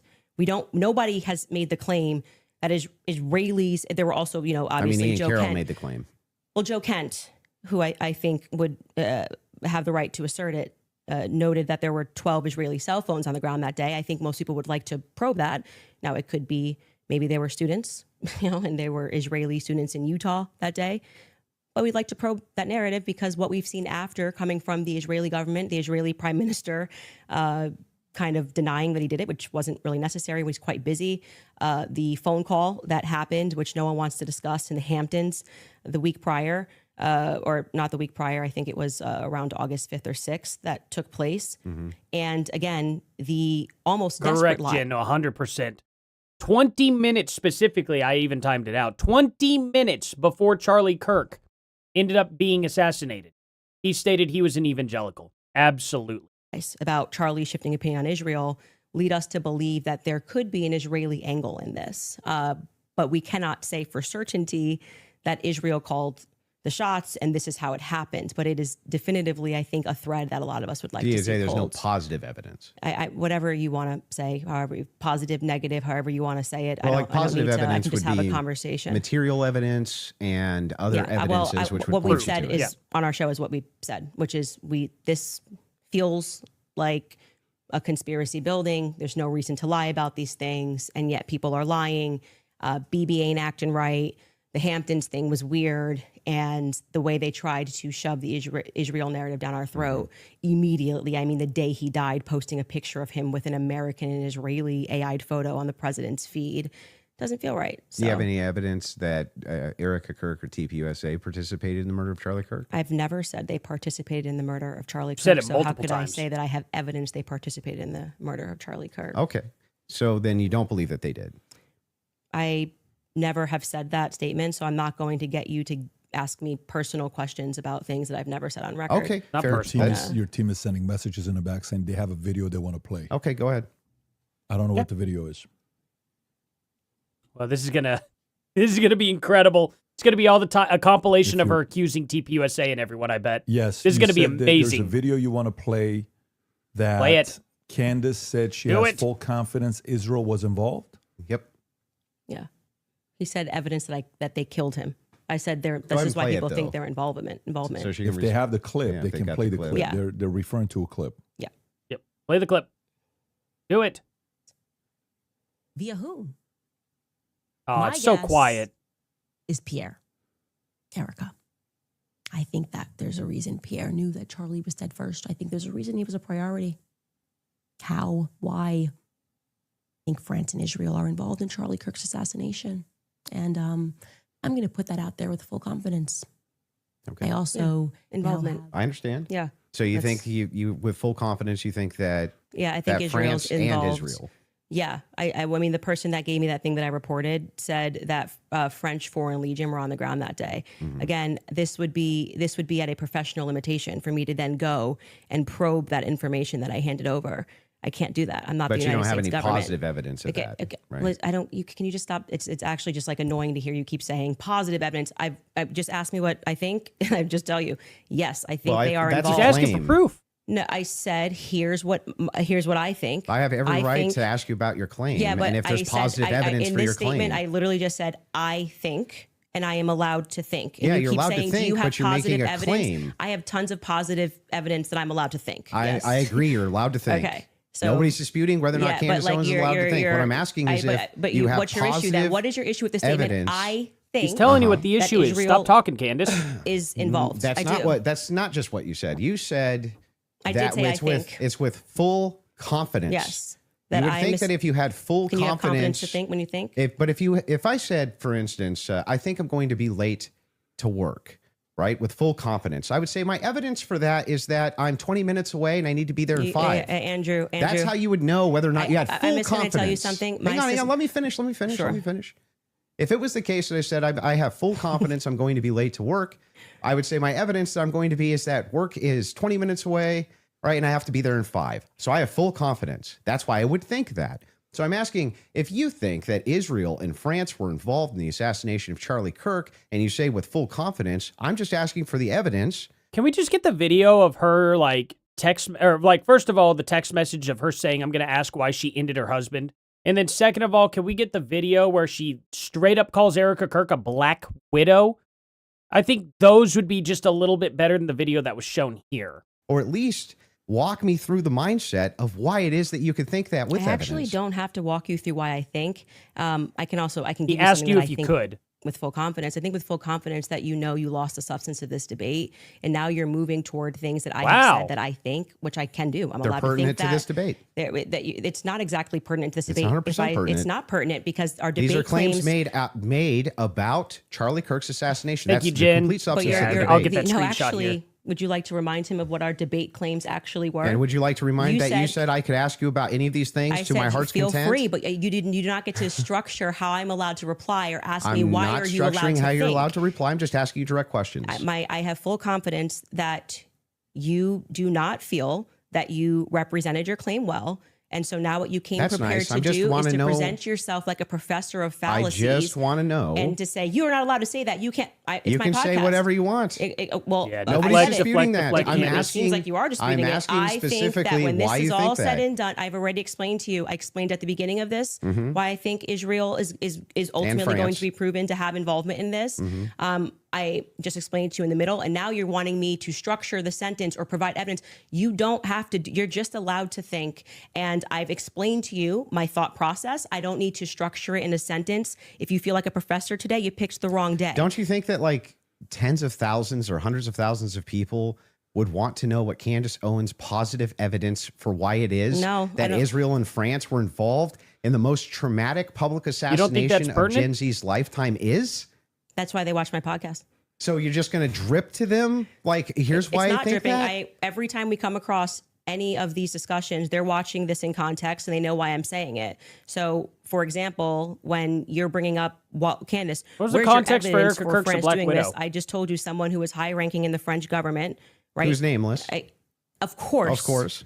Of course. Of course. But So there's good reason to so it's not a doubt this. conspiracy, though, if I then took it to the federal government. Like, you can't just go out there making a claim to the federal government. You can get in trouble for making false statements and things of that nature. So, and then you go, But well, I'm you've going to never probe shown that. proof Well, that how you can did that. probe that? This happened I to can me. ask you, well, this that's is not my what I'm probing podcast. specifically. This is my podcast. I am sharing my life and my experiences and what has happened to me. Mm-hmm. And you're basically coming in like you're going to, regulate how I'm allowed to say Nope, it, if I'm I'm not trying allowed to to say regulate it. anything. I'm asking you're, very you're pertinent sounding a bit questions. like a professor trying to regulate and say, Candace, You sound very can't say, I defensive think. and like you just don't want to answer questions. I did answer your question 3 You times. I just didn't literally- say it in the way that you wanted you me to just say kind it. of obfuscate and you run away from it. But I would like for you to actually let's just go focus through every on it. clip that you guys have prepared because it's pretty.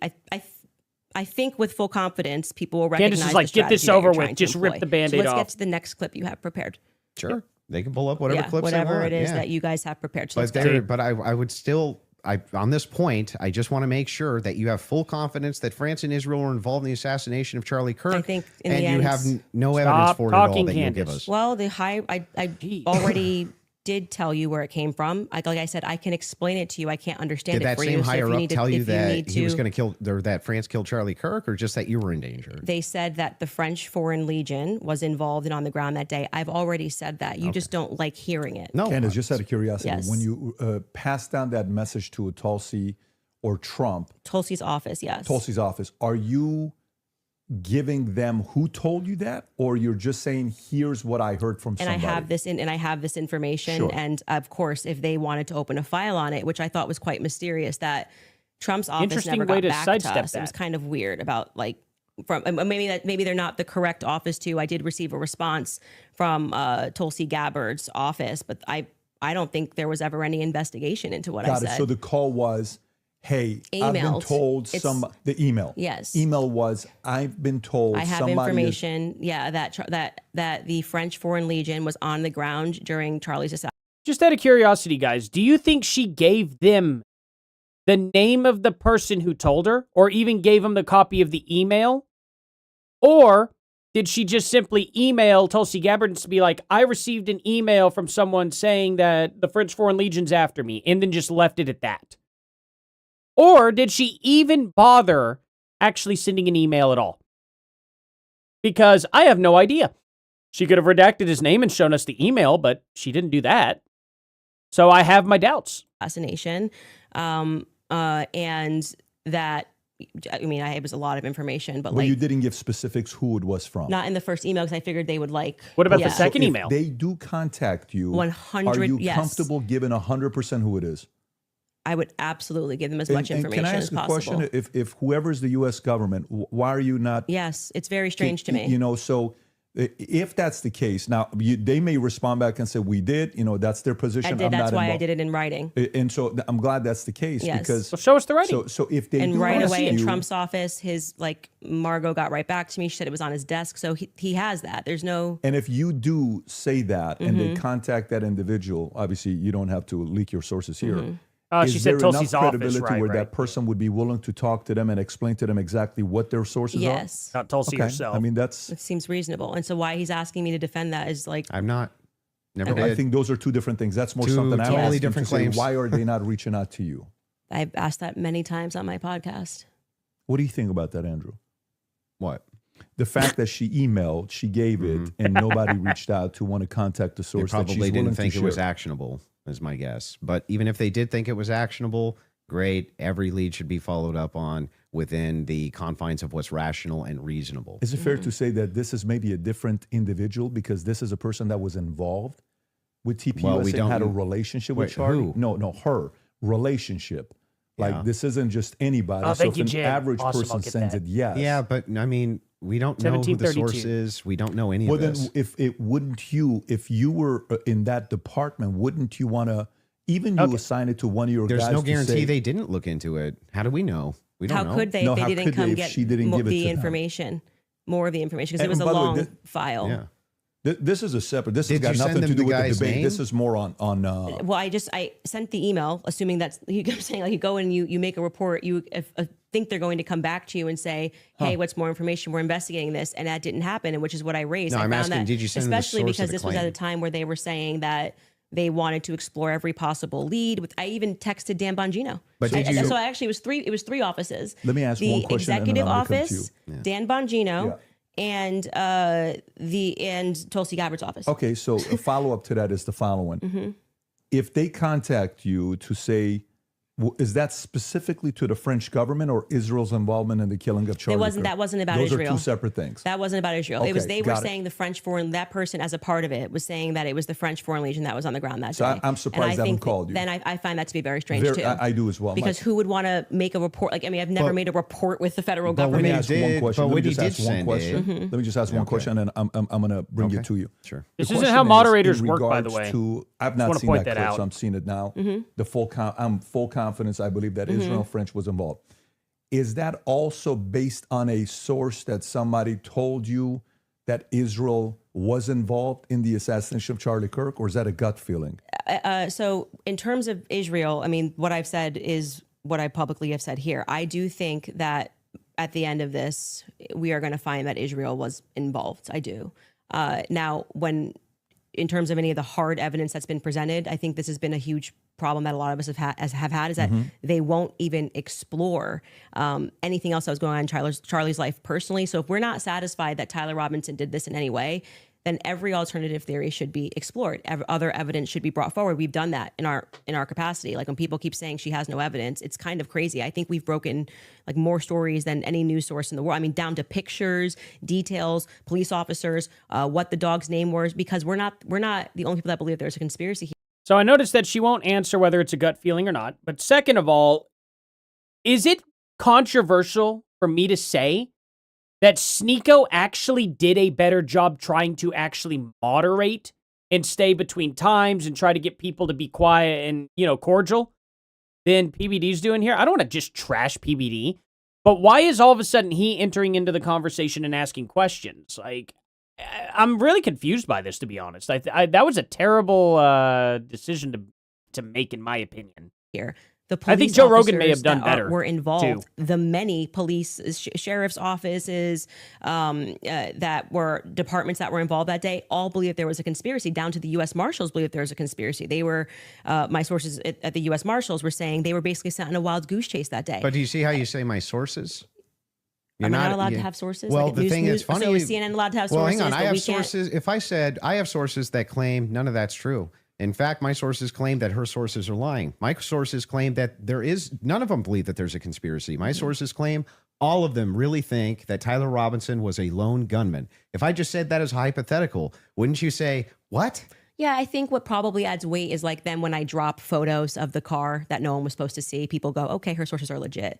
So, and then when what I say is then proven in court and nobody That knew doesn't those show things, anything. people are recognizing that my sources are legit. When I say Charlie was scared in the last days, and then I dropped the text message, which you've just learned about a couple of weeks ago, of him saying he was leaving the pro-Israel cause when everyone was lying about that, then they say, I think Candace's sources are legit. So I think what's happened is I've actually built up a rapport with my audience that it's not vibes and dreams, and that's why they keep watching my content, because like, for example, when I just the other day released the content of the shooter on the roof doing the lateral crawl, then they're going, I don't think these are just vibes. It seems like Candace's sources are legit. So I've proven my. Well, I wouldn't have used that last source because obviously that source was recorded from a camera, like recording a screen So that's not very good. That means that was taken in the courtroom more than likely. And you could see like the pixelation coming across the front of the image, which also lowers quality. And I don't know that file wasn't tampered with as well. She could have crushed that file down to like a 480p file and then shown it to the audience on top of that.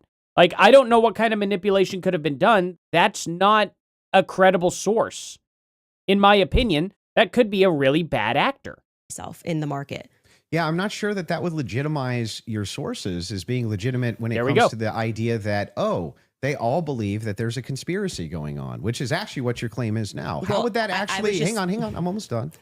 I was talking to PVD. How would about that it. legitimize, well, it's not his debate. How would it legitimize these sources that even if it's the case that you get some court footage or some things like this, why would it legitimize that your sources are telling you, all the marshals believe it's a conspiracy, all the police believe it's a conspiracy, everybody believes it? How would that legitimize Well, any what of I that? am saying to you, and you are not forced to believe it. So let me just explain what I was answering here, and I think that you understood what I was saying. Is I have, because people trust me, compiled a lot of information and presented it to the public, and this information has been proven true. We've presented photos, we have presented videos, never before seen stuff. The public has never seen it. And so what that does is your audience goes, okay, when she says that she has these sources, clearly she's telling the truth. Now, whether you would then go, well, I'm going to believe her when she says they think that there's a conspiracy, that's up to you. You cannot watch my content. I'm not here to tell you that you have to watch my content or believe everything I'm saying. Well, don't you think But I am- questioners should get questioned as well? Why are you By hesitating? who? I'm not committing a crime, am I? By just like saying Well, what I I think and mean, collecting aren't evidence. most of the people you ask questions of not actually committing crimes? But what do you mean they should answer questions where? Like at a police station? Like, what No, are you just saying? like if you want people to come No, in. no. and- He didn't say that you should be required to answer questions. He said, do you think the questioner should be questioned? Very simple. Answer questions for you. I have questions about this in the investigation. I Yeah, have she questions tries to about just this. I have twist it questions instantly. about that. You want them to answer your questions. Doesn't it seem totally fair that you answer back the questions people have for you? Well, they're not answering our questions, so it's also fair that they don't answer them. So you're That's okay. why I said so I just Andrew want to. Colvett should be in this chair. He's not. But That's isn't his that a double? prerogative. But isn't that a double standard? No, it's not, because he's not doing it. Yeah, but that would still be a double standard. If you're requesting that he does do it, then Mhm. that seems to infer that you think he owes you answers. Oh, so inferences are allowed again? And they never weren't. So that seems to infer that you think that he owes you answers. If that's the case, then don't you owe answers? Yeah, well, I feel like I'm answering your questions and his questions about. I You mean, haven't I'm answered talking any of about them, really. Andrew Colvett. His position is he's a spokesperson for Turning Point USA. Uh-huh. So when the crowd turns against Turning Point USA on the basis of a lack of information or because there has been, I don't know, seeds sown of distrust, I would imagine, and forget answering my questions because it doesn't need to be me. But aren't you sowing a lot of those seeds of distrust? Well, I think they're doing a pretty good job themselves, if I'm being honest. You can blame it on Candace all you want. Well, People love you to know, do that. the thing is funny is people like, act like I'm I think ground their zero. PR I'll be think fair I'm with you. ground zero of people not I think- trusting Turning Point USA. I think that there was actually some kind of a PR there. last. I think there was some PR there. Sure, they could have done better. Absolutely. I'm not disputing any of that. One thing, though, that I am, Man, yeah, this is ridiculous. So again, Candace Owens, she's sitting there not wanting to answer any questions, but it is a double standard. If you want people to start answering questions, you need to, first and foremost, step in there, have some good faith, and answer other people's questions. But Candace doesn't like to do that. She literally blocked me. Candace Owens blocked me because I made a post saying only Candace Owens can answer questions. Or can ask questions, not answer. Candace Owens is the only one who can ask questions. It was right after I made that tweet, Candace Owens blocked me. Weird. I never insulted her. I never did anything crazy. All I simply said was that. But here we are in the situation where Candace Owens is pushing back on Andrew Wilson, all because he said, don't you think you should be questioned too? And she's pushing back incredibly hard on that and trying to defend her position of not answering questions. Funny how that works, huh? I want to just directly ask you is, do you actually believe that anybody in TPUSA or Erica Kirk or Erica actually participated, had foreknowledge of, or facilitated the murder of Charlie Kirk? I'm not going to get myself into a legal pickle here. Everything I've said is on my podcast. How would that get you in a legal I think pickle? firmly that if I was the investigating This is officers, bad. I would seat them all and I would ask questions. I would at this phase. I would.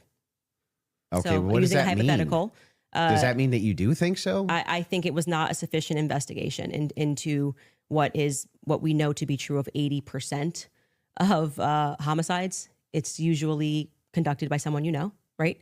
And the fact that that was never even considered, that like I said earlier, the backpack was returned. How do you know that was never considered? Because they gave back the backpack as just one example. They gave back the backpack. They gave back the. That doesn't show a conspiracy. Well, I mean, it shows. You know what's funny is they also took note of everything that was in that backpack. They went through everything. And then when they found out whose backpack it was, they put everything back. That means that they actually did investigate what was in the backpack and if it had anything to do with the crime. Just putting that out there. And they were able to deduce that it had nothing to do with the crime. Was that the police trusted everybody and didn't just hold things up for a second. They ruled them out as suspects. That there we quickly, go. I'm not comfortable with that investigation. It's a pretty big organization. There's a $100 million incentive. This is what $100 million incentive? What I'm saying is his organization, like it had grown to, I think it was 100 plus per year. Yeah, per year. If that's something you want to factor. Yeah, but what was your team wants to play video? If you don't mind, there's a video they want to play of. Candace said it's impossible to not believe every time Erica's complicit. If you got every time Andrew gets so close to delivering a really solid point, either PBD or Candace Owens will interrupt. It's not the worst scenario that I've ever seen, but I'm like right there with it. I'm waiting for Andrew to take that swing, and it's like they just managed to stop him right beforehand. But maybe this video will help him. We'll see. And so right now, their guys are going out and they're going to look for evidence. And then by May, which is fortunately around the corner, then she'll see what they found. So what the F is that performance? How could you sit up there and say, yes, I 100% believe Tyler Robinson did it? That right there is why it is impossible for me to think that Erica Kirk is not complicit somehow. Because what? Those two thoughts actually don't even follow. How would it be the case that even if Erica Kirk did believe that Tyler Robinson was 100% responsible for the death of Charlie Kirk, let's just say she believed it with every fiber of her being, believed all the evidence, because she did. She just actually did. Would it then follow that somehow she's complicit in his death? I didn't say complicit in death. You just said complicit.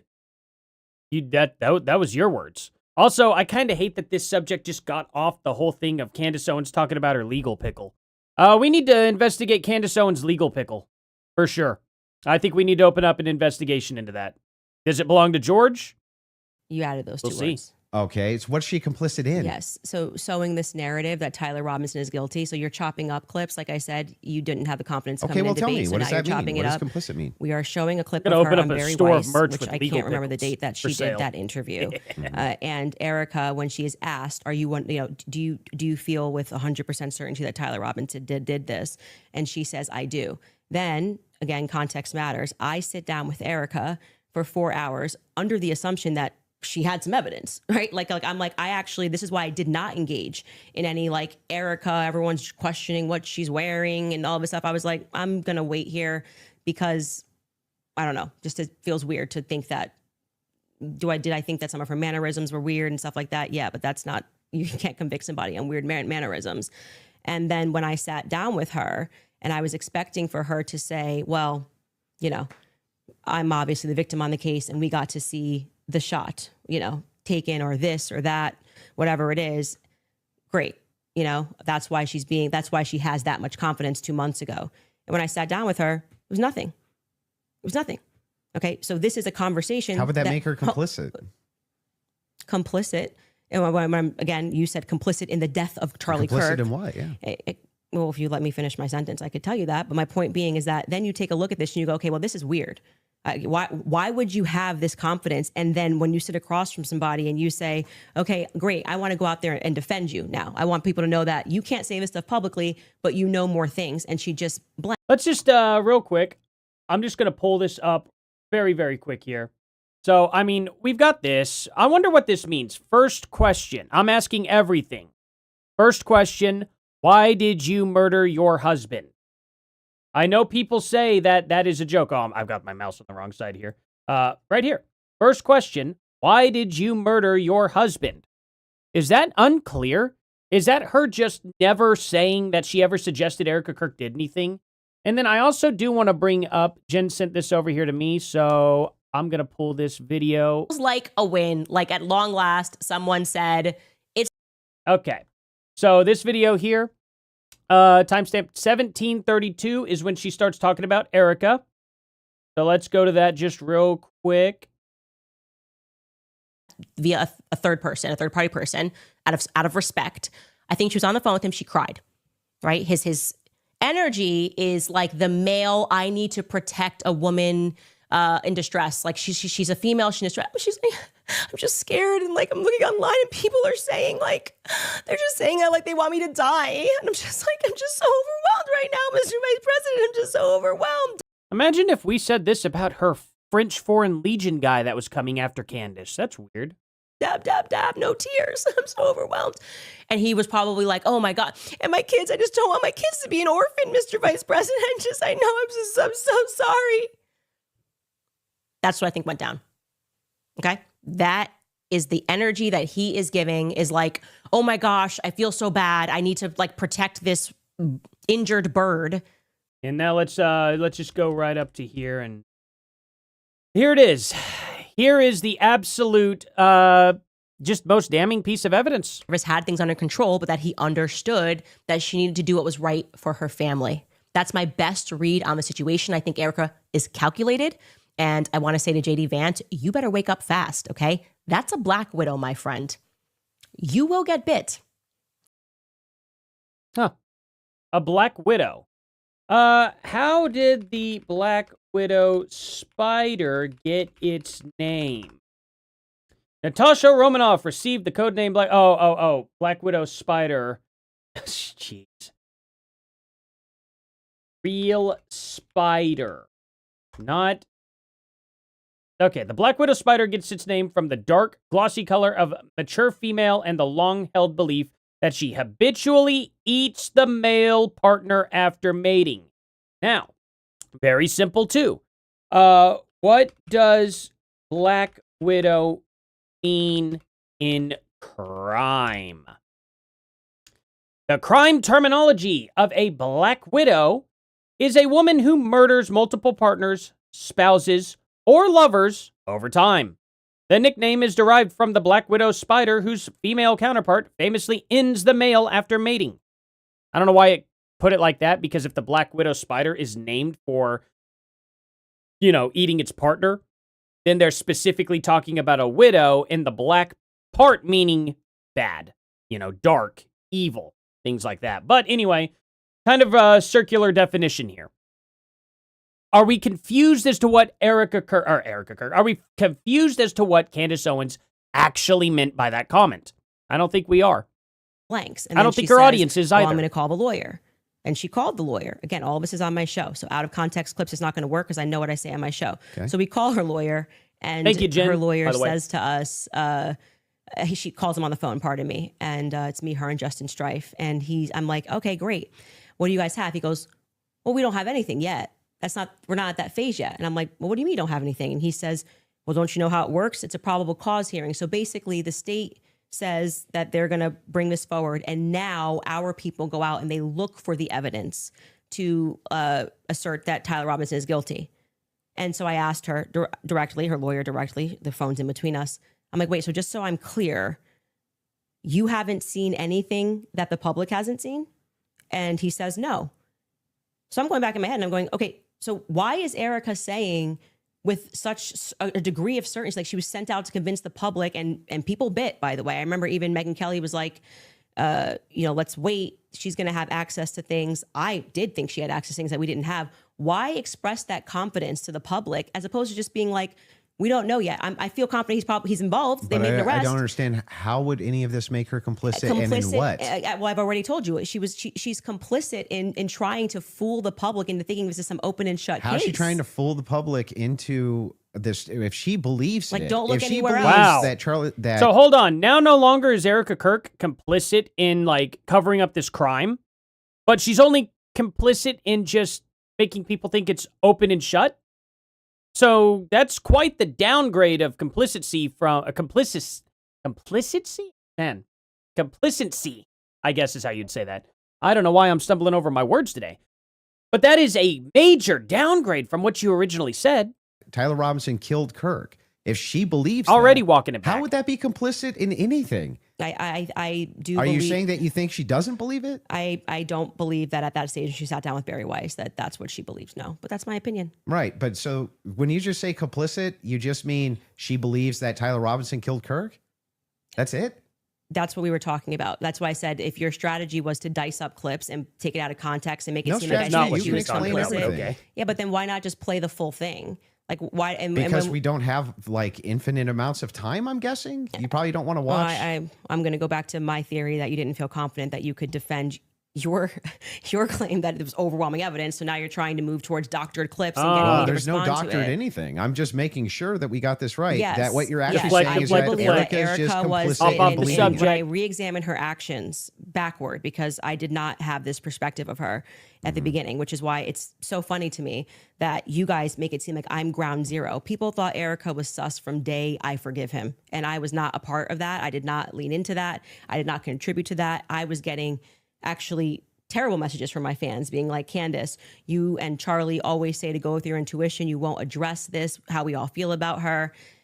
Things changed for me when I saw that Zoom call. I will tell you that for sure. And the fact that she lied to me. So I sat across from her and, I wanted to have that conversation publicly, but they're probably grateful they didn't do it publicly. She told me some lies. And so the next thing that happens naturally when somebody lies to you, when any person lies to you, whether it's a toddler, people only lie when they're trying to obscure something else. Have you addressed what that lie was? Yeah, I've talked about, we have a list of lies that we've been told by Charlie. We can find that, In I'm the sure. meeting with her. Well, no, I didn't want her to cage up. I didn't want to do this, and because I didn't know what to expect. Like I didn't know if she was going to be like, I'm so overwhelmed with everything, and I don't know who to trust at the organization, and I don't know what I'm doing. Like I didn't know. I didn't want to. Just out of curiosity, before anything happened with Charlie, how close were you and Erica? Not very close. So there's not a No. relationship. No,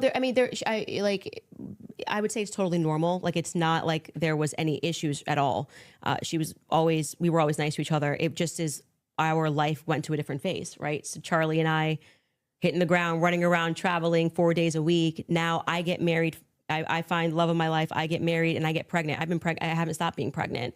And what you want out of life changes. You don't want to be running around for 4 days a week and traveling on a plane nonstop. You suddenly want to start building at home and live. I was desiring that suburban life. Did you guys ever do the double dates? You, George, her, and Charlie. Was there ever double dates between the four of you? I was engaged to George quickly. We were planning our wedding. I was kind of in my bubble. 17 with George. days. George traveled with me and Charlie, but Erica and him were just starting to date at the beginning of 2019. George and I were planning our marriage. So George really got to know Charlie. I wouldn't say that I really got to know Erica. I was just rooting for them because I knew how much Charlie wanted to, find love. And so I was kind of his wing woman throughout that phase. And I was just happy. And I never was under the impression, obviously, that they were going to get married when they were dating. So it wasn't like I was conscious. Why are we talking about this at all, though? So it was just kind of normal that by that time, because of where I was in my life, that I wasn't spending any time getting to know Erica per se. So the complicit part about Erica to you, is that a gut feeling? You think it moderation transformed when she lied. You can take the lead. I'm just asking questions. Yes. If you want to interrupt, go for it. I actually don't. I still don't understand what you think she's complicit in. Yeah. So when I say Erica's complicit, that's my opinion. When you tweeted Erica's too retarded to kill her husband, would you like to explain how you developed your evidence, your positive evidence for the fact? How does him asking for you to clarify turn into you asking him a question? That Erica was retarded? This is so irritating. Yeah, sure. So Yeah. I just think all women are retarded. Oh, so you're allowed to just say stuff. Who knew? So and, You and what just and by asked the way, me. and Like, what dramatically transformed your opinion of Erica after going to the headquarters? Because you were pretty hostile about. I wasn't hostile towards him. You don't Correct, think calling Lisa. somebody Running too down the retarded clock. No, is come on. That's like normal tongue-in-cheek stuff for me online. Oh, you're being tongue in cheek. Usually when I call someone retarded, I'm being tongue-in-cheek, yeah. Like, for instance, you got supporters. I mean, if you want to use the same exact argument, you would take a supporter like Owen Benjamin. He called you bad names and called your husband bad names. You're just like, well, that's no biggie? I've never answered him on anything that he said. I'm saying that you now are her biggest defender. So do you still think I'm she's not too, her biggest defender. Do you still think she's too retarded? No. I didn't know Erica Kirk. I'd never met her before. Okay, but you had an issue with Turning Point being led by a bunch of fembots talking about the feminist angle. Still do. And then suddenly you go to the headquarters. Still think it's a terrible idea. You go into the headquarters. Now all of a sudden you've got text messages that you're sharing with them. You say that you and your wife are getting involved with management. No. I'm not involved in any management at Turning Point. Well, I'm pretty sure there is a clip of you where you say that your wife went to their recent conference and sat down. And then when you were on Joe Rogan. No. Hang on. I'll explain what happened just so that you understand. Yeah. So I was invited there to do some debate training. That's literally what I was invited there to do on recommendation. So I went down and did some debate. Oh. That's the first time I ever met anybody at TP. You are correct. You are correct about that, Jen. Charlie and Erica got together in September of 2018. Candace met George in December of 2018. So she just lied. Absolutely. Well, Charlie and Erica were still dating throughout that time. It's just Candace and George started preparing for their wedding 17 days after they met. So I guess it was a race to get married before Charlie Kirk and Erica Kirk for some reason. I don't know. Okay, and then you said you sat down with Erica. Well, I didn't sit down to her. I talked to her in a hallway. So you didn't sit down and speak with Erica? No, I didn't have like some sit down long conversation. We talked in a hallway. Okay. Is that when you gave her the hug? Yeah, gave her the hug right there. My wife did too. We were both very sorry for what happened. Okay, to so her. at what point did you start receiving text messages from that you cited in your opening I can't believe statement? Candace just swarmed out of this. I'm prepping for a debate. Is there anything that's pertinent that I can use here? Do you find it interesting that people have been asking for, basic answers to questions, and you're saying that you walked into their headquarters and reached out and they instantly... It's amazing, isn't it? If you reach out in good faith and you're not demonizing them and saying that they're complicit in the murder of people's deaths, that perhaps they're actually willing to release things to you that are pertinent, other than thinking that, perhaps you're diabolical. Well, I don't know. I feel like intentions. if I was going to release that information, I didn't demand that it be released to me. I actually never demanded that it be released. I just simply said that this is what was going on in the last 48 hours. Maybe to the media they could release it. They could release it to PBD. They decided to release it to a guy that called Erica too retarded in June. So what? Yeah, I just think it kind of shows that Turning Point is sending you as their horse. Well, I don't know where they don't have the courage to have the conversation. If they were just releasing something in good faith to answer questions. Do you have any I've never evidence demanded of that claim? It's not. I mean, it is getting a little frustrating in a sense. So Candace Owens is still dodging the question of what she thinks Erica is complicit in. Andrew's not really holding her feet to the fire. They're now talking over each other, and PBD is playing with his microphone. Fantastic. Evidence that you're sharing your opinion that she's too retarded. I can't share my opinion that I think it's going to register as really obvious to the public that rather than presenting that throughout the course of everybody wanting to know what Charlie was going through his last days, they decided to give it to you to come to my house as some sort of a surprise. Well, do you think the public's not smart enough to see through that? Do you think that if you talking about terrible PR, if you know that there's a huge debate that's coming up that's going to be probably one of the most viewed that year, and one of the debaters calls you and says, I'm taking this position. This is the position that I feel like there's the most evidence for. And Candace also agreed to answer many of my questions in regards to this. So if you got pertinent evidence here that I can use, I'd definitely like take a look. It was actually amazing to me. It really was actually amazing to me how if you approach people in good faith and just say, hey, I'd actually like to know what the facts and details are around this, they actually do talk to you. It's amazing. Yeah, I just do not believe, that that they are doing this in good Nobody faith. asked for your I don't belief. believe that anything you have done has demonstrated that's in good faith. It Don't care. demonstrates that you walked into Turning Point USA headquarters and came out a different man because you were critical of the organization. You Still am. were critical of Erica, and now you're sitting here going, Well, Candace, first I of want to all, interrogate you for have an you hour ever and a half been- about everything hang on, you've hang ever on. Have said you ever about been Erica. critical of somebody that you hadn't met and then you meet them and you're less critical of them? And the inverse has happened too. I was You're right, less critical exactly. about Erica, and now I'm more But I'm critical asking about her. you. But I'm asking you. Isn't it the case that there's people you've been critical of, and then you've met them, and you're less critical after you meet them? Too retarded. I feel like if you think that she's dumb and you. Let's just talk about your record. I mean, you're a person that has. Let's talk spent about his time record in instead of what you actually most people feel. would term to be the manosphere, talking about Kind of. Well, yeah. I debate against the Against feminists. and red pillars, Okay. and a lot of the actual. So I'm a Christian ethicist. I And then always you take go the on to ethics Joe position. Rogan, and you're like soft explaining away why Erica had to take over Charlie's company when they don't have a parent at home. So now you're a feminist icon. Like you just go into the headquarters and you just shift all of your perspectives. That's a bizarre criticism. Like nobody's in the bigger girl boss position than you. Yeah, I'm actually no. You're in the this biggest is, of the girl boss positions. going like, you in don't at home have them. to do this. Look, You she's just slipping in. do this. I- You could definitely not Gotta do see it how at far all she and goes be for fine, sure. right? But I you don't- still do. I would say that you are making a comparison that cannot be compared because Erica's husband was just assassinated in front of the world. Which The makes sense why parents- she would take the organization No, over. that it makes sense why you would go home to your kids. Just so you know. Wait a second. That's So you know. bizarre. You Because wanna they don't have a protect- parent. They don't have a you wanna parent, and they've protect- just suffered a trauma. You don't Yeah. go into the office. You 6 want to days later. protect your husband's legacy, Yeah, right? no. And you're trying to find some The new legacy normal. is his children, not the organization. It's both. No, Yes, it is both. It's totally rational and reasonable to Nope. believe that it would be both Turning Point USA, that is part of Charlie Kirk's legacy. He worked his whole life for. This, I think, right here is probably going to make some people really question Candace Owens. Why would TPUSA not be Charlie Kirk's legacy at all? That's such a confusing thing. Why would you ever say that? Charlie built that with his own two hands. It's not his legacy? That's a wild This is why people think she's sus. and his children. Now, for you though to say that anybody's a girl boss, right? That's like the pot calling the kettle black. That came out of your mouth. No, that was you. You brought up girl boss. Girl boss came out of your mouth. Yeah, I'm just saying. I'm telling you that you brought up this idea that I'm defending some feminist nonsense. I'm not.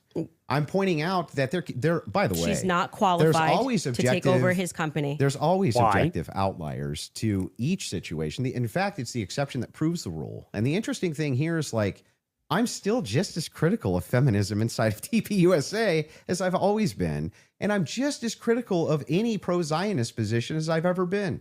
None of that's ever changed. By the way, I would think it's the most rational, reasonable thing on planet Earth to do if you wanted to actually see an organization change, to try to work with leadership or reach out to leadership to try to do so. Doesn't that make the most amount of sense? I would like to state for the record that I think Erica is underqualified to run Perhaps. that. Nobody's to run the organization. even and questioned that, really. On the Well, who more cares? emotional aspects. I agree with what seems to be a majority opinion. Because I'm not gonna say it's scientific. Do you know what's going to happen if they actually find out that Erica Kirk really is just unqualified? The board probably will vote her out as CEO, and I don't know if they have the power to do that or not. I don't know what the percentage of ownership would be at that point in time and all, but I'm sure that they would be raising up a little bit of a stink if they thought she wasn't qualified at all, but the board voted for her. That automatically implies that she's qualified. If the board and the entire business is behind one person, they are qualified for that business. That's not up to you to decide. That's for the business itself to decide, isn't it? That I would assume any woman that would leave her kids and go right into the office after their husband was publicly assassinated. leave her kids is a does not have that disgusting thing priority to straight. say. Okay, well, So, hold I on. understand. That's just insulting to my wife right off the bat. My wife works a full-time job too.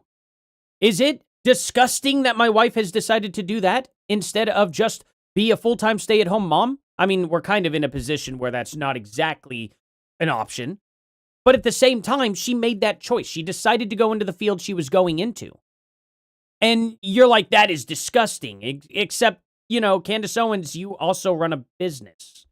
And you have like 4 kids. Number 5 on the way. So again, rules for thee, not for me.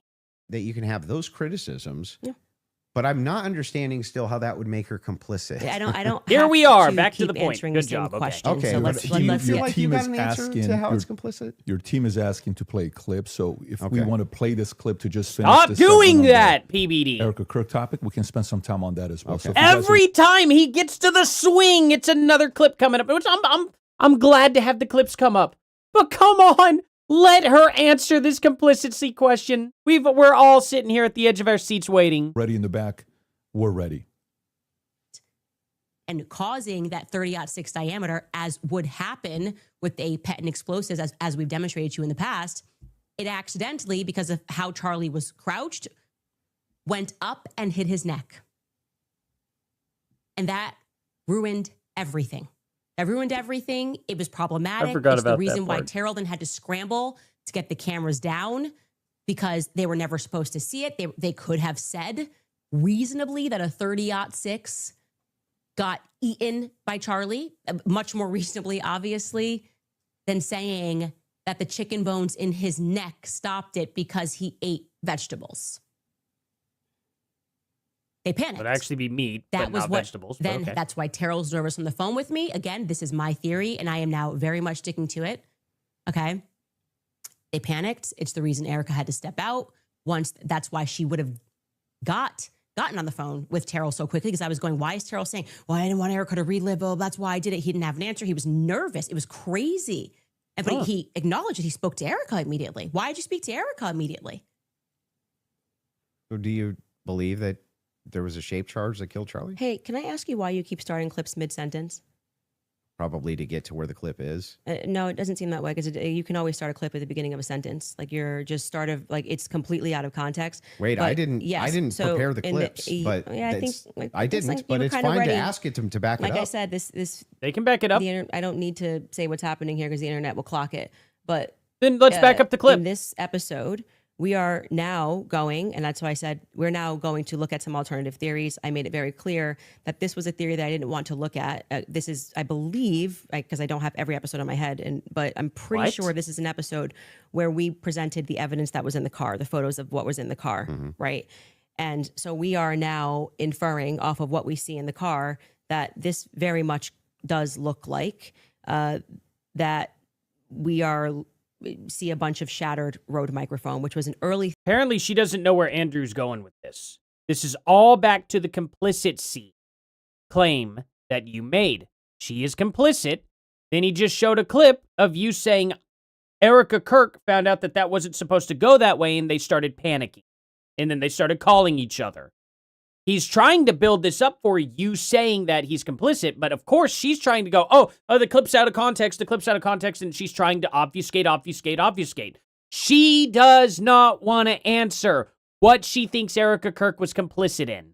Theory that I was actually interested in, but couldn't really wrap my head around what was the shape charge explosive. As I say at the beginning of the episode, it was just not my expertise.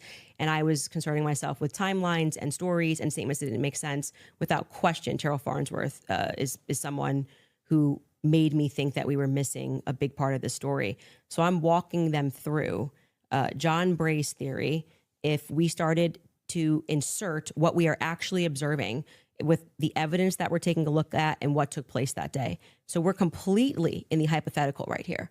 And you're now introducing this. If that's the case, if you're just hypothetically exploring it, that's why I'm just asking directly. Yes, but that's obvious when you watch this episode. So that's why it feels like I'm in the middle of an interview with CNN when they pull up random clips and they're like, just making what's sure. this? What's this? You watch the episode, you know what it is. I'm just trying to make sure. Do you think that your alternative theory...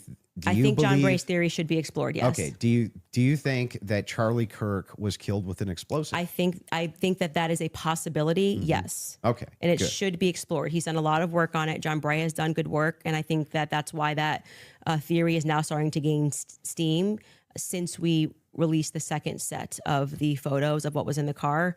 I think it's viable. So this was the big thing I wanted to get into with you on the explosives too. What is it about that theory that's actually compelling to you? So I looked into the explosive mic theory multiple times, and the biggest thing that stood out to me is there's no explosion. there's literally no explosion. In fact, there's videos when the shot rings out that kills Charlie. There we go. At least it sounds like a shot to me. People are actually like looking up towards where the gun is being fired. They're looking away for where the sound is. Like, where's the actual explosion? Well, for every person that you say looks away, there's going to be a person that was looking forward. We have former Marines that have gotten on and That's called confirmation bias. It looks to me like there's an explosion under his shirt, right? You obviously saw Rob O'Neill go on to, I'm forgetting which platform it was, where he said, it's the first thing I thought was it looked Rob like O'Neill is the man that killed Osama bin Laden. Yeah, and I think he's qualified to say what he believes he saw.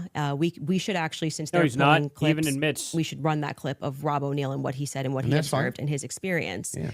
So I'm going to take that. And also there were people who immediately spoke to the media that day who said the same thing, that they thought that something happened under his shirt. That was actually, if you go back to like my first episode when I was just observing what I saw with my eyes, I was asking the serious question. I was seriously saying, why is it like somebody shot him from underneath? Why is his shirt moving first? That doesn't make sense to me.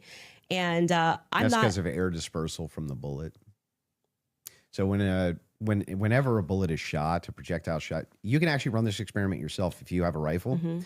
Take like an empty box of ammunition and put it on the table, and then fire it near the muzzle, and that box will actually blow off the table.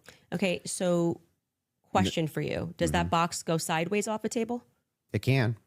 It can. Yeah, you can. It depends on the dispersal. You 3,000 Shoot pounds it above the box. of energy or 2,000 pounds of energy coming at you. That's how much it carries. Well, it's not 30-06. 2,000 pounds of energy. We can fact check that. That's- How many pounds of energy is it? A 30-06. Wouldn't that prove more to being his shot claim? 150 yards away. That's I a don't- great question for Grok. I'm going to say when we looked at it, it was between 1,500 and 2,000. I'm Is she trying to say that the wind would, after that distance, the wind itself wouldn't be as strong? pretty sure. Pounds of energy coming at you and you just go upward and to the side. I don't really buy that. I'm going to just say, I just think that that's not but possible. It doesn't go through on top of that. So there's another miracle. You didn't get blown backwards. It didn't But go if through. air is- But I also want to say that you're saying this Yeah. can happen, and Rob O'Neill is infinitely more qualified. Couldn't I think get to blown speak on backwards. that. It's impossible. Well, because he's actually shot and killed people. Why would that have anything to do with anything? Did Because he slow down all the videos of the people he shot to see if their clothes moved? Well, why are you able to assert your position as a fact? Because I'm gonna tell you how projectiles work. He's not even gonna I guarantee you, this guy's not even gonna disagree with what I'm about to say. If it is the case that you have energy and you have mass, and the mass is moving in the air has to go somewhere. Yes. It doesn't have a choice. I think you're totally BSing right now, man. Not only sorry. am I not Whoa. BSing, I'm telling you the you're truth. just- no, you- If a bullet I is think moving one in of your air, thing- air has to move out of way Okay, of bullet. But maybe not at the bottom of a shirt here. I don't know. I It wasn't disagree the with bottom. that. I'd like to say for the record, I've watched some of you do these sorts This of things is where you so assert something with a lot bad. of confidence, and it's, You can fact check it's it. Your Fact check if shirt- bullets displace if air. not about whether it displaces air, it's where it dispersed the air. Underneath his shirt here. It's not underneath the Okay, shirt. but bullet's this big, and you're telling me it's going to hit his neck, Candace, and then it's not it underneath is beneath the his shirt. The It shirt starts puffs. up here, and the collar's moving, and then you see the wave here as he's moving backwards. No. Yeah. That's not true. It's not. And we the- obviously the can't show that idea- clip. I disagree with you. Okay, She's I dead understand wrong. you can't show it for TOS purposes. Exactly. That's fine. I disagree with you. People She's can go so watch dead and make up wrong. their own minds. We don't need to debate it. She's Whether or gonna not hide it was behind the fact that they can't show the video live. That's very much a shame. They really should make a blurred out, just very clear, only like the shirt moving with no sound. I think somebody ought to do that. First thing I said was, why is his shirt moving first? That didn't make sense to me. It Oh, almost Mina, looks that's so just like nice of this. you. It Thank goes you. across. His necklace breaks first before Charlie even reacts. If you watch it in slow, his necklace breaks first, which I thought was very odd. And then you see a puff here, and then the next thing you know, there's the entry You see wound on his smoke? neck. You know what's funny about all of that too? Before the necklace moves, before the shirt moves, before any of that stuff, Charlie Kirk actually ends up getting a wound before he reacts or any of that happens. Just goes to show how fast the bullet was moving, which I don't think a PETN explosion would allow an object to move that fast. Maybe I'm wrong, but I don't think a tiny little shaped charge behind a tiny little microphone is going to move a projectile or air nearly as fast as probably a 30-06, simply because the 30-06 is better and has a little bit more power behind it. But hey, maybe I'm wrong. Maybe PETN is way stronger than that, which, if that's the case, then, well, there's a lot more questions to answer on how his neck took it then. I would not confidently assert that I see smoke. I've never said it on my Do you platform. think that an explosion generally has smoke? I don't think that there's any quality version of video that would get us to be able to answer that question other than Terrell's 4K footage that he has from the front. So There's a lot of, if you look at What the about the Israeli back? pagers, it's assumed that it's a similar, if not the We same got the type of 4K footage of the explosive back. that was used inside the pagers that would have been used inside of this road mic. I think that you should, since you love debating, you should debate someone like John Bray, who's worked on that theory for 11 months, and ask those sorts of questions of how a shaped charge would work. I presented the evidence of what was in the car, and I also, at that episode that you're clipping, said John Bray has done an unbelievable amount of work on this, and I think he has debated a ton of I hate to keep pausing, but I just got to point out the fact that she's like, look, this isn't my theory. This is someone else's theory. I'm just putting the info out there. This is how she works. She surrounds herself with a bunch of people who could actually get in trouble and gets all the trouble off of her by putting it onto somebody else's shoulders. It's pretty simple. people, actually. That's why she regarding gets this away with topic. this. So that's the route that I would send you on. For the Yeah, purposes that's of my, fine. yeah, That's fair. for the purposes of my show, I do believe, to Can answer we get back your to the question, complicity, that though? it is a hypothetical. I mean, that it is a theory that should be thoroughly explored. There's two clips your team wants to show. One of them is the Rob O'Neill clip, since we're on it. So if you guys are ready in the back before we go to ad break, if you want to pull it up, this is a good time to do so. Yeah, ask anyone else but not me. Exactly, Rick. And good to see you, General Holt. You too. A lot of things bothers me about this. Nothing in particular. And it's not There like we I'm go. out there saying big lie or a conspiracy or someone did it. I'm just saying I've been in a lot of shootings. I've killed more than a handful of people, and this thing looked shady off the bat. I mean, I've killed people closer than I saw the camera, and I've never seen a shirt move like that. That looks like an explosion to me. Just the fact that no one started doing first aid to Charlie Kirk, they were more concerned about getting SIM cards out of cameras, immediately movie started cameras, first and then getting him off the X somehow. There didn't seem a lot of concern for his life. It seemed like just clean it up, and then I mean, I've been told they paved it over a couple days later, and then you get Erica Kirk behind all the razzle dazzle, and she's really quick to forgive the alleged shooter, which technically says that was him because I forgive him, but that you can't forgive Candace Owens for having an opinion or asking questions. And they mock people by saying, oh, I'm just asking When questions. did she say she wouldn't forgive Candace? I'm a SEAL Team 6 sniper. I'm asking a lot of questions. No one wants to answer them. And you're able to ask. He's actually said very little about the explosive there. So I'm he just saying he observed, he said he's shot people up close Yeah. and he's never seen a shirt No move like dispute. that. And it looked to him like an explosive. That's what he just dispute, said. But when I play that video at full speed, I can't see a shirt moving. I can only see a shirt moving when we slow it way down. So if I'm in real time, I'm just assuming this, right? If I was in real time and I was in like a close quarters combat, you kill somebody situation, and I shot them, would you even see the shirt move? Well, I just feel like 5 minutes ago you were arguing that it was because the bullet carried air. Now you're saying you don't see the shirt move at all. In but slow that's- motion. If you slow it down, the disbursement of air, that's where you're going to see it, right? It's going to be very quick. Very, very, very, very fast. Yeah, and then that's over. not what I saw. And clearly it's not what he saw. And he thinks that there could be an explosive. So I'm just saying to So you. you all only saw the People slow disagree motion with you. video. Your opinion's not a fact. That's all. I I understand. think that's a good place for us to, if we have another a break, and then we can keep answering your questions. Yeah. Yeah, like the I think, complicity? yeah. Sounds good. Perfect. We'll do a Complicity. quick 3.5-minute ad break. We'll be back for the last segment. Cool. All right. All right, fine. She got out of it again. She got out of it again. He better fire off with that first question of how do you think Erica Kirk is complicit? I'll drag this. This is going to be a little. They take a while for. Oh, all right. We're not fully caught up. Wow, crazy. Okay. Right. And then Let me. Well, Okay, there we go. all right. Fantastic. So, Andrew, if you want to go with your last couple thoughts. yeah, so I just have two more clips to play. Okay. Right. And then we can do final thoughts. I'm guessing. I hope he hits her with that complicity. I really feel do. like, we got where we were trying to go, or at least for the most part. So the two other clips, I do want to play the Twigs clip. That one is important to me, the Twigs DNA clip. Yeah. And they're going to pull it up just to have you respond Well, to it. you don't have to play it because, like, if you're saying that when I initially watched it, I thought that Lance Twiggs' DNA, like, he was directly responding to that because the testimony was a bit confusing. They started by saying that they were going to like explaining how they got the samples, and they said Lance, Matt, and Lance, Matt, and Amber Robinson, how they got their DNA samples. And then they started speaking about the gun and said, multiple prints were found on them.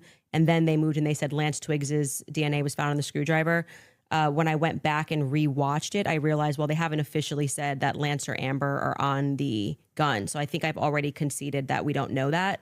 No, so you didn't. I think but if you're, I know for a fact she has. Well, no, this is directly not on her show anyway. It is on the gun. Twiggs' yeah, DNA I'm saying is that on I the feel gun. like I've Her already last said live to, stream, I've she made said that it was on the concession. firearm. Just to be clear, whenever I make a mistake, I just correct it. So that's why when you were asking me 3 times, I've already said we don't know yet, and I've corrected that mistake. So if the purpose of you showing this is to demonstrate that Candace makes mistakes sometimes when she's taking in a lot of information and you shouldn't make claims without evidence to back your claim. The only thing we have an issue with, Candace. Reading through legal documents and she's trying to remember it's not 9-hour actually. testimony. It's just demonstrate something else. It is, in fact, the case. We're all going to make mistakes. Yeah. I'm going to make mistakes. And I've on already the case. I've already You're going to make conceded. mistakes on the case. Yeah. But in this case, you were very adamant that his DNA was on the gun itself. Yeah, so I'm just saying that it's not ruled out. We know that there's 5+ prints. I've said this so many times. I had to rewatch the testimony again. It's like 9 hours a day. It got very scientific when they were speaking about this, and I think I wrongly extrapolated that they meant all 3 of them were on the prints when the only person Before and they after officially photos here? named was Matt Robinson. So we don't know yet if Lance Twiggs has his DNA on the prints, DNA on the gun officially just yet. Okay. I've already conceded that. Sure. So that's fine. And then the last one is Yeah. one with Erica Kirk. Sure. This is like the Erica Kirk. All right, Well, this Erica. just You goes could back- just sit down with me, Erica, This but we just can do goes- it this way. This goes back to a previous claim that you made. Yeah, That's why sure. I'm bringing it up. Straight to jail, straight to jail. There we go. Questioning at least, Erica. I don't care who's mad. I really do not care who wants to be upset after this episode. Really, you will be wasting your breath. You can spend $1 billion on influencers because this is all becoming increasingly inexplicable. Actually, I think this will be a good time here. Jen, do you mind if I pop open it only shows the messages you've sent me, so I'm gonna pop open this live this chat real quick to show these images. Just to kind of show.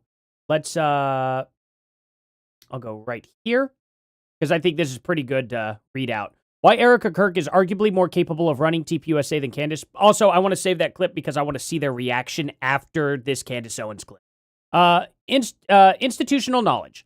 Erica spent years beside Charlie during TPUSA's major growth, with firsthand exposure to its people, donors, priorities, and operations.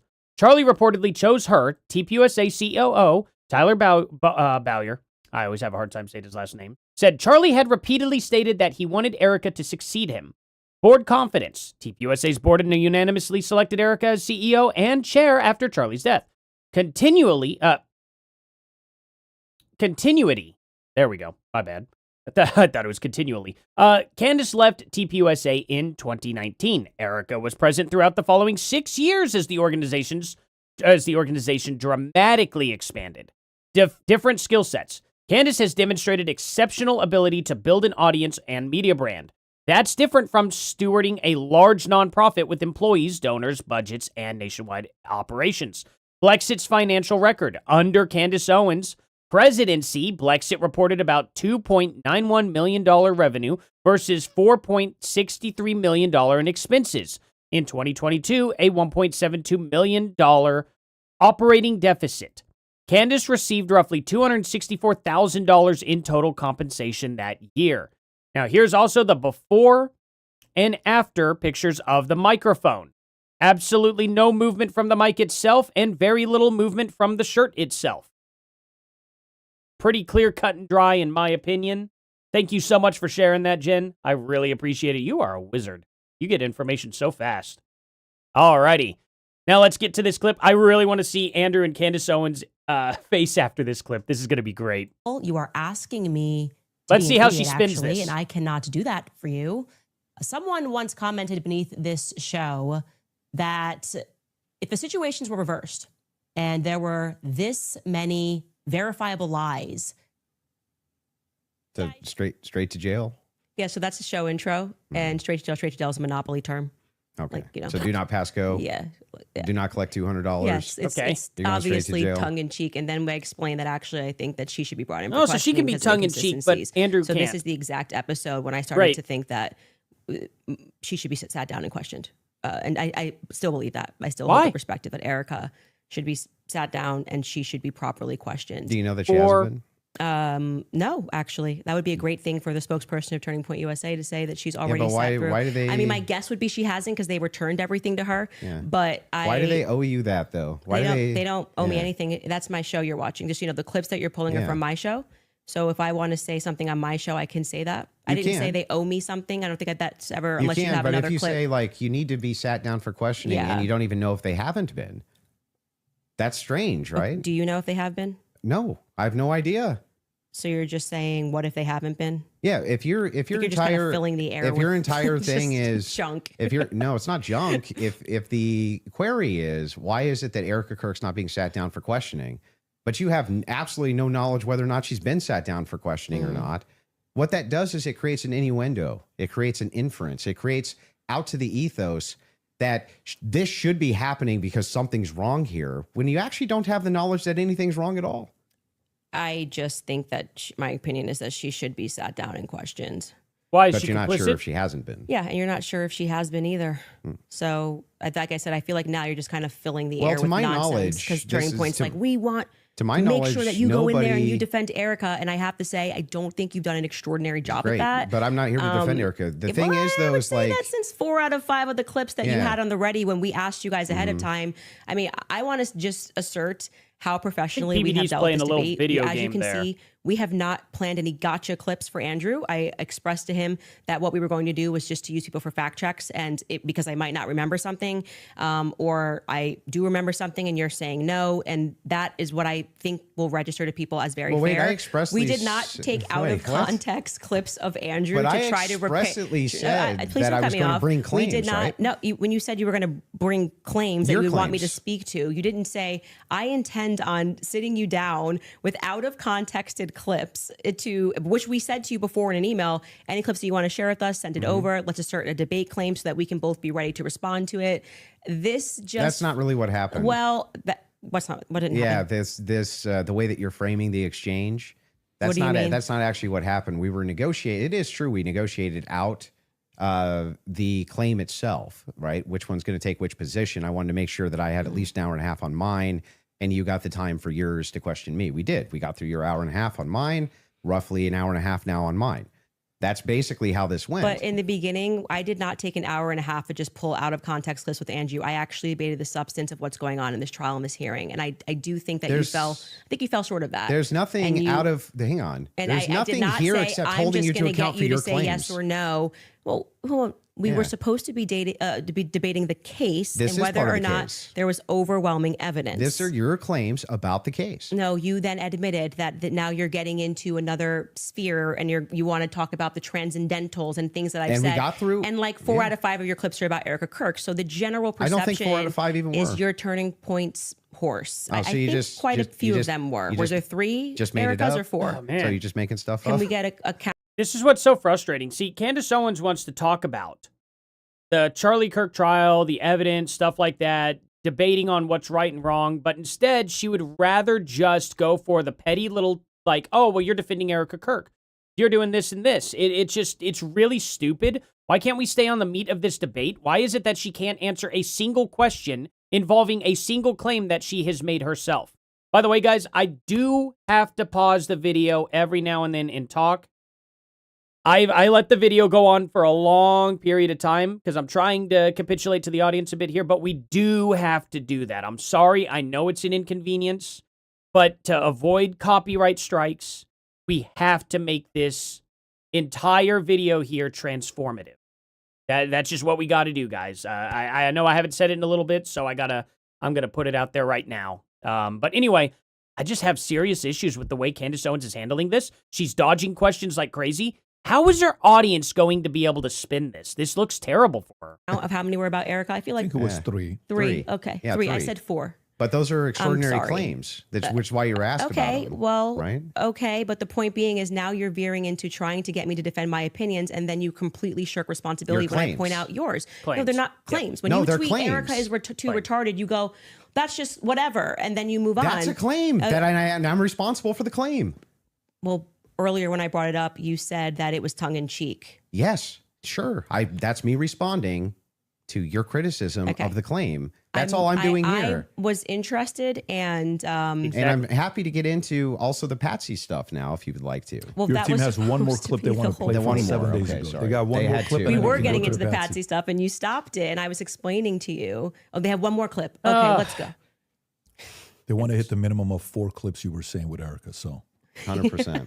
This is absurd. okay. And this is the one you're saying from 7 days ago.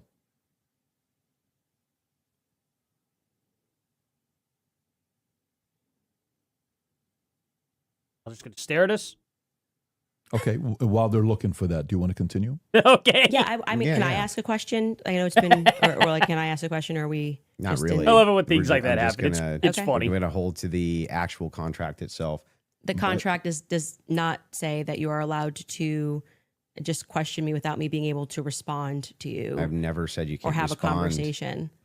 You've been able to respond to every question I've asked you. And by the way, the other thing is like Let's have it your way. I want it to look like still happy we've to have done the everything debate. Andrew wanted to, so that people can fairly assess the situation. So you have it your way. I Totally will not fine. ask a question. Totally fair with me.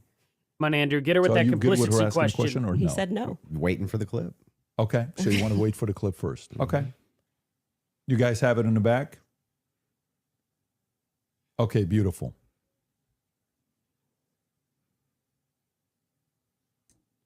This isn't awkward or anything, guys. Come on. Hit her with that complicity question. You need the Jeopardy Your team thing. told me they had it. So That's what I heard. Okay, Yeah. there we come go. on, guys. Did this crime. There we go. Okay? Because Lance I can't Twiggs hear this. My has thing his went out. Just DNA tell me what on it the says out towel. there. It's fine.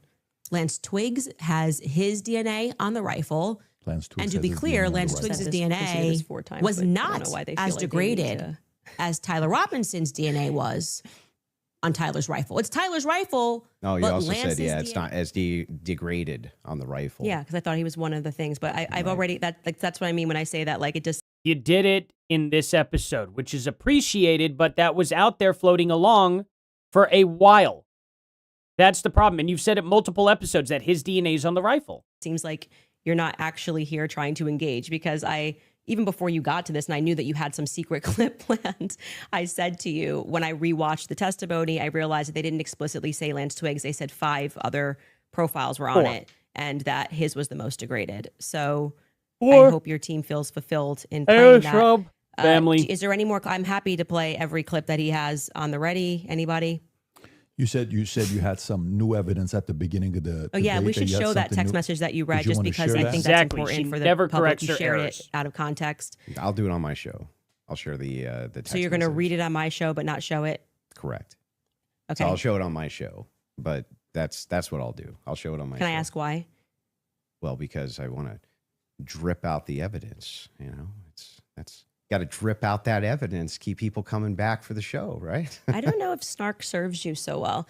I'm just saying, like, yeah, I'll That made release it Candace there. mad. Yeah, that's my intention. But yeah, I'm fine with closings if you want to do closings. Well, I also would just, if I may ask a question, is that permitted? Go ahead. Just so I also have clarity, since your basis has been evidentiary. Done you nothing keep but saying ask that you have questions. evidence, or like you are following evidence. Which one of the charges against, or all of them, do you think Tyler Robinson is guilty of? The specific charge? Yeah. Yeah, so what I think is that Tyler Robinson shot Charlie Kirk. Yeah, but of the 7 charges that he's being charged. Yeah, can we list them real quick? I'll tell you exactly which ones. We'll pull them up. Well, do you know any of the charges that he's up for right now? Yeah, of course. But Can I you- want to can you make sure name that we one? have them listed. Yeah, but like can you name one? Because my general perspective is that murder. you don't actually care about this case. You're not following Is that the case. it? That's the Yeah. question. You're Yeah, just but- not but, I mean, following it seems, enough. It seems pretty, like, if you're going to engage and you're going to say the evidence is overwhelming that Tyler Robinson Yeah, is murder? guilty, I just Aggravated think that you murder should, is like, fine. can you tell me one Pretty Then let's do the charge counter. that he's... You can really, hang on. This is a great gotcha. No. You just got to ask me, play Yeah. clips out of context, Yeah, put me yeah. in the hot seat. So please just Don't answer listen, the This is question. fair. Can Name you all name- 7 can- since you've been following the case. Okay, sure. You Go name ahead. you name one. Yeah, you named all 7. I'm happy to do that, but can you name one? I think he's been charged with murder. That's actually incorrect. Okay, great. Now name all 7. He doesn't even. This is like. Name all 7. He wasn't charged with murder? Can you I think name all 7? I can. Then do it. Sure, you don't have to Do put it. No, do it. I'll count them. Go ahead. You don't have Name to 'em. put your fingers up. I Okay, can do hang on. that. Name them. Yeah, sure. Name them. The first charge is aggravated murder because that's what carries Okay. a death sentence. So murder. It's not murder. No, Next. that's not. That is literally not murder. Okay. And so Next. just for people, no, don't. I don't have to do it in a time limit. There's nothing going on.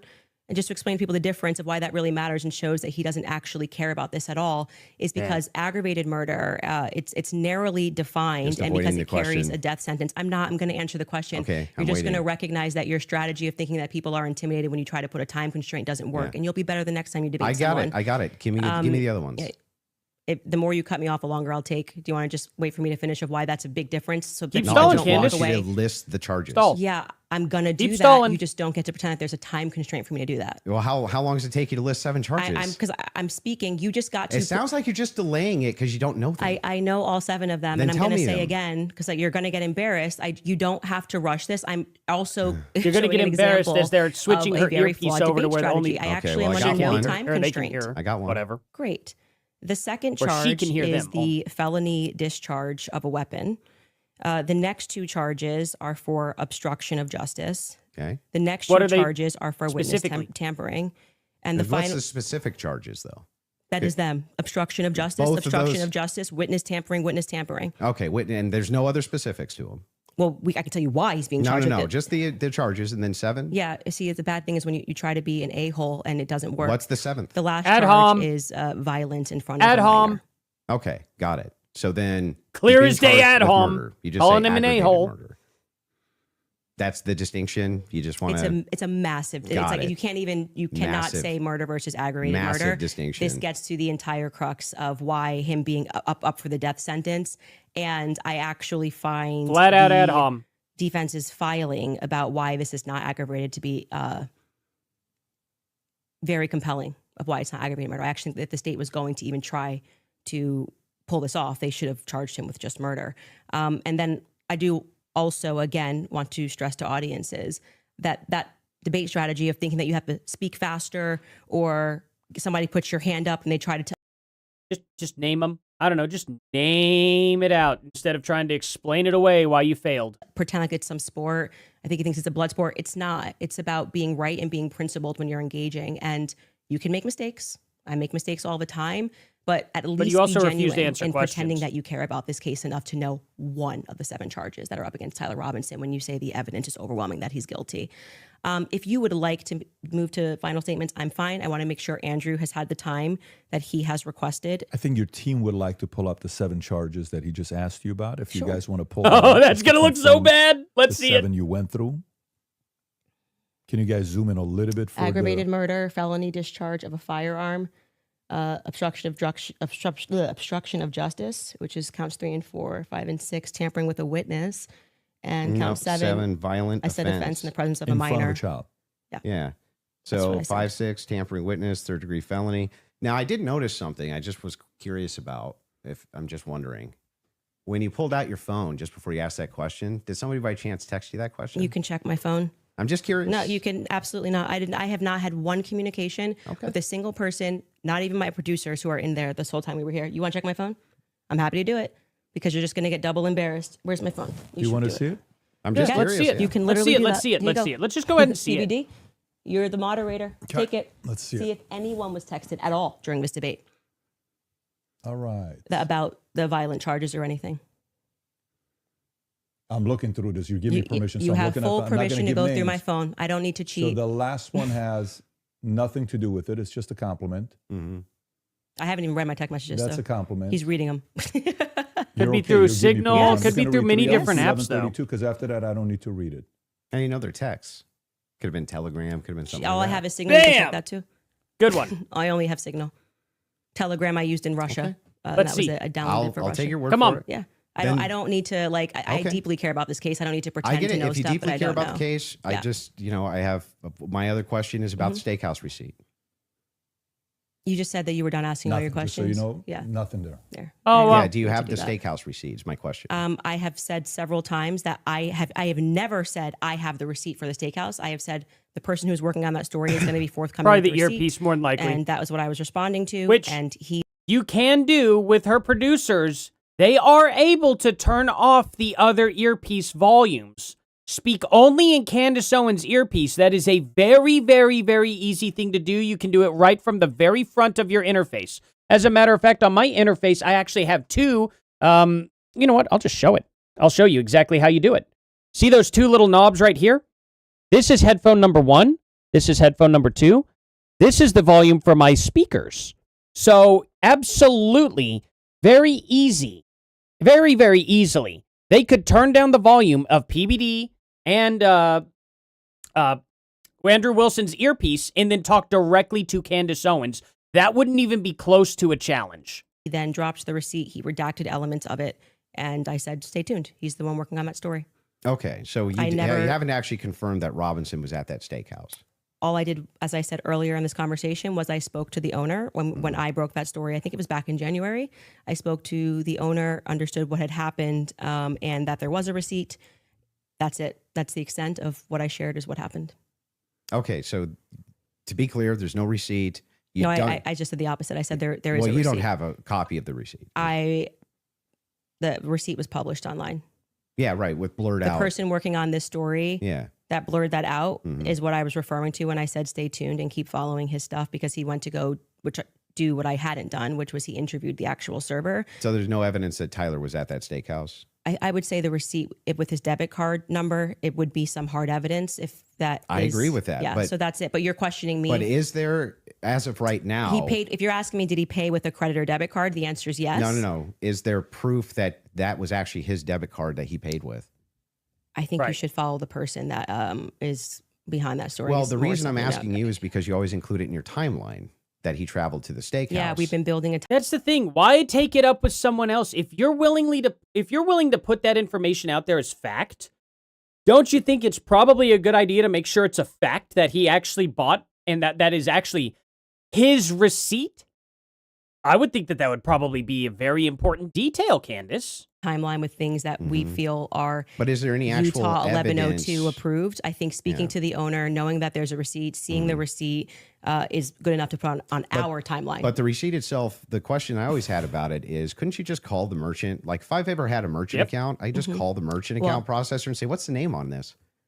Yeah, I would stay tuned. I feel that having spoken to the owner, that the evidence is compelling enough to put onto my personal timeline of what took place on that day. That's where it's going to stay. And if it gets debunked, I'm happy to take it off. If that's what you mean, that's how an investigation She's already works. preparing to walk it back. Like I said, I did more than enough. It would definitely pass the test by the Utah 1102 rule, for sure. For certain. To be submitted as hearsay. Well, yeah, beyond No, that. no. They It wouldn't would have not. receipts. They were like, Bob told me this. But the question is, in that situation, they actually had the people who created the evidence or curated the evidence. We know who they are. We know their statements. How about you get the actual owner statements? Oh, yeah, the owner says that Tyler Robinson wasn't there. It wouldn't pass the preliminary hearing whatsoever because you have the owner saying that it's not real. Is the receipt itself, it has not been verified to have been Tyler Yeah, I Robinson's, just want to say you're right? holding me to a higher standard than you are. I'm not even holding it. in I'm the just prosecution. asking specifically. Yeah, I've been very forthcoming. I've told exactly what happened. I spoke to the owner. I got the tip, and So I should that be chased added it in down. an official timeline that It's you in give? my timeline. It's my show, and we can add and subtract what we want, and we do. If You we can get do something what you wrong, want, sure. But Cool, I'm I just wanted to asking, make sure. should you include a thing that you know hasn't actually been verified to be Tyler Robinson's? Yes, you should. If we're trying to build a timeline, you should. Yeah. You don't think that falls And then you should under- remove it if someone somehow debunks it. But I think that No, that's terrible. there is very strong evidence that is where he was, and What's the strong evidence? Just the two people. Candace Owens just admitted that most of the stuff on her show has not even been proven to be real at all. And that it's not her responsibility for putting out the information.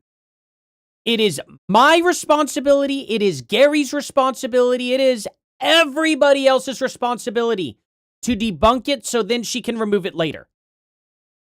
That is a wild, wild claim for Candace Owens to make, that we are the ones that are responsible for proving her claims wrong. That is crazy. Candace Owens fans, y'all watching? Y'all hearing what your queen here is saying? It's pretty clear. People who said that they saw him. You know, I'm actually all good with being. I feel like I've sufficiently answered your question about how I got the information, what happens next. Would the next stage of this investigation being somebody accessing his, knowing what his debit card was and confirming it? Yes, and I do believe that that will happen. If it does not happen and it gets debunked, I'll remove it from my personal timeline that I share on my show. That officer, the first officer that was up on the roof. Do you remember his name? Officer Bagley. Yeah, what was his first name? Christopher. Christopher. When Christopher got up on the roof, you talk a lot about how his camera died. Well, he talked a lot about that during the preliminary about his camera hearing. died. Yeah. Do you think that he planted that screwdriver up there? No. No. Who do you think planted it? If we're just going on am I allowed to have an opinion? Of course. At this stage, I would say that I don't buy his assertion on the stand that he didn't check to see if anybody went onto the rooftop before he got up there. I do think that it's possible, it's at least plausible that the screwdriver was planted. I don't believe him. What I can say strongly is that his cam died at just the right time. His body cam died at just the right time. I think that, as you were just grilling me about whether or not I had got the merchant receipt for a debit card, that kind of makes it difficult that we just have to sort of trust that a screwdriver was found and we don't have any should be evidence of a police body cam. But like I said, you accept that stuff and then are like, did you call the merchant and get, like, it just seems like you I'm not adding hold, I'm like not I said, you hold the to prosecution to wait a second. to a higher standard I'm than not you do adding to people. unconfirmed evidence to an official timeline that I'm putting out either. What do you mean an official timeline? This is my timeline. I made it at home. So then it would be official to your show? Sure. Yeah. Okay, great. So then your official timeline, Candace Owens' official timeline, includes a steakhouse stop that has not actually been confirmed at all. Well, yeah, it hasn't even been discussed by the prosecution, so it's not like you're debunking that it happened. Well, there's no evidence for it. There's no good evidence for it at all. There's no camera there. And the steakhouse receipt itself has never been confirmed to be Tyler Robinson's. I'm assuming this is just like a talking point they gave you and you got to like keep pushing this, or like... I've been following it very closely on X. The receipt, you weren't even following the charges of Tyler Robinson, but you really wanted to know. I've been following it very closely on X. Wait, you think I'm calling owners of steakhouses and having a conversation. You're following Congo on X. I literally followed the entire trial or the preliminary live. I was live with an attorney. We covered all of it. You think because I have a momentary lapse where I'm like, oh, it's murder? No, it's aggravated murder. Come on. You didn't know any of the charges. Splitting hairs. No, that's not splitting. It means you didn't follow the preliminary hearing at all. No, it doesn't mean you that don't at all. know any of the charges that are against live on video. This is like getting literally to the crux. Aggravated murder versus murder. It's ridiculous. A death sentence. And not only that, let's point. Fun fact: he live streamed it. Candace did not live stream. What is she talking about? He has actual proof that he watched it. We have no proof that Candace Owens watched the full live stream at all. This out. One of the For all I know, things she just here did is clips. that this is your official timeline. It's mine. Yes. Who else could it be? Who else? There would be Candace Owens' timeline. I just don't know what his issue is with my timeline. What's your issue with that? Well, so the issue is that the entirety of the evidence revolves around two people who claim that he was there and supposedly a receipt. There's supposedly a receipt where Tyler Robinson paid for his steak and his soft drink. No alcohol, right? No alcohol, right? You know nothing about the case. But anyway, this particular receipt, they could have called the merchant account, confirmed it, this type of thing. To date, this receipt has only the blurred information on it that would actually give you the information to confirm whose receipt it is. We have to date, nobody has confirmed that this was actually Tyler Robinson's receipt. And yet inside of Candace Owens' timeline, which she states over and over again, when she says, this is the longest 13 hours, this is 13 and a half hours, the requirement for about roughly 5.5 or 6 hours of that is that he went to the steakhouse. And that's not been confirmed at all. Not even a little bit. I feel like saying that I spoke to the owner of the steakhouse is me, like, not just being on X looking at opinions, but actually doing the legwork. And that's why like I said, if you think this builds up a rapport with your audience and makes you seem like a serious person, we don't have to keep belaboring the point here. I feel like I've demonstrated. Well, let's just take a look at what the owner himself actually would say. A great example, first of all, Viva. I want to show Viva here for sure. But Mr. Exclusive, breaking news. Charlie Kirk investigation update, the steakhouse. I have just gotten off the phone with Mr. Perkins, the owner of Cowboy Steakhouse, and he confirmed the following to me directly. I am also tagging him in this post. It was brief, but an important phone call. Now, here's the thing. I hope he posted also the fact that the owner made a Facebook post involving this as well. Just putting that out there. So, we have actual evidence that this guy talked to him. We have actual evidence that the owner himself is saying what he's saying, and Candace Owens provides none of what told her, apparently. Now, he confirmed the following to me directly. I am also tagging him in this post. It was brief, but an important phone call. According to Mr. Perkins, Tyler Robinson did not eat at Cowboy Steakhouse. It has been officially verified to him, law enforcement, and he is sure himself. Mr. Perkins also addressed the receipt that has been circulating on X. He told me that the receipt being shared is not Tyler Robinson's receipt, or the one thought possibly to be Tyler Robinson's, nor is it the receipt shared with investigators. Mr. Perkins was polite, but clearly has been bombarded with calls. He told me people need to use some common sense. I don't know if the receipt is a legitimate receipt, but it's not the receipt in question.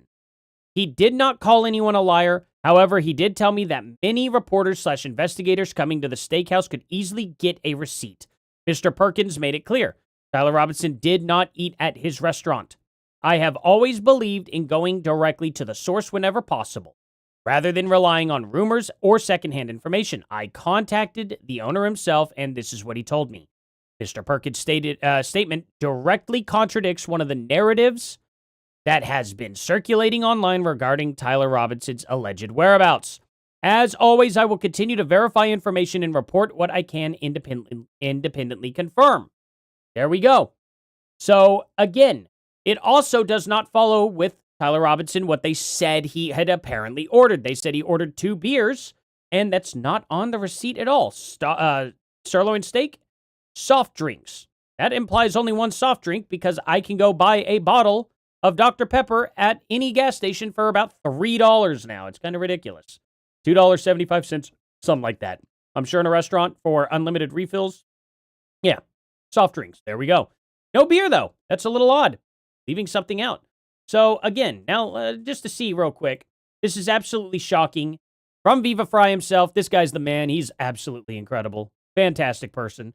After all the crap about the receipt that would prove Tyler Robinson had dinner at Cowboy Steakhouse at 9:55, which would make it impossible for him to be at Orem 411. After all the crap I took for asking the right questions to verify the credibility of that story and rightly calling it into question, especially based on the video statement of the faceless anonymous waiter, Candace now finally admits that they have not in fact tied that receipt to Tyler Robinson, but she'll update her timeline if it turns out to be false. But after she built a timeline on an unproven and highly questionable fact, after she has misled millions of people into thinking the timeline could not possibly make sense, except nobody has actually yet matched the debit card number to Tyler Robinson's account. Holy cow. Exactly. Now she's going to have to go and rewrite her entire timeline based on one little thing. And that's not even the only thing that puts a wrench into her timeline. Remember the Egyptian flight logs? I can't believe we haven't even gotten to that. I did as much as I could to confirm this when it came in. I spoke to the owner of the restaurant, obviously took down everything he said, noted that there was, in fact, a receipt that he pulled. That receipt that was published is real. A debit card and a credit card was used. If for some reason somebody misidentified something down the line, or we find out it's a different Tyler Robinson, I'm happy to remove it from my timeline. But for right now, I think that there's enough under the Utah 1102 rule for me to keep it there. I don't really think we need to keep going into circles about this receipt. It's my timeline. I don't know why the 1102 rule would apply here for your because timeline. You will constantly cite things that are said in that courtroom that have less evidentiary support That was a fair than question, me contacting and speaking with the owner of the restaurant. It's not like I dreamed it, as to use your expression. So it's in my timeline, and I'm going to keep it there if that's Sure, cool. you can keep whatever Great. you want there. I'm Okay. just saying that there's no evidence he was ever there. Okay, thank you. I think No that hard would be the evidence point. anyway. Yeah, I'm fine with closing. Okay, so the last thing we're going to do before we go into ad break, right after this will be final thoughts. I'll be asking both of you if anything on your opinion, thoughts changed on the case, and then we'll finish it up from there. So with that being said, a 3.5 minute break, and then we'll come back for final thoughts. All right. Now we get to skip all this. When we catch set out up to create completely. a shoe that But blends still, comfort. I really, really wish that we had managed to get to the complicity of Erica Kirk. But apparently we're not going to get to do that. Apparently Candace managed to worm her way out of that question. That was definitely a place that she was very uncomfortable with. I wish Andrew would put her back into that place again. That's what I really want to have happen. Watching it, maybe a good commentary for you would be the following on if you're a Andrew fan and you are still saying, you know what, Andrew's arguments were solid, great. Candace, great. But did anything change your mind? Did you watch and say, you know what, I had this position over here. This would be an interesting commentary to hear. And of course, for all the people that are watching, I was just whispering to them here before we wrap it up. I think whether you're a fan of Andrew or not, whether you're a fan of Candace or not, nobody can dispute the fact that these guys agreed to sit down and talk live. Others were thinking this was pre-recorded. This is not pre-recorded, just so everybody knows. Yeah, it better not This be for is purely live. $300,000. This is a little bit scarier than pre-recorded because pre-recorded can do edits. So whether you agree with them or not, let's make sure we respect both of them for having this sit down. And before the final thoughts, I want to make sure you guys hear that from me as well. $300,000 Inviting me here as well. Of course. I do know one day, I think it was last week, you sent a message. That was on such a one dumb of our- message. Well, props to these people for sitting down and talking. Actually, well, he had to pay Candace Owens $300,000. What are you talking about? She was paid to do this. For real. Like, she didn't come out of here of her own goodwill. She did it because there was a big payday. Counts. He said, can I talk to Patrick? We got on the call. You said, Patrick, can you moderate this? And then I said, great, let's do this. And so before yes, we wrap McKenzie, I up, can do that. final thoughts, I'll come to you first. Yeah, she had nothing. Just nothing. For all of her claims of Patsy, nothing. She didn't have a single claim. She didn't have a single solid piece of evidence. She had no positive evidence Israel's involved in anything. No positive evidence that France is involved in anything. No positive evidence TPUSA is involved in anything. No positive evidence that Erica Kirk is involved in anything. When I ask her about her claims about Erica Kirk, yeah, it's just funning. It's just funning, you know? Or, yeah, I do think that she needs to sit down and ask some questions, but, or answer some questions, but you know what? I don't even know if she has. Like, maybe she has. I have no idea. Yes, I'm going to have an official timeline with unconfirmed evidence. That's just fine. Hey, it's hearsay. If that's good enough for the state, it's good enough for me. But my biggest problem with the state is that they're admitting all this hearsay. It's like she's a contradiction machine. On top of all of this, the thing that I wanted to get out of this more than anything else was to just demonstrate one thing. Yes, it's true. I'm not perfect on the case. I'm not going to ever pretend that I am, and never did. But what has been made very clear to me is that there's nobody with an alternative theory that has any evidence for it at all. None. Zero. And the continuous kind of expression, we're running an investigation. What kind of investigation builds a timeline out on a receipt that they don't even confirm? What kind of investigation tries to make these bold claims that Israel's involved and France is involved and all these different players are involved and never shows any evidence? We're just asking questions. It's again, like I said in my opening, it's always intuition, my feelings, how I feel about things, how I think about things. Andrew, how many times did you hear this today? Andrew, you can't tell me how I'm supposed to think. Yeah, nobody's trying to tell you how to think. But you should rationally come to your conclusions based on evidence and facts. And the truth is that 90% of what you're saying is simply intuition based. It came to me in a dream. It's intuition. Almost none of it has any evidence at all. Just, I'm skeptical because these people over here said things, and that makes me skeptical. It's like, but no evidence. Note this to the audience, to everybody watching. You might hate my guts. That's fair enough. I get that. I'm not the most likable man. I understand that too. But there was nothing. I mean, no evidence at all that Tyler Robinson was a patsy that was ever put forward by Candace this entire debate. Now, maybe you could say that we stalemated when it came to whether or not Robinson did it. She says, I found the evidence convincing, or unconvincing. Andrew says he found the evidence convincing.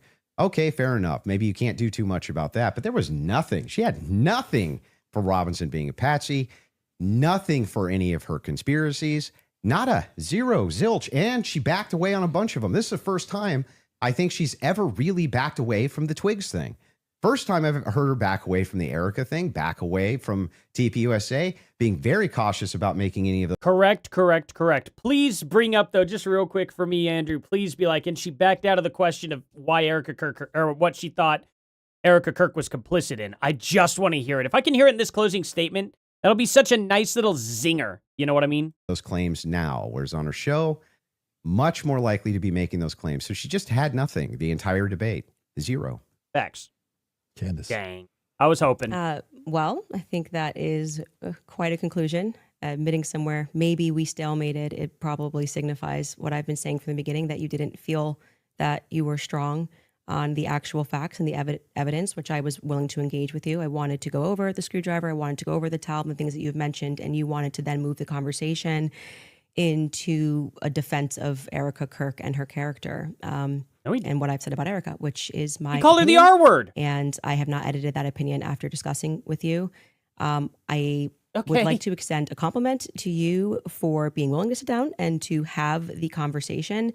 I still walk away feeling that the people who are jumping on the bandwagon about this case don't care about this case. They don't care about Erica Kirk. It tends to be follow that they take a meeting with Turning Point USA and they come out and suddenly have a lot of junk to say about Candace Owens. And I do want to also stress that Turning Point USA tried to pepper him with something as a surprise. He showed clips that were meant to be a surprise. I did no such thing.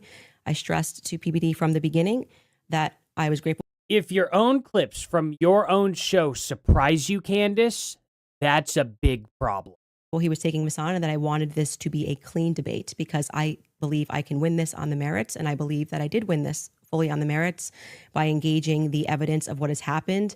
I do still believe that there is more evidence which supports that there are more people involved and that Tyler Robinson has been set up, and that none of the evidence that was presented was in any way overwhelming, which is why I think you wanted to move to end that discussion quickly and to speak to me about France and to talk about this Panguitch receipt and my timeline.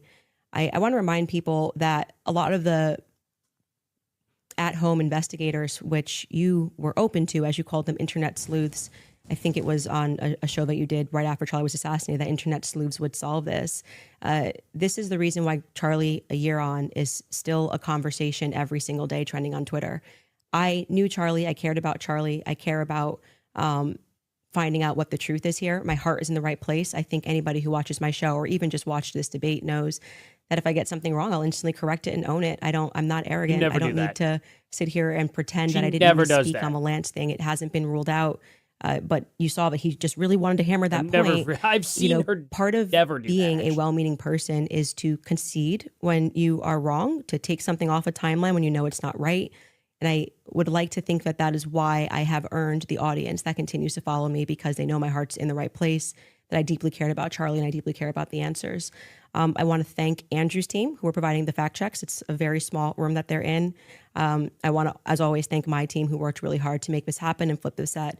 And to you, PBD, just for being a great moderator. I think very fair, letting us both speak and making sure that he didn't even moderate a little bit. He wanted, which is a little more than what I wanted, but I'm very content with how I dealt with this. And I trust, I don't need to convince the audiences with the magic trick of what they need to think about this debate. They can watch it and draw their own conclusions. Beautiful. Fair from both of you. I think the audience won. And again, from the beginning, all of this is because of how much love and respect we have for Charlie Kirk, this is participation a great man trophy that's no longer speech. here with us. The audience His 1 year won. anniversary is coming up here. I can't believe it's that quick that is here. The audience, I think you also won if you did support the Crucible, support the Candace show, support the PBD podcast, subscribe to the channel. This is how you help these voices get out even more, especially going into future when this happens. You want a lot of independent creators to have these types of discussions. And last but not least, the two of you, I respect you guys again for having this conversation. It is not easy to do so. Hopefully this will lead to more discussions. A lot of different things we talked about. I'm sure there will be a lot of follow-up. With that being said, take care, everybody. God bless. Have a great weekend. Bye. All right, here we are. We made it, guys. We survived to the end of this. Isn't that crazy? Like, and the amount of people that are in both of our streams. Make sure, if you're watching on my live stream right now, definitely make sure you come on over to Paramount Tactical's channel here and give a like and subscribe. I would be very grateful for that. Also, once we kind of go black here, stay tuned. I promise I will be back over on my stream, and I'll do a little after show here. Man, so what did you think about this, Jen? How did this, This is a crazy debate for the most part. I actually think that PBD did worse than Sneeko, though. Yeah, I wasn't necessarily pleased with PBD's moderating skills, and I definitely think that Andrew should get his $300,000 back because Candace called him an a-hole during the agree. debate. That is an ad hom, and she violated the terms of the agreement. Therefore, she does not get the 300,000. I'm gonna go back and try to find it on the video and take a clip of it. I've already sent some comments over to Andrew that he should get his $300,000 back. She clearly lied through the majority of the debate. I mean, it's stupid, and anybody with half a brain could see what she was doing. It's ridiculous. Absolutely. I don't think she did this in good faith whatsoever. She skirted so many of his questions. Andrew I am very surprised with how nice he was to her to allow her to skirt multiple questions. The biggest one being, what do you think Erica Kirk is complicit in? And she absolutely flat out refused to answer that. That is just all telling, in my opinion. Yeah, that was wild. Like, I don't understand how she's not required to answer that. And there again, PBD didn't give her any pushback to answer the question. Absolutely. Yeah, it's crazy. He just sat there, he played with his mic, stared off, didn't pay attention when they were talking over each other. The only reason I think why people are going to probably say that I'm a little crazy that Sneeko was better at the moderation is just simply because we had two adults that were in the room not going at each other like Stu Peters and Andrew. Like, Stu Peters just constantly talked over him, yelled, ad-hommed. Candace didn't do that nearly as much, and therefore it was a calmer debate. But, man, PBD just sat there and twiddled his thumbs, didn't bother to even try to interject, didn't bother to try and put a time limit on what anyone was saying or anything like that. Not that I would want that, but Sneeko tried to take action. I've never saw PBD take a single step towards calming down anybody. It's just, I don't know. It was a bad moderator. And, I don't mind PBD, but yeah. This was just a money-making opportunity for him.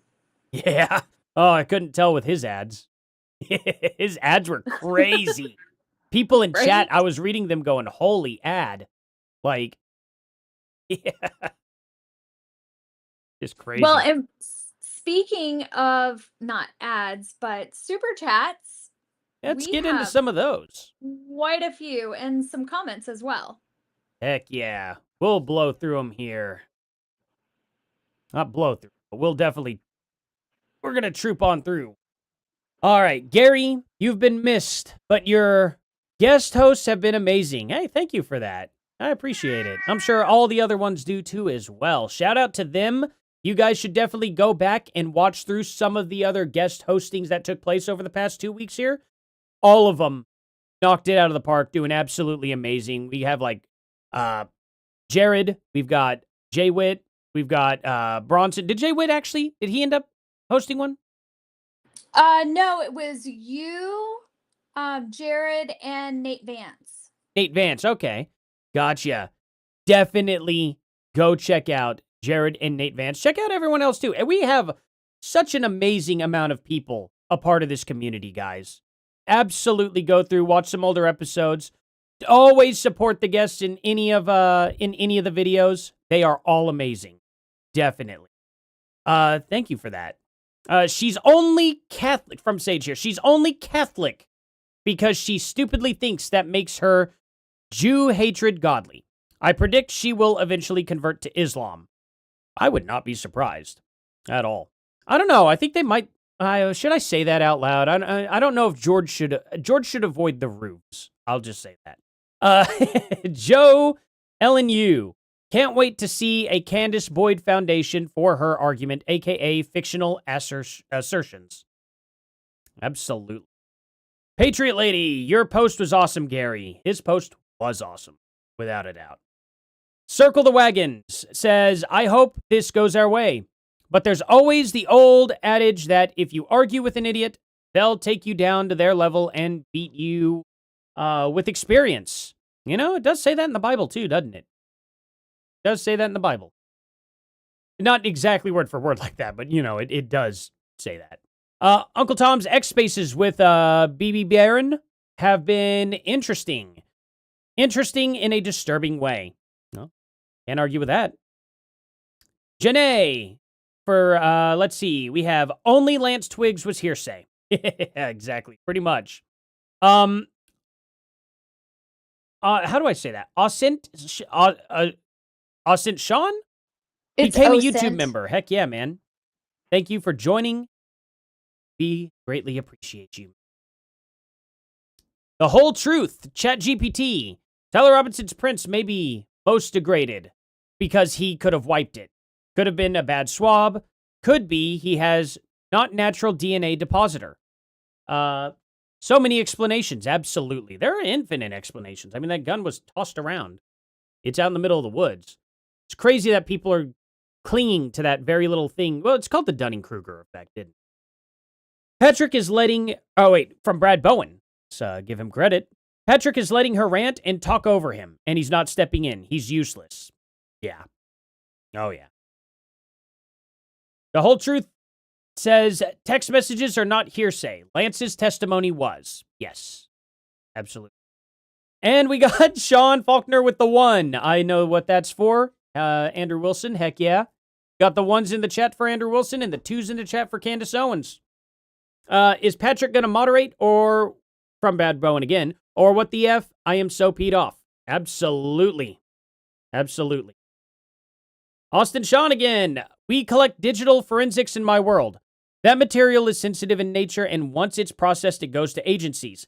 It never stays on our server. Absolutely. Good to know. Coach Kimberly. I worked in a police department evidence vault. We never kept houses where people were murdered. So yeah, vehicles either.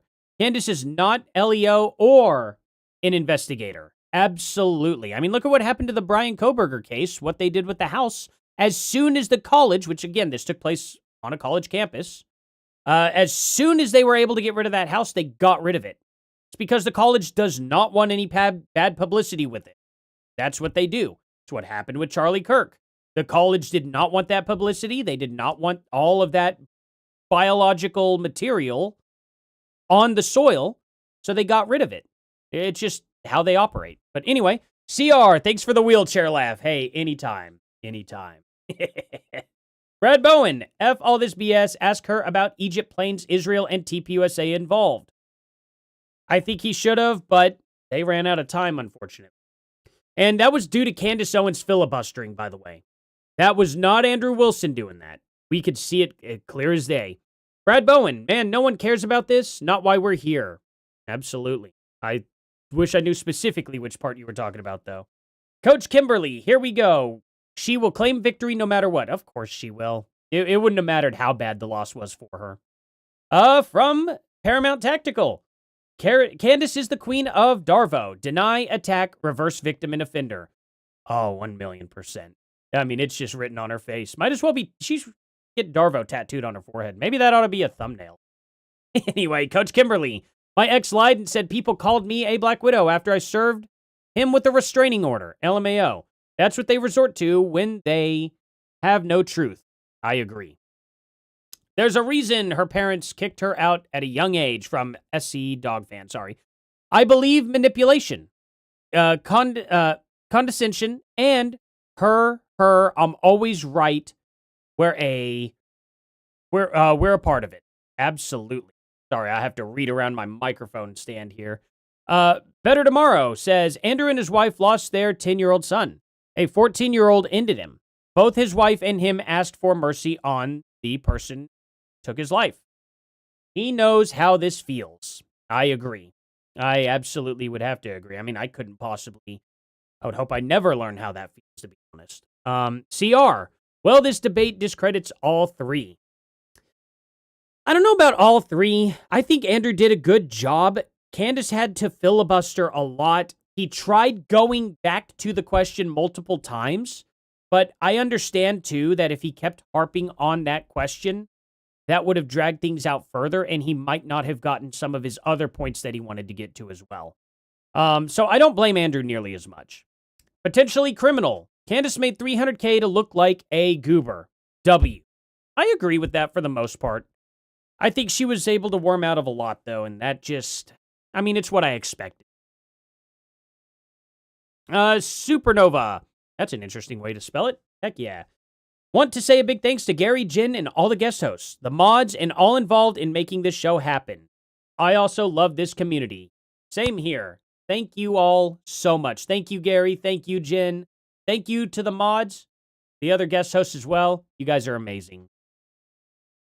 Patriot Lady 1991 for gifted 5 tactical memberships here.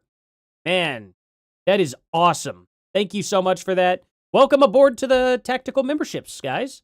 And sends a super chat here saying, thanks for hosting, Artie. I really appreciate it. Thanks, Jen. Thanks, Gary. God bless you all. God bless everyone in the chat. God bless you, Patriot Lady, and thank you for that. That's very nice of you. Patriot Lady 1991 again. My new theory, Baron, I love it, Baron, is a secret agent, a CI. If you will working to infiltrate Candace's team and back channel super secret communications, nay, joking. Yeah, absolutely. Thank you for that. CR, Gary should go on PBD's show to go over the debate. That would be a very good idea, I think. I think that would definitely be something.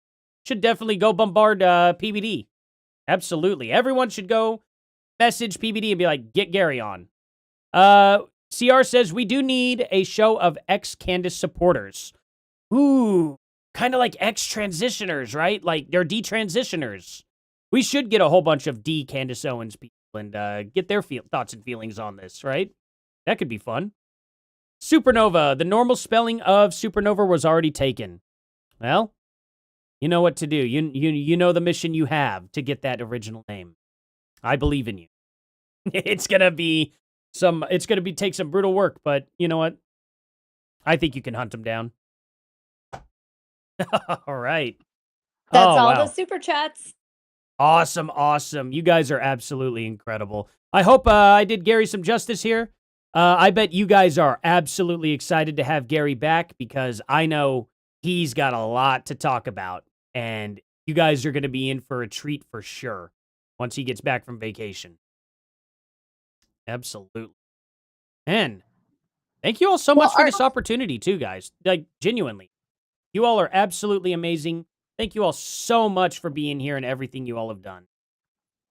Well, Artie, thank you so much for being such a great guest host, filling in for Gary and taking on this huge responsibility of the debate.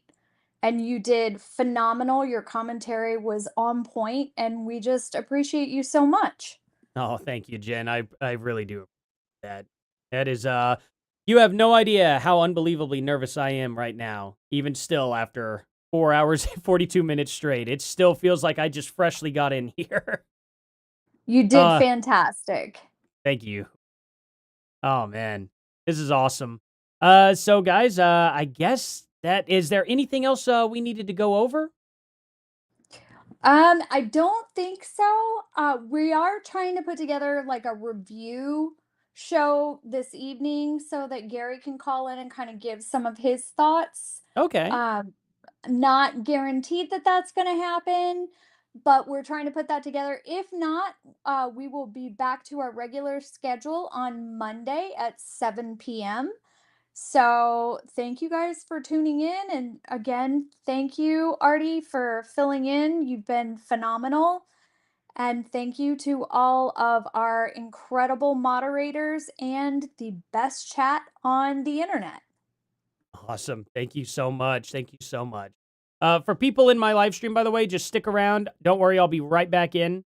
But yeah, that's really all I have left to say. Thank you guys.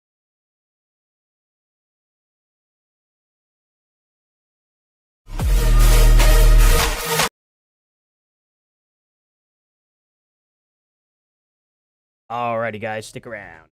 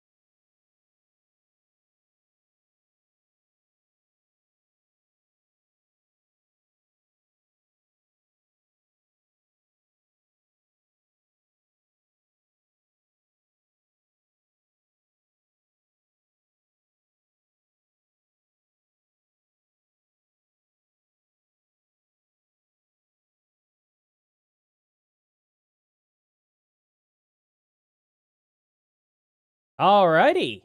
Well, what a crazy time, huh? I guess I'll do this for... Actually, no. I'll keep myself down small. That makes sense. Because I could just pull up in my... Here, I'm going to move this over. We're going to pull up some comments, guys. We're probably going to go over some X stuff for a little bit, and I'm going to talk to you guys. We're going to go over super chats, things along those lines. Because, yeah, this was a crazy, crazy day. Absolutely crazy day. Wait, leaker found... What is this? This could be some serious breaking news. Okay. Hold on. Pull this open. Okay, I'm going to pull down my green screen real quick, guys. Not that you all couldn't have just watched me do that. I didn't have to explain it, yes. Oh, aren't I silly? Oh, man. I can't believe not only have you guys gotten me to 38,000 subscribers, but 38,100 is already here. How did you all manage to do that? Like, I'm at a loss of words. You guys are so freaking incredible. At one point in time, I had, what was the peak? 878 people? 878 people were in here at one time watching this. Holy crap. Guys, like, my record last week was 400. And you all broke that by, like, I think the highest before that was like 300 before that. And then you all shoot me up to over almost 900? Unbelievable, guys. You all are crazy. I'm so at a loss of words. This is, oh man, thank you all so much. Thank you guys so much for that. I don't even know what to say. Seriously, thank you guys. I'm going to go over these super chats real quick because they take some priority. Then we're going to go over some crazy stuff. Woo, man, it's getting a little hot in here. But anyway, Lambert316 for $2 says Candace Owens, Candace doing this on Eastern time, not Utah time exactly. I think it was Tennessee time. That's great. Chels Hooper says, glad you're streaming. Wait, did I say it? I need to make sure that I didn't just bungle your name because I do that all of the time, don't I? Yep, Chels Hooper. Okay. Just making sure. I always want to say Hopper. Glad you're streaming it so we don't have to pay her. LOL, why do you think some people on our side are upset about the Senate? I'd love to hear your view. Keep it up, Artie. You're great. Thank you so much for that.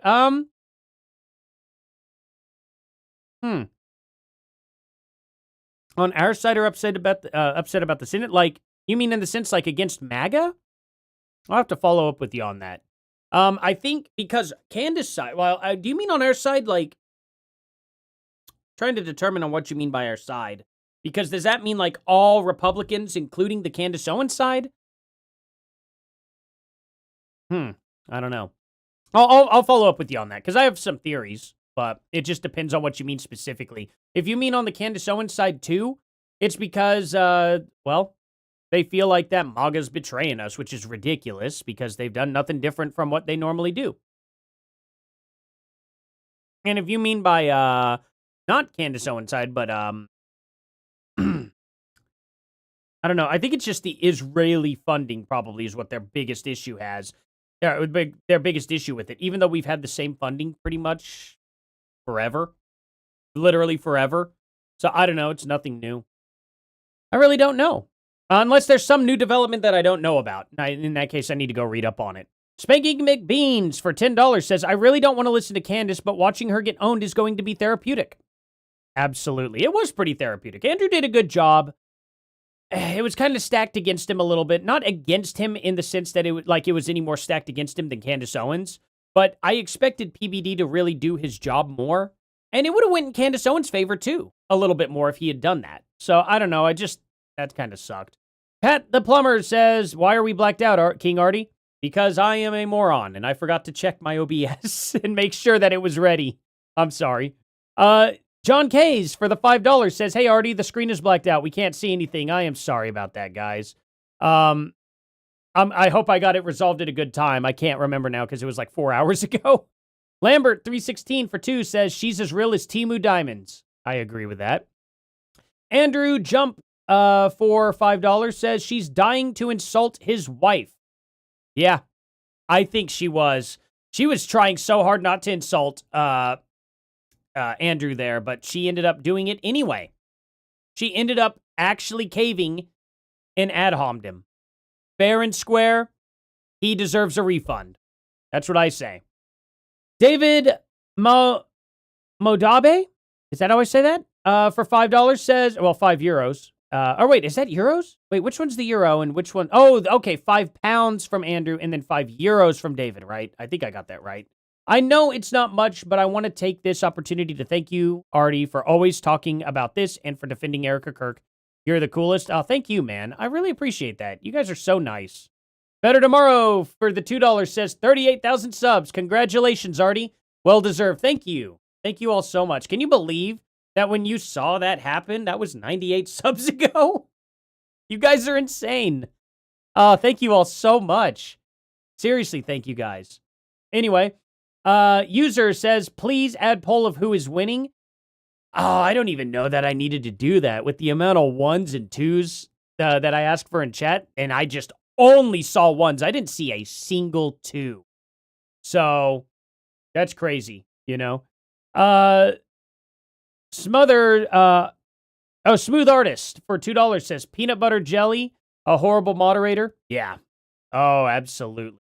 And then we have B-Barf the Bard, who has become a super troll and has given a super troll message here.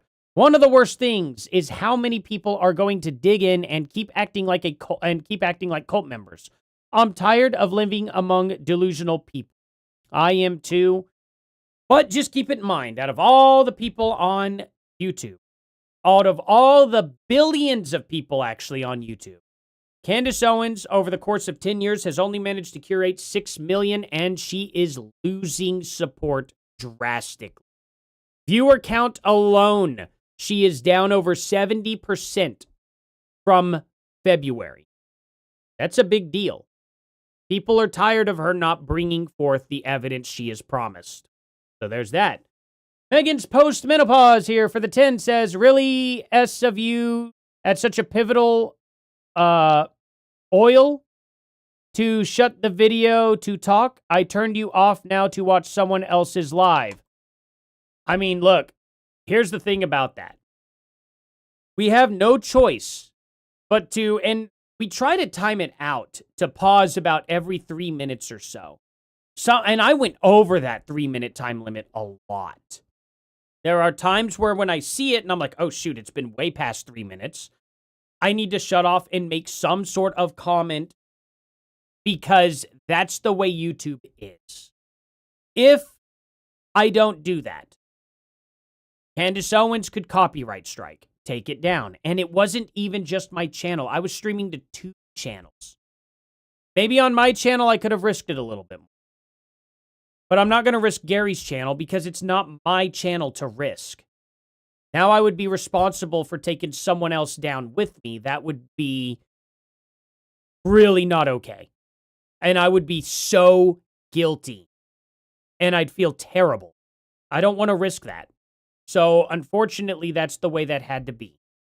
Yes, it sucks that I have to pause the video to talk. But it is also my show. And I have to do that. YouTube terms of service, copyright claim law, I have to make it transformative.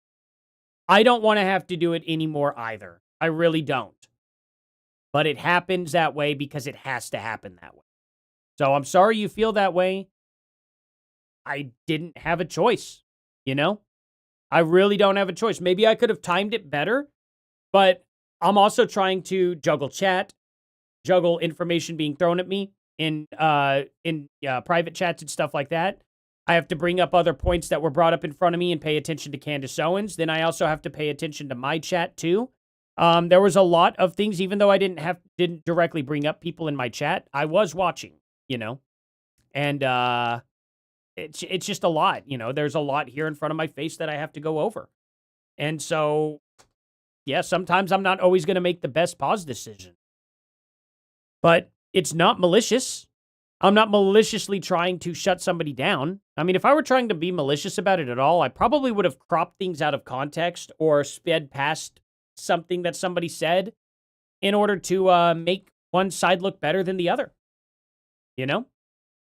So anyway, hopefully you understand. I hope you see this. Anyway, Andy for the $2. What happened was it bad? What happened? Oh, I see. What happened? Was it bad? Did Andrew beat her? I'd say he beat her. Yes, there wasn't even close. What I'm more upset with is the fact that Candace Owens got away with not answering a few questions that she knew if she answered, it would lose her audience. He had her on the ropes, and then Andrew let her up, unfortunately. Now, he got a couple of absolute knockouts, but whenever she stood back up, he could have went back out there and gave another, but he chose to let her breathe and recover. And that kind of sucks, but he was doing it. I know why he was doing it. Because if he didn't, he would have looked like the bad guy. You got to juggle that. It's a really tough position for him to be in. Candace Owens had absolutely no rebuttals and no gotchas whatsoever for Andrew at all, except for the whole name a charge. Name a charge that Tyler Robinson had. And I straight up said right there, I was like, yeah, aggravated murder.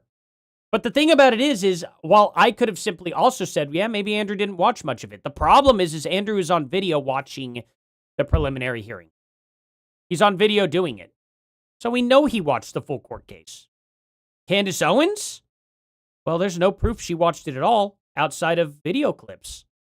No proof whatsoever. Just putting that out there. She didn't live stream it because she knew it would look terrible for her audience and she would lose followers. Steampunk. Wait, is it Steampunk? I want to make sure I get your full name. Steampunked. That's it. Alrighty, for the 50. Thank you so much, man. Great stream. You are so patient. I say man for everybody, by the way. I don't know if you're a woman or a man or anything like that. I just always say man. It's just a habit of mine. Just like dude. I call everybody dude. I call my wife dude all of the time. Sometimes it drives her nuts. Sometimes it doesn't. Just depends. But it's just something that I say, so I'm terribly sorry, by the way. But thank you so much for that, Steampunked. I really appreciate it. Also, cool name. You should check out Avantasia. I bet you would like them a lot. They are more of like a steampunky Halloween metal music. Except it's very much like if you like Meatloaf. You guys like Meatloaf? You know what I mean? And but I won't do that. What's the song that he does? What is it? But I won't do that. That whole song. It's very much like that. It's theatrical music for the most part, but metal. Just like Halloween. Very awesome power metal goodness. I think you all you'd have to hear it. It's very, very good stuff. Thank you. User for the $2 says the debate didn't seem to move the needle for anyone.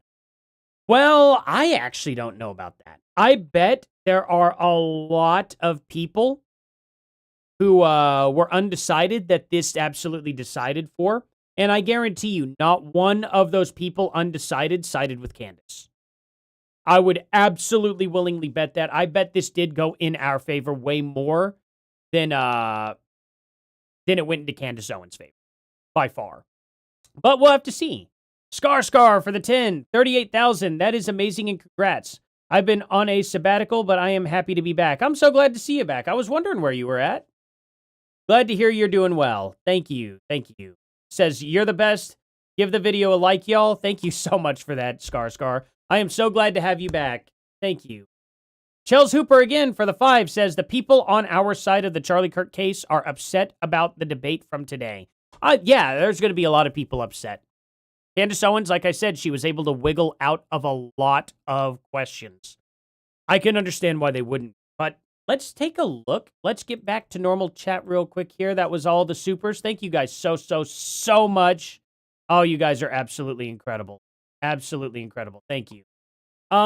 Let's see here. So, leaker found. Wait, what?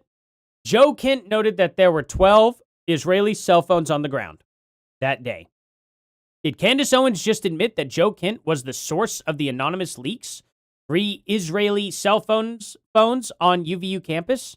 Sure as heck sounds that way. I've yet to find Joe Kent ever making that claim publicly. So how does Candace know it came from Kent? I think she just accidentally identified Mel's anonymous administration source. LOL. Yeah.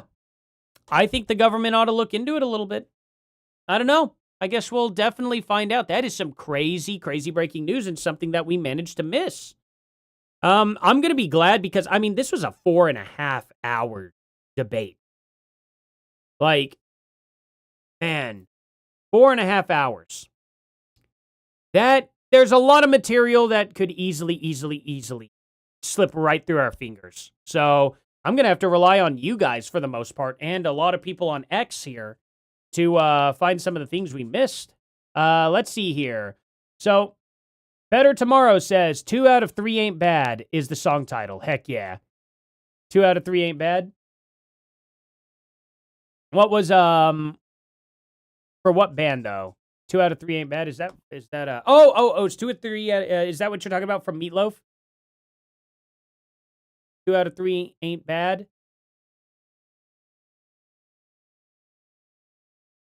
Let's see. Yes, Meatloaf. 2 out of 3 ain't bad. That's exactly right.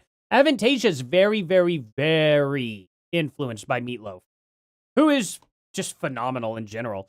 I mean, shoot, you got 2 of the best people at the beginning of Tenacious D. That is Ronnie James Dio and Meatloaf. I mean, just amazing artists. Amazing artists. Yeah, this is wild. Let's see exactly what Candace said real quick. Involved in killing Charlie Kirk. I have already said, and if you're watching my show and the context of what I said, this is the general sense of why people think Israel's involved. Nobody has made the claim that Israelis, there were also, obviously Ian Joe Carroll Kent. made the claim. Well, Joe Kent, who I think would have the right to assert it, noted that there were 12 Israeli cell phones on the ground that day. I think I did miss that. Wow. That is wild. That is wild. That's a big uh-oh. Well, we now know one of her sources at least. Without a doubt. I mean, we knew. But we didn't know, no. But now we know, no.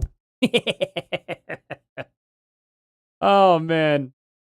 Absolutely incredible, guys. This is great.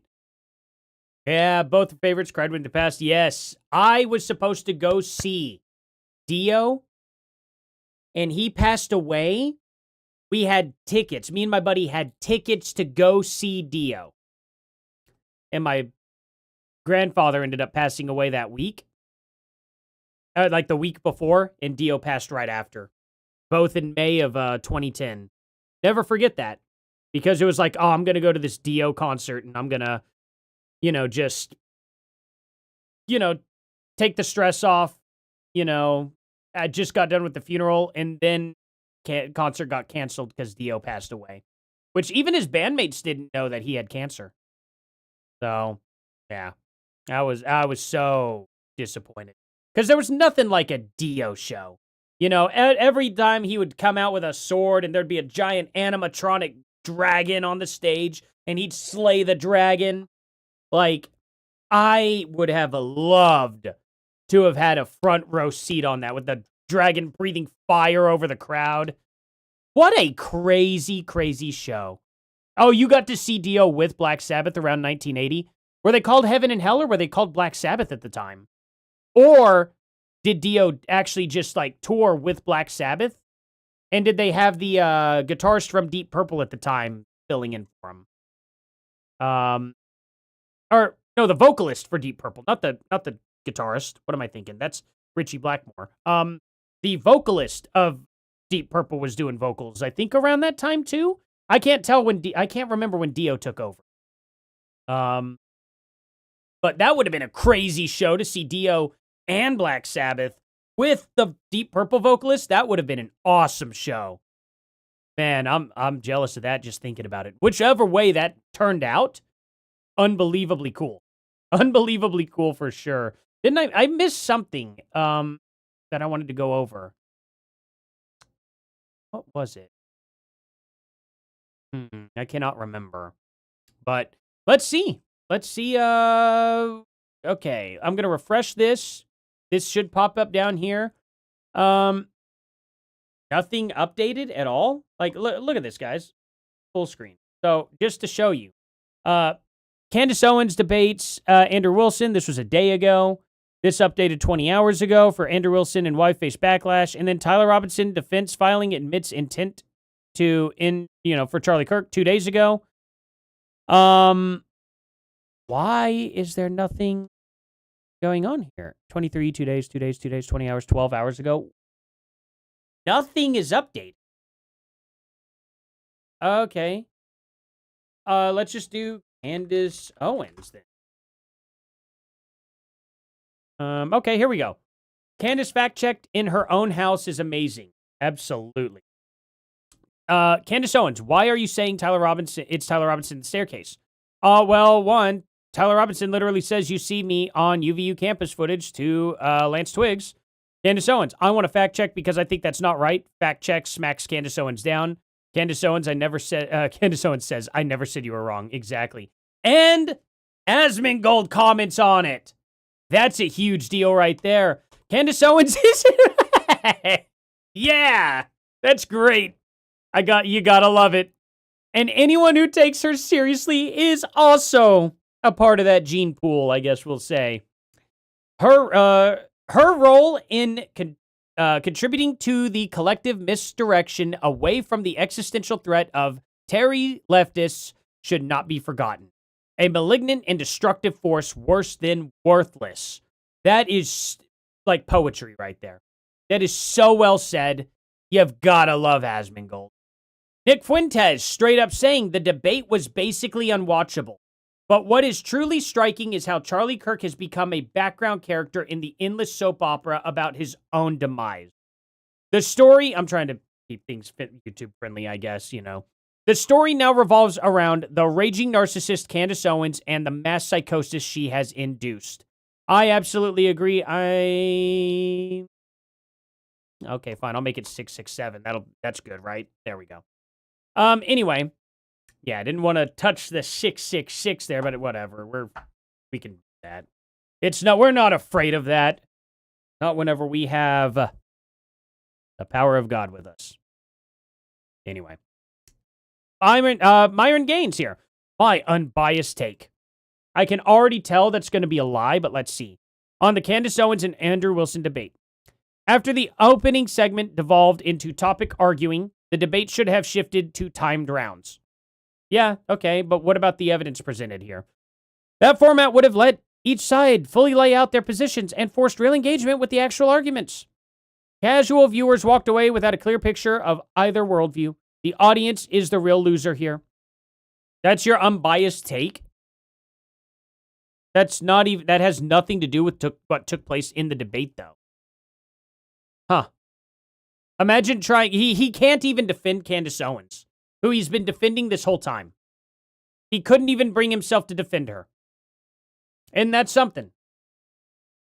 Anyway, Pure Madness says, a channel that teaches debates should show the debate and why Candace lost and the tactics that either used, as many didn't pay enough attention. Yeah, I agree. Stephen Crowder, of course. She didn't have a single solid piece of evidence. She had no positive evidence that Israel is involved in anything, no positive evidence that France is involved in anything, no positive evidence TPUSA is involved in anything, no positive evidence that Erica Kirk was involved in anything. Andrew Wilson's final thoughts on the debate with Candace Owens. Absolutely. And then Candace Owens 9 minutes ago ends up saying, been saying a lot lately on the show that I am finally able to smile more when I reflect on Charlie. The anger and grief that is transformed into something else like he's with us somehow. Charlie was the only one who aggressively trained me how to debate, with flashcards on the topic of BLM, day in and day out. Stay calm, know the subject inside and out. Stay away from personal attacks. I can almost hear him. Today felt like an absolute cakewalk of a debate on a subject that I care about deeply.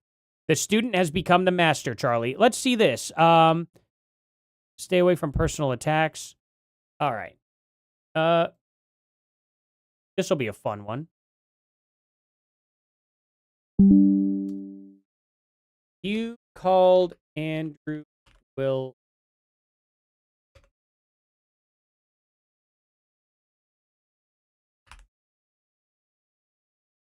There we go. Oh, it's great. Andrew Wilson, did you actually believe that anybody in TPUSA, Erica Kirk, actually participated, had foreknowledge of, or facilitated the murder of Charlie Kirk? Candace Owens, I'm not going to get myself into a legal pickle. Guys, I think I need to have I want to get like the stress ball things or something along those lines. Maybe even a koozie. Even a koozie. But I want to get it all pickle shaped.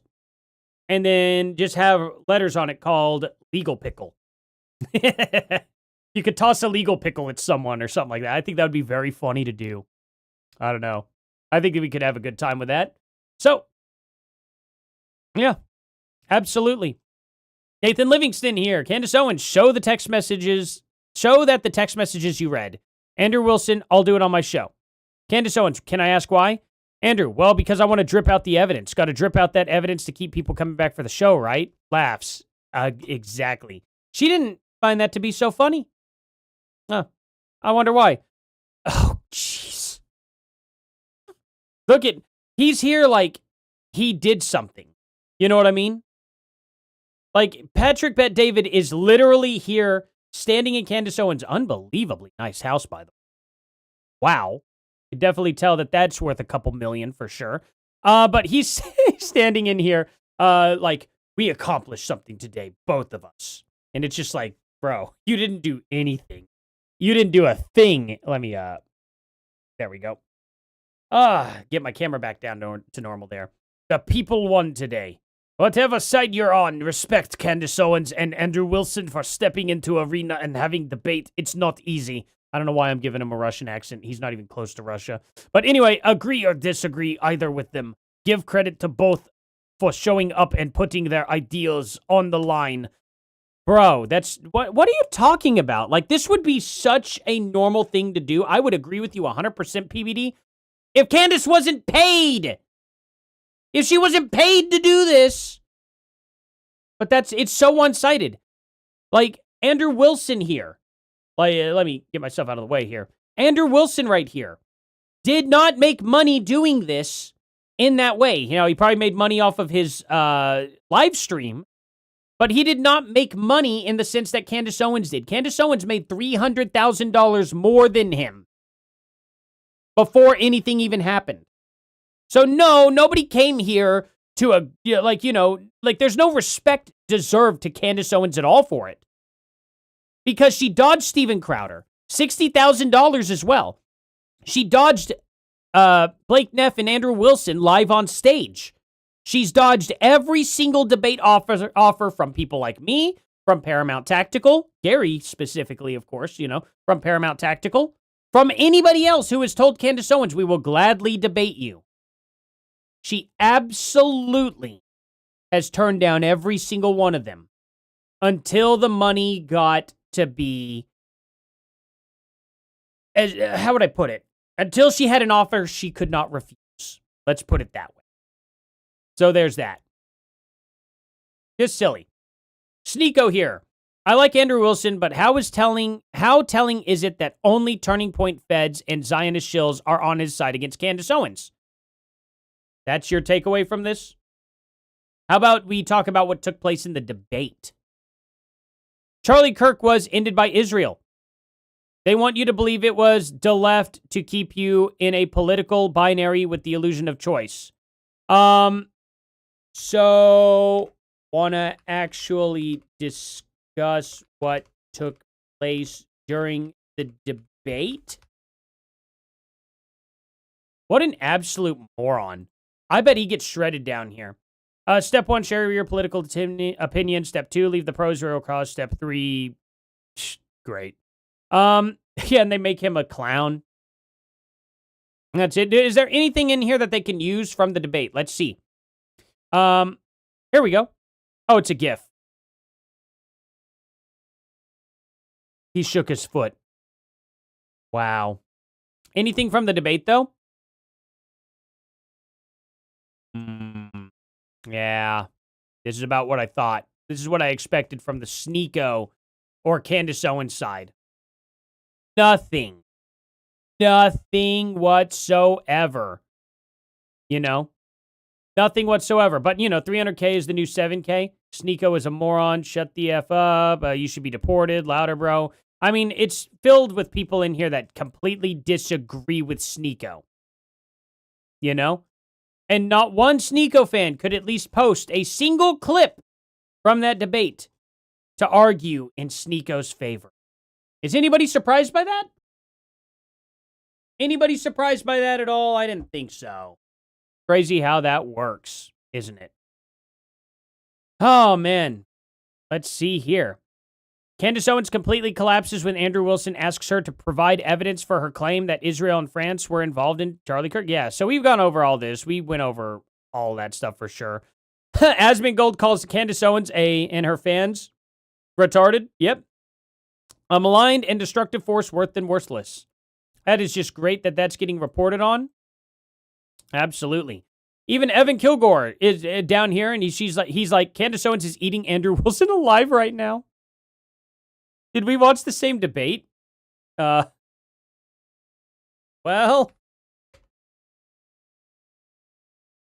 quick question. Why, what is Erica Kirk?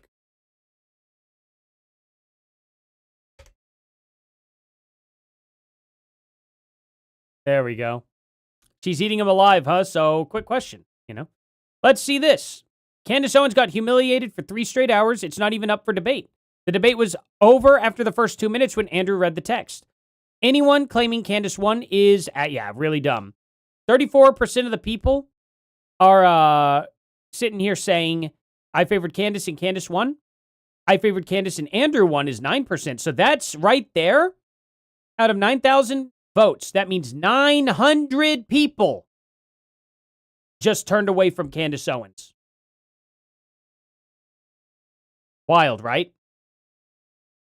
Less than that left Andrew. But I'm pretty confident those were probably bad actors. But I guess you could say the same for this right here. I don't know. Candace Owens has so many more subscribers. I find that to be a lot more possible because 900 is very small in comparison to 6 million. But you can make that argument. I favored Andrew and Andrew won 48%. Yeah. I mean, it's not even close. It's not even close. Nobody really thinks Candace Owens won. It is such a minority of people. Joshua Carr, breaking. Candace Owens just admitted she has zero evidence Israel ended Charlie Kirk. She only thinks it. Yeah. Riva Fry.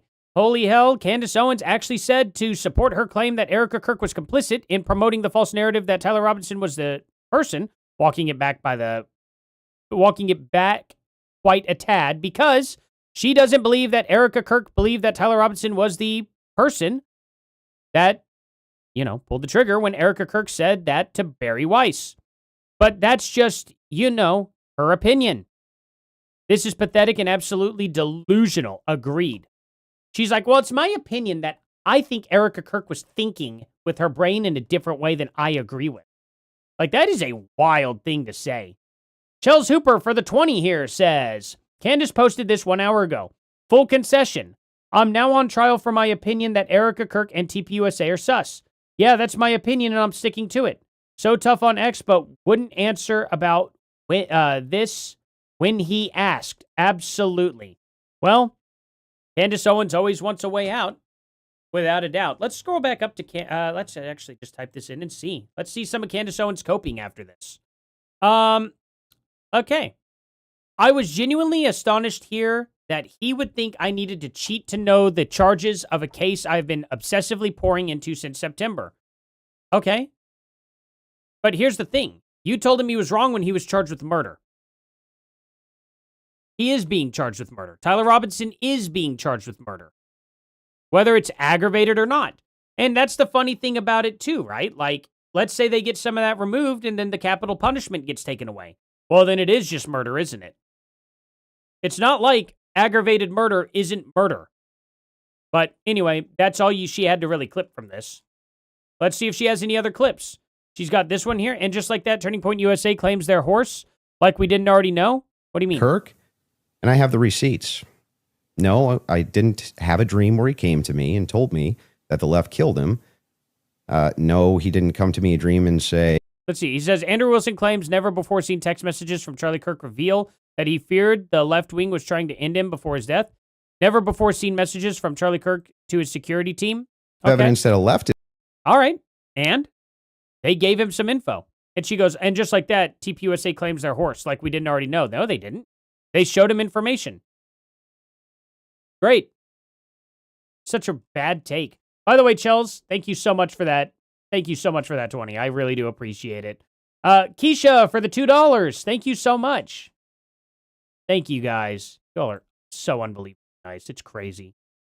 Absolutely crazy.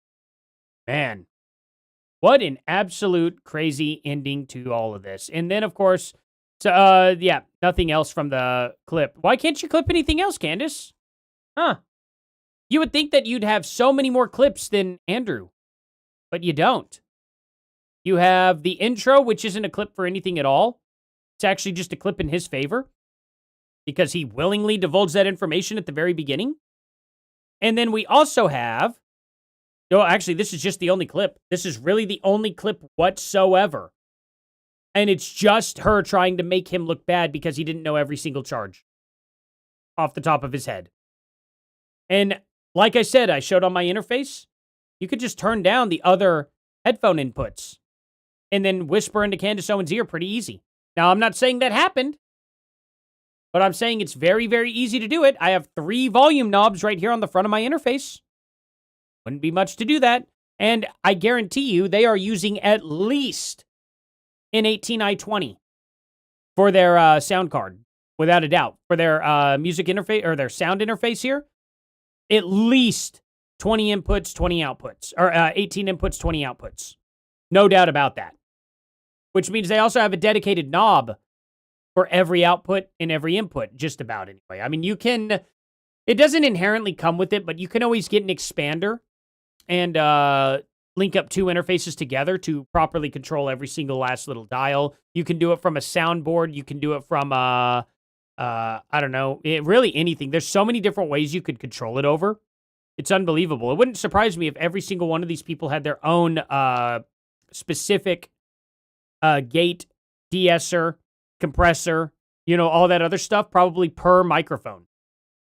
Not that you have to do it that way, but she's rich enough to be able to have that fancy of a studio setup in the back, which I would like to see. I would not mind seeing what Candace Owens' studio looks like from the back end view, because that's the most interesting going on. Same with PBDs, same with, actually, I think we do see PBDs, but same with Andrew Wilson and stuff like that, you know. I would like to see it because I am an absolute tech nerd here when it comes to gear and whatnot and sound interfaces and just, yeah, engineering gear in general, sound engineering gear in general. Amazing stuff. I would like to get me a nice rack mount as well. I mean, I have rack mount, just a nice, beautifully well-defined wall of sound. Be absolutely incredible. Alrighty. Oh, wait, is somebody in here causing some problems here? Let's take a look, see what they say. This Thundercat guy, huh? What do we got? He didn't know one? No, wait. He did know one. He said murder. And also, he's on video, like, let me just put it this way.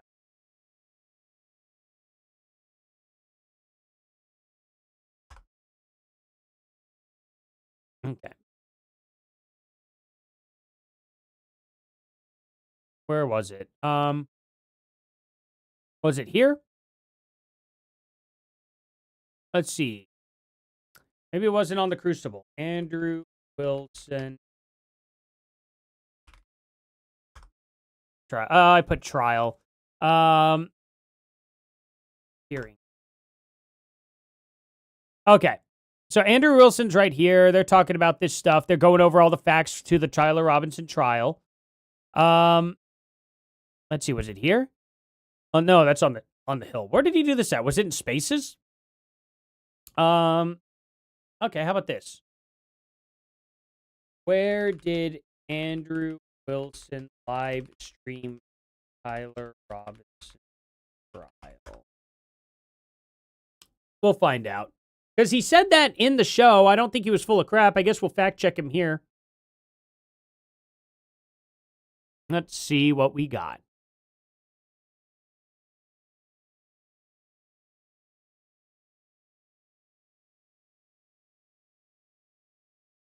Must be pretty difficult for Grok today. Andrew Wilson, host of The Crucible, live streamed the coverage commentary of the Tyler Robinson preliminary hearing, the high-profile 2026 proceedings in the Charlie Kirk assassination case, often called the trial. Yes, we get it. I put trial again. My bad. On this YouTube channel. Wait, specific streams include title like Andrew Wilson Live, Tyler Robinson prelim hearing, coverage day 04. That he watched at what? Hold on. Yeah, here it is. Oh, he chopped it up into videos. Did he get rid of the live streams afterwards? Why didn't he leave the live streams up? Well, to use your words about Erica, the more Use those two. Set this up. Story. Theory. The state actor. Okay, so they were all going over it in spaces. And I see. They watched it in spaces, and then he clipped it from spaces and uploaded it to his channel. Ah, man. I don't know why people do that. Honestly. And I'm not going to trash on spaces or anything like that. Plenty of people go into spaces and have fun. It's just, I don't understand spaces myself. Maybe I should try it sometime. I don't know. What an unbelievable day, though, guys. Your X feed's insane. I don't even want to read it right now. Yeah. Yeah, again, Andrew not knowing all the charges doesn't matter. Exactly. It was just a tactic to make him look bad. It was just smearing him. That's all he did. That's all she did. She did. She was just trying to smear him. And that's the only clip she's got, you know? And that's it. Like, he did live stream it on his channel. Oh, you answered it already? Let's see. I watched it every day. He live streamed it on his channel. He removes the videos as they go on his website where people pay monthly to watch. Okay. Oh, man. He could have just made it members only, though. He could have given it members only access. And I think that would have been a better, I don't know. I'm not going to tell him how to run his business or anything like that. I'm just saying I think that would have done better for him. I appreciate that info, though, James Michael. Thank you. But yeah, I do think he should have just put it behind like a members only stream then at least, in my opinion. But I don't know. Something for him to consider. Maybe he's got a partnership with X or something, or maybe he has a partnership with Rumble or another platform. I don't know. I actually don't know. But let's see. Candace, if the thing I made up is proven wrong, I will just make up another lie to keep you occupied. Squirrel. Yep. Exactly. Oh, man, that's crazy. Well, guys, I think that's all I have to offer for today. I've been on here all morning. It's 3:20 now. I told the kids I would hang out with them, take them out to like Splash Pad or something. And, all that good stuff. It's a good Friday evening. So yeah, and it's hotter than crap outside. Thank you all so much for being here today. You all are absolutely incredible.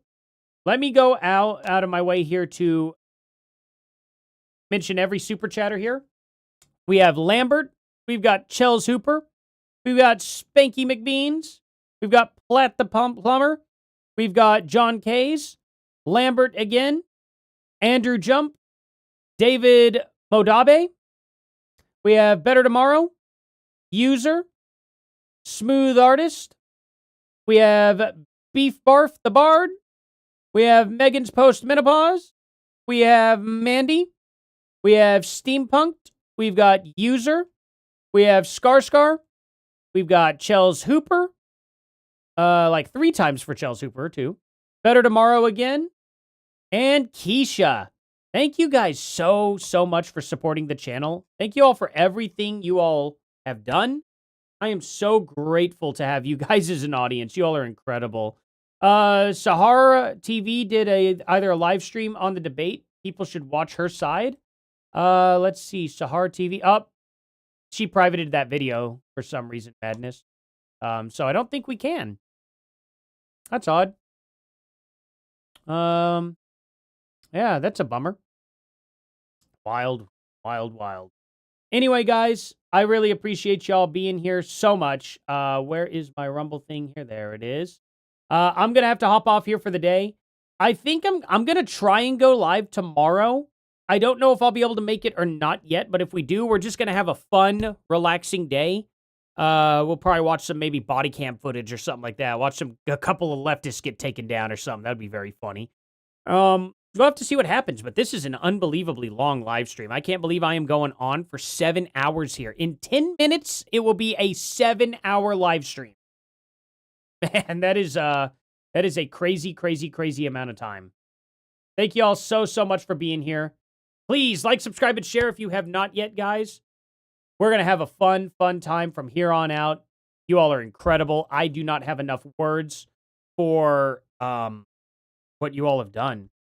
I want to do a palate cleanser. Well, I don't think I have enough time for a palate cleanser. My kids are already beating on the door, telling me to get out here. So I'm going to go ahead. I promised them I would take them outside and have some fun with them and whatnot. I better not delay. Thank you all so much again, and I'll see you all here in the next video. Later.